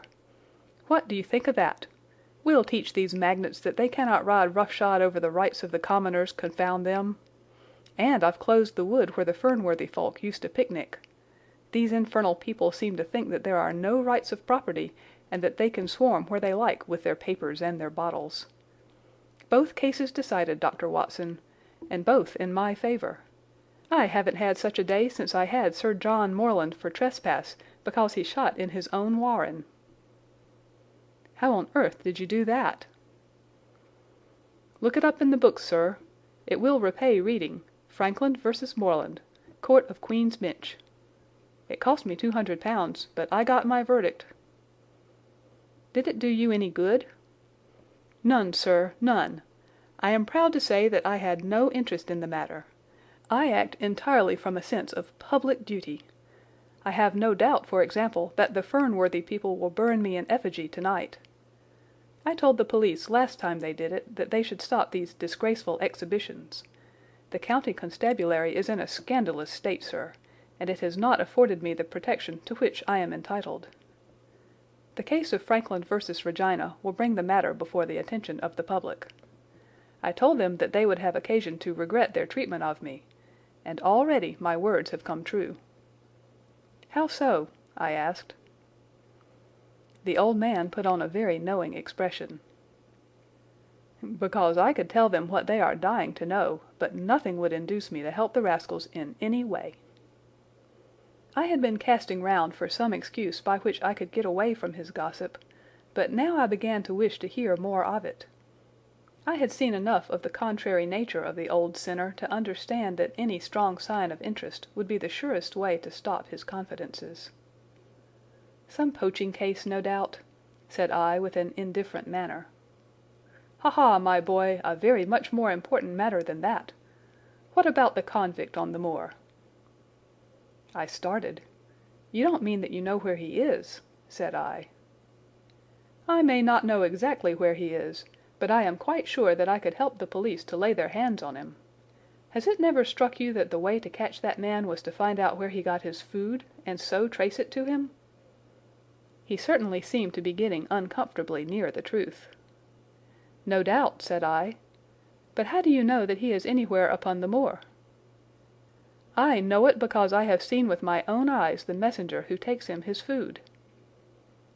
My heart sank for Barrymore. It was a serious thing to be in the power of this spiteful old busybody. But his next remark took a weight from my mind. "You'll be surprised to hear that his food is taken to him by a child. I see him every day through my telescope upon the roof. He passes along the same path at the same hour, and to whom should he be going except to the convict?" Here was luck indeed, and yet I suppressed all appearance of interest. A child! Barrymore had said that our unknown was supplied by a boy. It was on his track, and not upon the convict's, that Frankland had stumbled. If I could get his knowledge, it might save me a long and weary hunt. But incredulity and indifference were evidently my strongest cards. "I should say that it was much more likely that it was the son of one of the moorland shepherds taking out his father's dinner." The least appearance of opposition struck fire out of the old autocrat. His eyes looked malignantly at me, and his grey whiskers bristled like those of an angry cat. "Indeed, sir," said he, pointing out over the wide-stretching moor. "Do you see that black tor over yonder? Well, do you see the low hill beyond with the thorn bush upon it? It is the stoniest part of the whole moor. Is that a place where a shepherd would be likely to take his station? Your suggestion, sir, is a most absurd one." I meekly answered that I had spoken without knowing all the facts. My submission pleased him and led him to further confidences. "You may be sure, sir, that I have very good grounds before I come to an opinion. I have seen the boy again and again with his bundle. Every day, and sometimes twice a day, I have been able— But wait a moment, Dr. Watson. Do my eyes deceive me, or is there at the present moment something moving upon that hillside?" It was several miles off, but I could distinctly see a small dark dot against the dull green and grey. "Come, sir, come!" cried Frankland, rushing upstairs. "You will see with your own eyes and judge for yourself." The telescope, a formidable instrument mounted upon a tripod, stood upon the flat leads of the house. Frankland clapped his eye to it and gave a cry of satisfaction. "Quick, Dr. Watson, quick, before he passes over the hill!" There he was, sure enough, a small urchin with a little bundle upon his shoulder, toiling slowly up the hill. When he reached the crest, I saw the ragged, uncouth figure outlined for an instant against the cold blue sky. He looked round him with a furtive and stealthy air, as one who dreads pursuit. Then he vanished over the hill. "Well, am I right?" "Certainly there is a boy who seems to have some secret errand." "And what the errand is, even a county constable could guess. But not one word shall they have from me, and I bind you to secrecy also, Dr. Watson. Not a word. You understand." "Just as you wish." "They have treated me shamefully, shamefully. When the facts come out in Frankland versus Regina, I venture to think that a thrill of indignation will run through the country. Nothing would induce me to help the police in any way. For all they cared, it might have been me instead of my effigy which these rascals burned at the stake. Surely you are not going. You will help me to empty the decanter in honor of this great occasion." But I resisted all his solicitations, and succeeded in dissuading him from his announced intention of walking home with me. I kept the road as long as his eye was on me, and then I struck off across the moor and made for the stony hill over which the boy had disappeared. Everything was working in my favour, and I swore that it should not be through lack of energy or perseverance that I should miss the chance which fortune had thrown in my way. The sun was already sinking when I reached the summit of the hill, and the long slopes beneath me were all golden green on one side and grey shadow on the other. A haze lay low upon the farthest skyline, out of which jutted the fantastic shapes of Belliver and Vixen Tor. Over the wide expanse there was no sound and no movement. One great grey bird, a gull or curlew, soared aloft in the blue heaven. He and I seemed to be the only living things between the huge arch of the sky and the desert beneath it. The barren scene, the sense of loneliness, and the mystery and urgency of my task all struck a chill into my heart. The boy was nowhere to be seen. But down beneath me, in a cleft of the hills, there was a circle of the old stone huts, and in the middle of them there was one which retained sufficient roof to act as a screen against the weather. My heart leapt within me as I saw it. This must be the burrow where the stranger lurked. At last my foot was on the threshold of his hiding place. His secret was within my grasp. As I approached the hut, walking as warily as Stapleton would do when with poised net he drew near the settled butterfly, I satisfied myself that the place had indeed been used as a habitation. A vague pathway among the boulders led to the dilapidated opening which served as a door. All was silent within. The unknown might be lurking there, or he might be prowling on the moor. My nerves tingled with the sense of adventure. Throwing aside my cigarette, I closed my hand upon the butt of my revolver, and, walking swiftly up to the door, I looked in. The place was empty.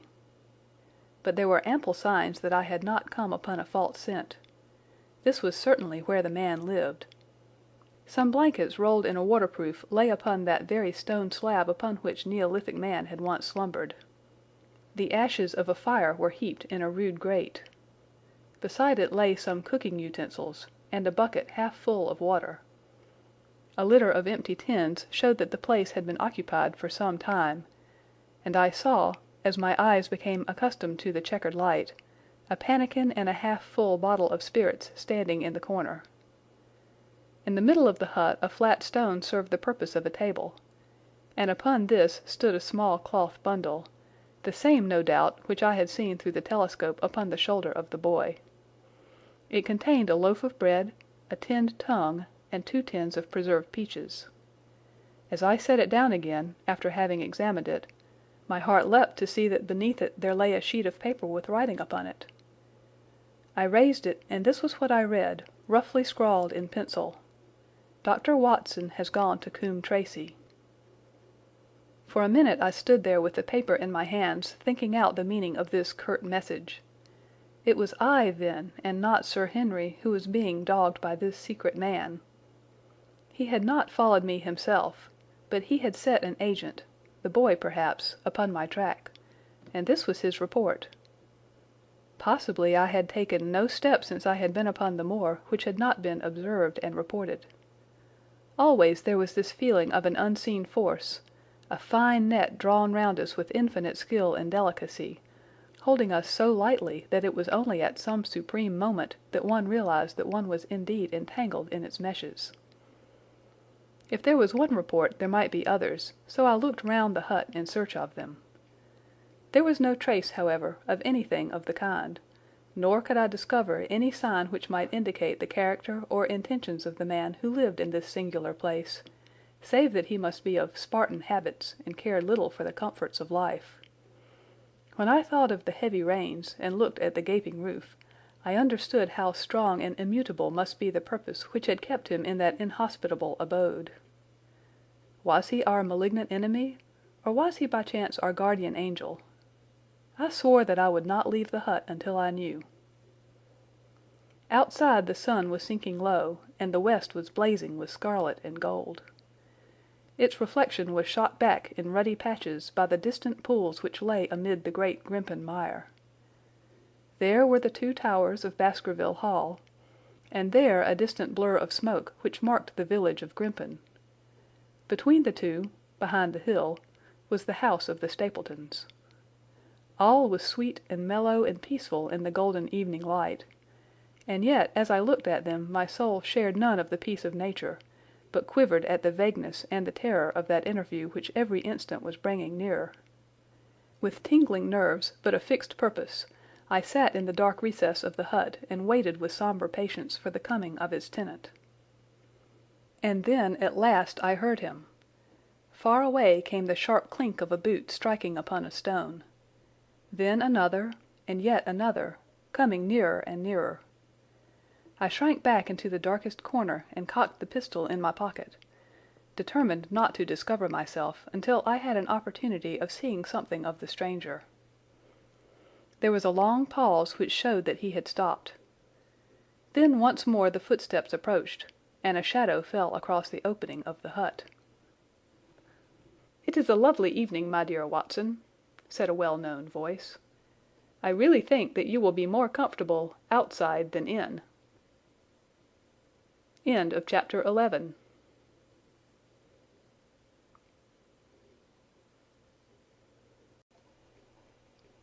Chapter 12 of The Hound of the Baskervilles. Recorded by Laurie Ann Walden. The Hound of the Baskervilles, by Sir Arthur Conan Doyle. Chapter 12. Death on the Moor. For a moment or two I sat breathless, hardly able to believe my ears.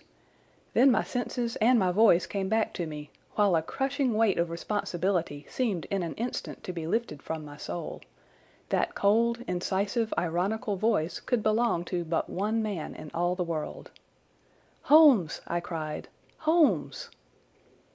"Come out," said he, "and please be careful with the revolver." I stooped under the rude lintel, and there he sat upon a stone outside, his grey eyes dancing with amusement as they fell upon my astonished features. He was thin and worn, but clear and alert, his keen face bronzed by the sun and roughened by the wind. In his tweed suit and cloth cap he looked like any other tourist upon the moor, and he had contrived, with that cat-like love of personal cleanliness which was one of his characteristics, that his chin should be as smooth and his linen as perfect as if he were in Baker Street. "I never was more glad to see anyone in my life," said I, as I wrung him by the hand. "Or more astonished, eh?" "Well, I must confess to it." "The surprise was not all on one side, I assure you. I had no idea that you had found my occasional retreat, still less that you were inside it, until I was within 20 paces of the door." "My footprint, I presume?" "No, Watson, I fear that I could not undertake to recognize your footprint amid all the footprints of the world. If you seriously desire to deceive me, you must change your tobacconist, for when I see the stub of a cigarette marked Bradley, Oxford Street, I know that my friend Watson is in the neighbourhood. You will see it there beside the path. You threw it down, no doubt, at that supreme moment when you charged into the empty hut." "Exactly." "I thought as much. And, knowing your admirable tenacity, I was convinced that you were sitting in ambush, a weapon within reach, waiting for the tenant to return. So you actually thought that I was the criminal?" "I did not know who you were, but I was determined to find out." "Excellent, Watson! And how did you localize me? You saw me, perhaps, on the night of the convict hunt, when I was so imprudent as to allow the moon to rise behind me?" "Yes, I saw you then."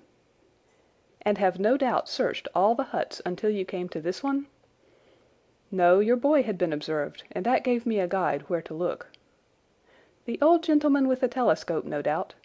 I could not make it out when first I saw the light flashing upon the lens." He rose and peeped into the hut.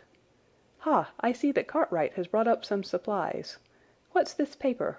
So you have been to Coombe Tracey, have you?" "Yes." "To see Mrs. Laura Lyons?" "Exactly." "Well done! Our researches have evidently been running on parallel lines, and when we unite our results I expect we shall have a fairly full knowledge of the case." "Well, I am glad from my heart that you are here, for indeed the responsibility and the mystery were both becoming too much for my nerves. But how in the name of wonder did you come here? And what have you been doing? I thought that you were in Baker Street working out that case of blackmailing." "That was what I wished you to think." "Then you use me, and yet do not trust me," I cried with some bitterness. I think that I have deserved better at your hands, Holmes." "My dear fellow, you have been invaluable to me in this as in many other cases, and I beg that you will forgive me if I have seemed to play a trick upon you. In truth, it was partly for your own sake that I did it, and it was my appreciation of the danger which you ran which led me to come down and examine the matter for myself. Had I been with Sir Henry and you, it is confident that my point of view would have been the same as yours, and my presence would have warned our very formidable opponents to be on their guard.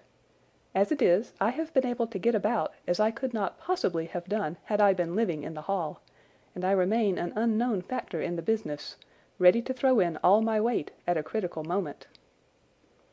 "But why keep me in the dark?" "For you to know could not have helped us, and might possibly have led to my discovery. You would have wished to tell me something, or in your kindness you would have brought me out some comfort or other, and so an unnecessary risk would be run. I brought Cartwright down with me. You remember the little chap at the express office, and he has seen after my simple wants, a loaf of bread and a clean collar. What does man want more?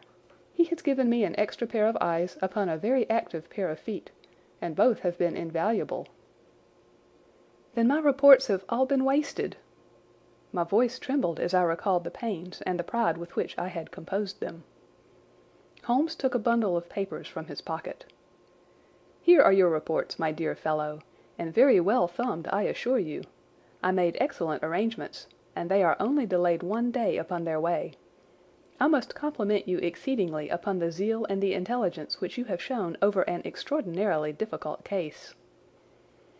I was still rather raw over the deception which had been practised upon me, but the warmth of Holmes's praise drove my anger from my mind.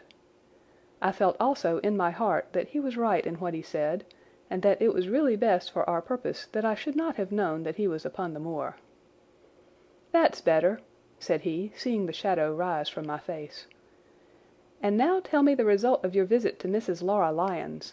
It was not difficult for me to guess that it was to see her that you had gone, for I am already aware that she is the one person in Coombe Tracey who might be of service to us in the matter. In fact, if you had not gone today, it is exceedingly probable that I should have gone tomorrow." The sun had set and dusk was settling over the moor. The air had turned chill, and we withdrew into the hut for warmth. There, sitting together in the twilight, I told Holmes of my conversation with the lady. So interested was he that I had to repeat some of it twice before he was satisfied. "This is most important," said he when I had concluded. "It fills up a gap which I had been unable to bridge in this most complex affair.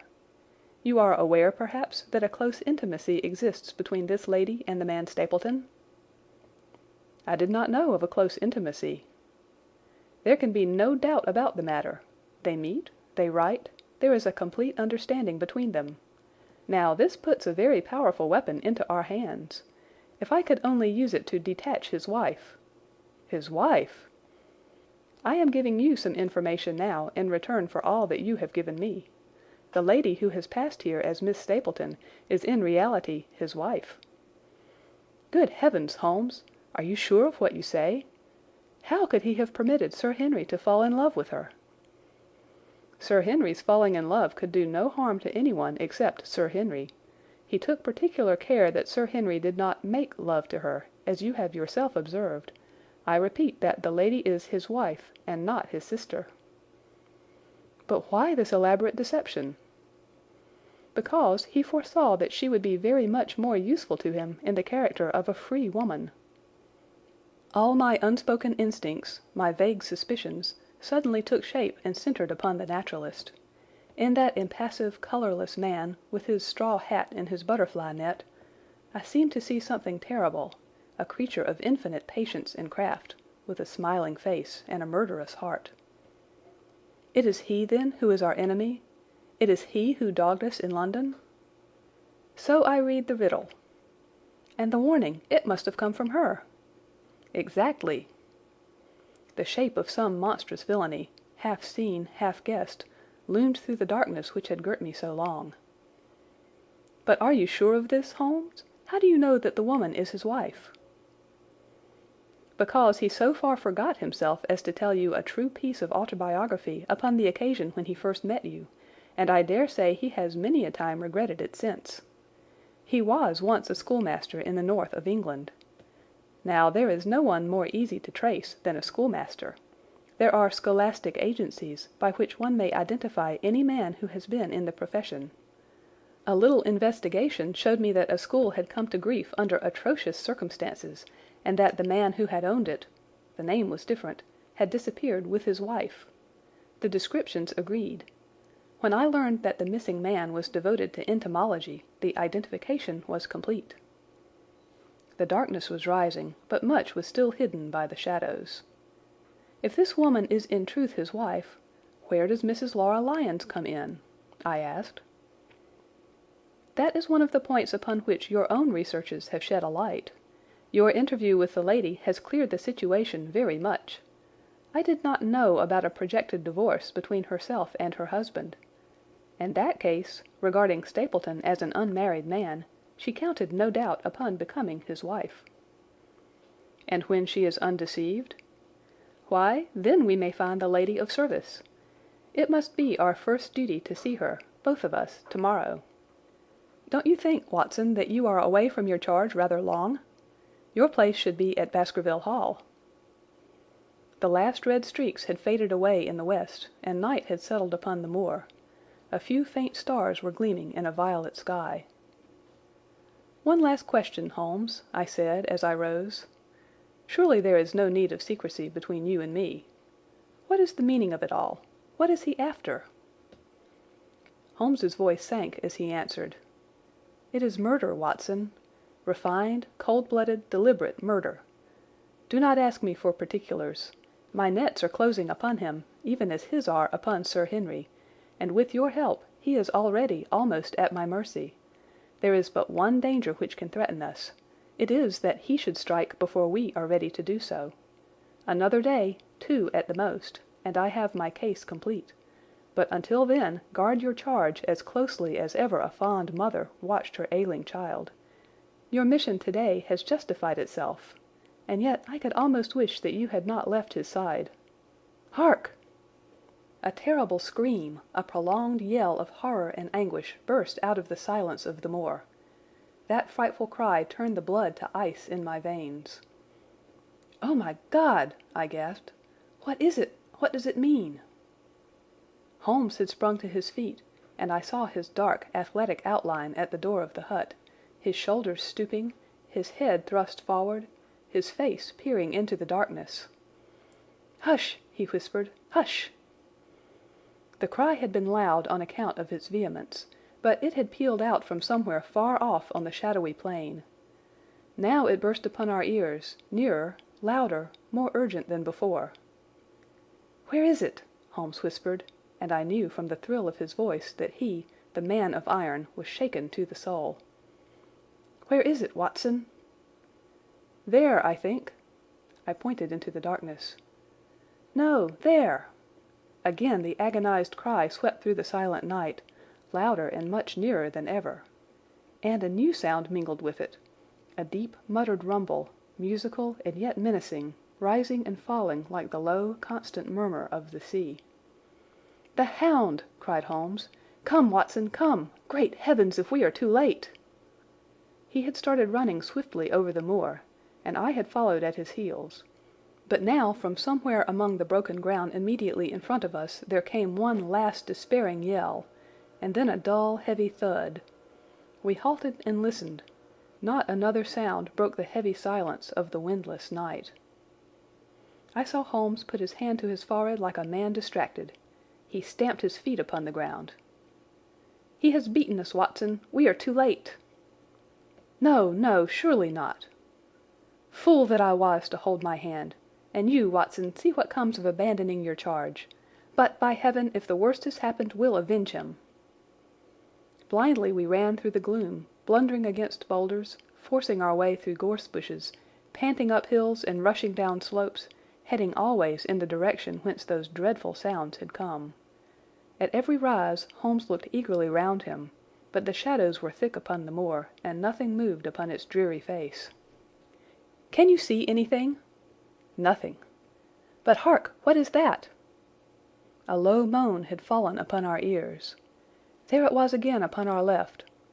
On that side a ridge of rocks ended in a sheer cliff which overlooked a stone-strewn slope. On its jagged face was spread-eagled some dark, irregular object. As we ran towards it the vague outline hardened into a definite shape. It was a prostrate man face downward upon the ground, the head doubled under him at a horrible angle, the shoulders rounded, and the body hunched together as if in the act of throwing a somersault. So grotesque was the attitude that I could not for the instant realize that that moan had been the passing of his soul. Not a whisper, not a rustle rose now from the dark figure over which we stooped. Holmes laid his hand upon him and held it up again with an exclamation of horror. The gleam of the match which he struck shone upon his clotted fingers and upon the ghastly pool which widened slowly from the crushed skull of the victim. And it shone upon something else which turned our hearts sick and faint within us, the body of Sir Henry Baskerville. There was no chance of either of us forgetting that peculiar ruddy tweed suit, the very one which he had worn on the first morning that we had seen him in Baker Street. We caught the one clear glimpse of it, and then the match flickered and went out, even as the hope had gone out of our souls. Holmes groaned, and his face glimmered white through the darkness. "The brute! The brute!" I cried with clenched hands. "Oh, Holmes, I shall never forgive myself for having left him to his fate." "I am more to blame than you, Watson. In order to have my case well rounded and complete, I have thrown away the life of my client. It is the greatest blow which has befallen me in my career. But how could I know that he would risk his life alone upon the moor in the face of all my warnings? That we should have heard his screams, my God, those screams, and yet have been unable to save him. Where is this brute of a hound which drove him to his death? It may be lurking among these rocks at this instant. And Stapleton, where is he? He shall answer for this deed." "He shall. I will see to that. Uncle and nephew have been murdered, the one frightened to death by the very sight of a beast which he thought to be supernatural, the other driven to his end in his wild flight to escape from it. But now we have to prove the connection between the man and the beast. Save from what we heard, we cannot even swear to the existence of the latter, since Sir Henry has evidently died from the fall. But, by heavens, cunning as he is, the fellow shall be in my power before another day is past." We stood with bitter hearts on either side of the mangled body, overwhelmed by this sudden and irrevocable disaster which had brought all our long and weary labours to so piteous an end. Then, as the moon rose, we climbed to the top of the rocks over which our poor friend had fallen, and from the summit we gazed out over the shadowy moor, half silver and half gloom. Far away, miles off, in the direction of Grimpen, a single steady yellow light was shining. It could only come from the lonely abode of the Stapletons. With a bitter curse I shook my fist at it as I gazed. Why should we not seize him at once? Our case is not complete. The fellow is wary and cunning to the last degree. It is not what we know, but what we can prove. If we make one false move, the villain may escape us yet. What can we do? There will be plenty for us to do tomorrow. Tonight we can only perform the last offices to our poor friend. Together we made our way down the precipitous slope and approached the body, black and clear against the silvered stones. The agony of those contorted limbs struck me with a spasm of pain and blurred my eyes with tears. "We must send for help, Holmes. We cannot carry him all the way to the hall." "Good heavens, are you mad?" He had uttered a cry and bent over the body. Now he was dancing and laughing and wringing my hand. Could this be my stern, self-contained friend? These were hidden fires indeed. "A beard! A beard! The man has a beard!" "A beard?" "It is not the baronet. It is—why, it is my neighbour, the convict." With feverish haste we had turned the body over, and that dripping beard was pointing up to the cold, clear moon. There could be no doubt about the beetling forehead, the sunken animal eyes. It was indeed the same face which had glared upon me in the light of the candle from over the rock, the face of Selden, the criminal. Then in an instant it was all clear to me. I remembered how the baronet had told me that he had handed his old wardrobe to Barrymore. Barrymore had passed it on in order to help Selden in his escape. Boots, shirt, cap, it was all Sir Henry's. The tragedy was still black enough, but this man had at least deserved death by the laws of his country. I told Holmes how the matter stood, my heart bubbling over with thankfulness and joy. "Then the clothes have been the poor devil's death," said he. "It is clear enough that the hound has been laid on from some article of Sir Henry's, the boot which was abstracted in the hotel in all probability, and so ran this man down. There is one very singular thing, however. How came Selden, in the darkness, to know that the hound was on his trail?" "He heard him." To hear a hound upon the moor would not work a hard man like this convict into such a paroxysm of terror that he would risk recapture by screaming wildly for help. By his cries he must have run a long way after he knew the animal was on his track. How did he know? A greater mystery to me is why this hound, presuming that all our conjectures are correct. I presume nothing. Well then, why this hound should be loose tonight? I suppose that it does not always run loose upon the moor. Stapleton would not let it go unless he had reason to think that Sir Henry would be there. My difficulty is the more formidable of the two, for I think that we shall very shortly get an explanation of yours, while mine may remain forever a mystery. The question now is, what shall we do with this poor wretch's body? We cannot leave it here to the foxes and the ravens. I suggest that we put it in one of the huts until we can communicate with the police. Exactly. I have no doubt that you and I could carry it so far. Hello, Watson, what's this? It's the man himself, by all that's wonderful and audacious. Not a word to show your suspicions, not a word, or my plans crumble to the ground. A figure was approaching us over the moor, and I saw the dull red glow of a cigar. The moon shone upon him, and I could distinguish the dapper shape and jaunty walk of the naturalist. He stopped when he saw us, and then came on again. "Why, Dr. Watson, that's not you, is it? You are the last man that I should have expected to see out on the moor at this time of night. But, dear me, what's this? Somebody hurt? Don't tell me that it is our friend Sir Henry." He hurried past me and stooped over the dead man. I heard a sharp intake of his breath, and the cigar fell from his fingers. "Who's this?" he stammered. "It is Selden, the man who escaped from Princetown." Stapleton turned a ghastly face upon us, but by a supreme effort he had overcome his amazement and his disappointment. He looked sharply from Holmes to me. "Dear me, what a very shocking affair! How did he die?" "He appears to have broken his neck by falling over these rocks. My friend and I were strolling on the moor when we heard a cry." "I heard a cry also. That was what brought me out.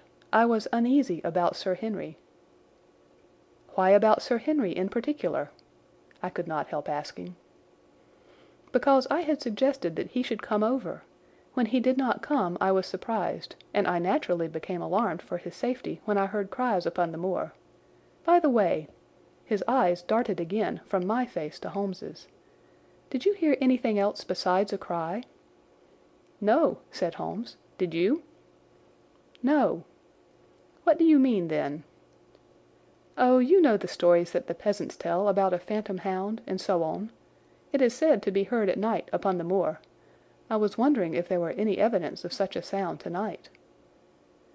"We heard nothing of the kind," said I. "And what is your theory of this poor fellow's death?" "I have no doubt that anxiety and exposure have driven him off his head. He has rushed about the moor in a crazy state, and eventually fallen over here and broken his neck." "That seems the most reasonable theory," said Stapleton, and he gave a sigh which I took to indicate his relief. "What do you think about it, Mr. Sherlock Holmes?" My friend bowed his compliments. "You are quick at identification," said he. "We have been expecting you in these parts since Dr. Watson came down. You are in time to see a tragedy." "Yes, indeed. I have no doubt that my friend's explanation will cover the facts. I will take an unpleasant remembrance back to London with me tomorrow." "Oh, you return tomorrow?" "That is my intention." "I hope your visit has cast some light upon those occurrences which have puzzled us." Holmes shrugged his shoulders. "One cannot always have the success for which one hopes, An investigator needs facts and not legends or rumors. It has not been a satisfactory case." My friend spoke in his frankest and most unconcerned manner. Stapleton still looked hard at him. Then he turned to me. "I would suggest carrying this poor fellow to my house, but it would give my sister such a fright that I do not feel justified in doing it. I think that if we put something over his face he will be safe until morning." And so it was arranged. Resisting Stapleton's offer of hospitality, Holmes and I set off to Baskerville Hall, leaving the naturalist to return alone. Looking back, we saw the figure moving slowly away over the broad moor, and behind him that one black smudge on the silvered slope which showed where the man was lying who had come so horribly to his end. End of Chapter 12.